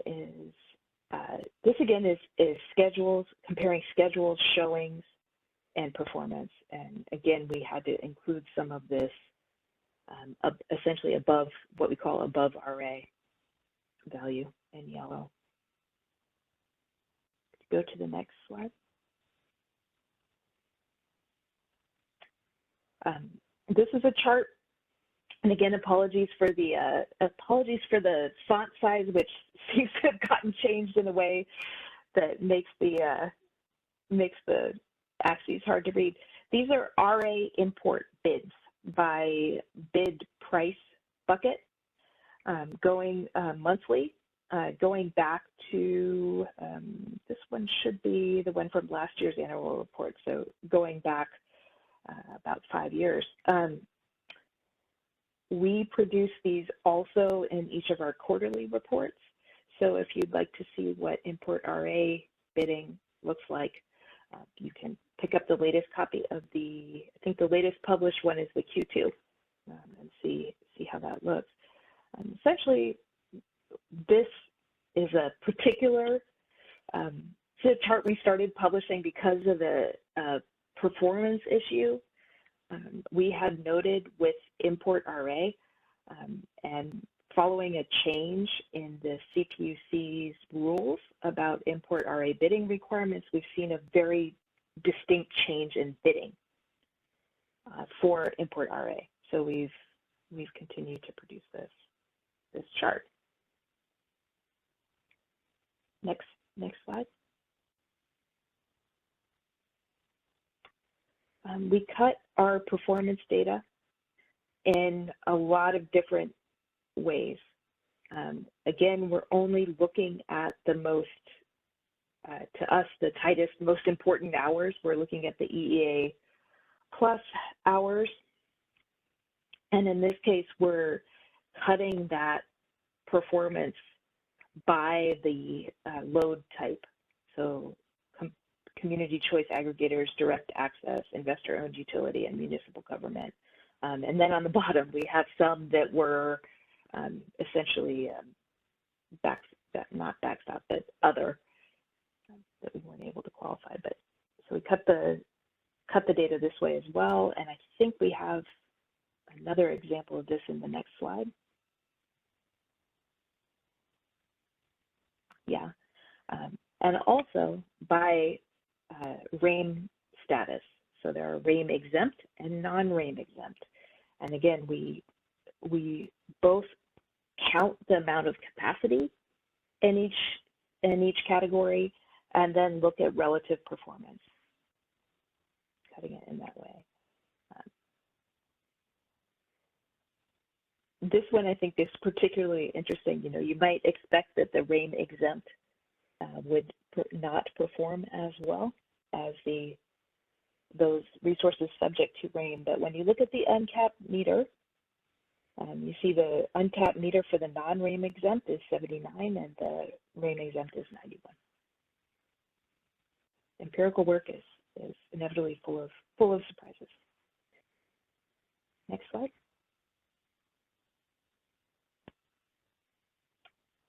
We have a number of metrics, not only on system RA, and I think system RA is what Abhishek was addressing in a lot of the metrics that he was showing. And we also have in the annual report some coverage of flex RA, really comparing requirements to the actual max 3-hour net load ramp that occurred in real time. Next slide, please. This again is looking at the flex RA requirements and really showing how that flexible capacity really stacked up there. Next slide, by month.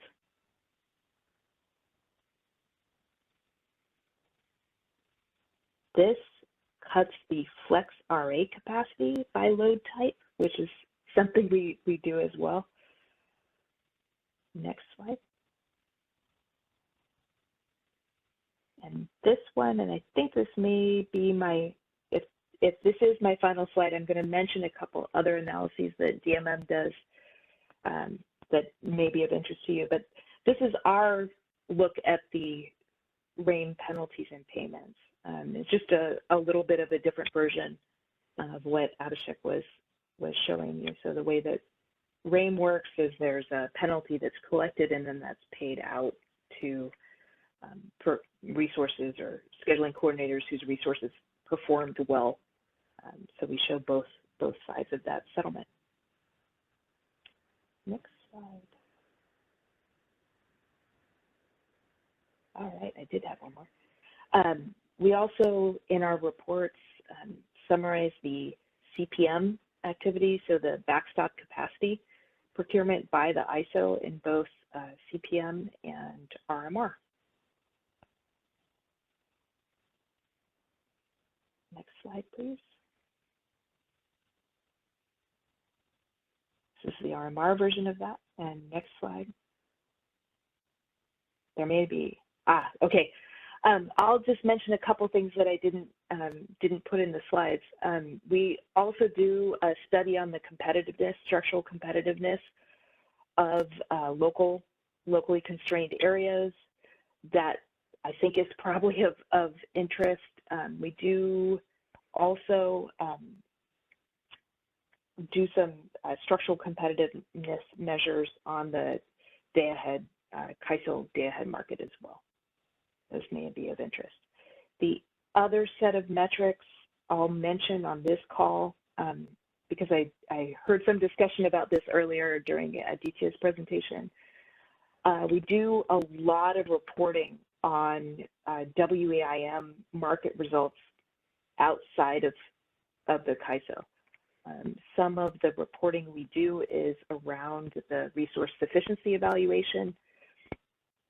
That's not a capacity report, but it does, I think, give you some information, public information about system conditions that prevailed outside of CAISO's market.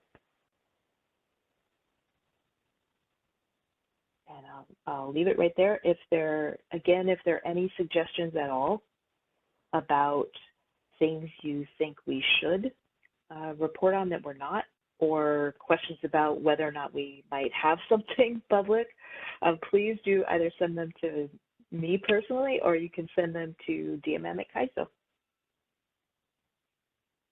Thanks very much for your time. Thank you. I think we do have one question. There you go. So maybe we can jump to slide 72. Again, a question from C.D. McLean. Several months appear to have exceeded the vertical axis range. Is this an accurate interpretation, or are the values almost precisely at the axis range maximum? So Chris, I need to go back to my original slide. I think what happened is my slides were added to the ISO's presentation, and there was a formatting change that increased the font size on everything. So I need to go back and look at the data from June and July and October last year and take a look at that for you. That will, the original version of this slide is on our website in the presentation for the annual report, and would have been part of our annual report presentation last year for 2022. Apologies, should know that. All right, well, I think that's all we have for questions. Okay, thank you. Great, thank you, Amelia. Great set of information. So between Abhishek and Amelia, there is quite a bit of publicly available information. If you're interested in empirical analysis or snapshots or series of RA market, RA resources, and everything related. So let's go to the next slide, please. And another one forward. And one more, please. Perfect, thank you. So so that concludes the slotted presentations and discussion topics for today. We're a little bit ahead of schedule for finishing things up, in large part, I think, because we skipped covering the problem statement 2 and 3. And again, I just wanted to give some context for that. Those deserve a bit of time to go through, since we haven't talked about them since the first meeting, and we will definitely fit them in the next meeting. And so I would like to talk a little bit about the next 2 meetings that are scheduled. So there's a hybrid meeting, January 16th, and tentatively the topics that will be addressed at that meeting are here. Just remind you, having gone through some of the comments and relating them to the problem statements, I worked with CAISO staff to come up with a proposed sort of sequencing, because we hadn't got to the point yet where we'd been, where the group was expressing its preferences for sequences, the sequence and priority of topics. We now have some information on what preferences are, and so we'll consider that before firming up the topics for the next 2 meetings, maybe the next 3 meetings. Also, mentioned earlier today, very excited to get volunteers, working group participant volunteers to present on the topics that are high priority to them and lead discussions on that. And so we'll be trying to weave those in with the topics that we're going to try and align as best we can with the stated preferences, and we'll move forward in that fashion. I would encourage anyone who can make it to Folsom to come in person for the January 16th hybrid meeting. The discussion today was fantastic. I thought it's always a little bit more fantastic and a little more lively when people are in person. So we'll, the more people that come, the better, and I think the better the discussion will be. So I would encourage you to consider doing that on January 16th. Then on February 7th, we're going to have a virtual meeting. We will review modeling issues with a long-term focus. That CAISO will provide a deep dive analysis into backstop mechanisms. We'll revisit resource counting and incenting availability, which will be covered in depth in the January meeting.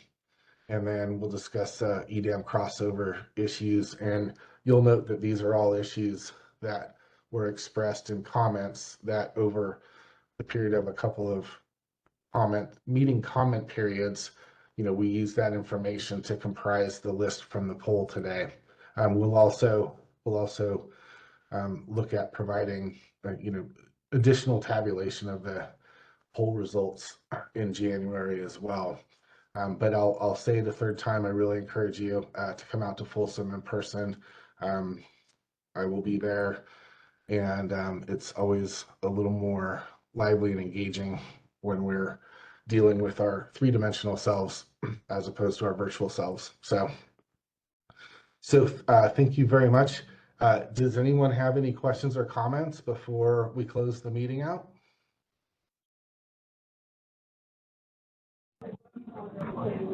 So far, I'm not seeing any.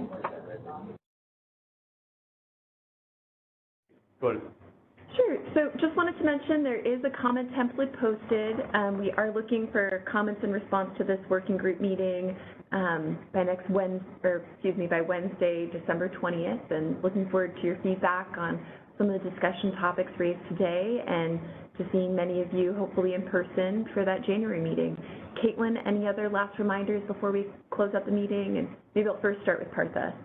Yeah, and this might be just reiterating Jeff's earlier offer on giving presentations. That I certainly think that, like, at least within these topic statements and what we're doing the deep dives on, if there are folks who have issues they'd like to present, I encourage you to reach out to Jeff and the ISO team to offer that back.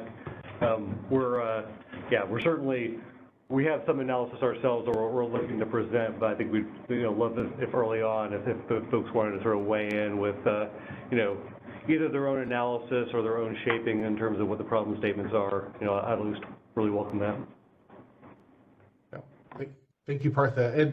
And the very last slide, page 80, has some detail on what Anya and Partha and I have talked about in the last 30 seconds.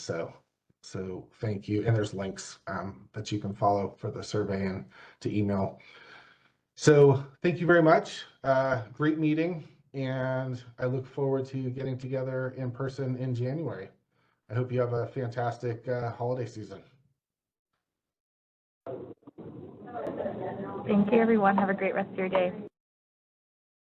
Conference is now over. You may now disconnect.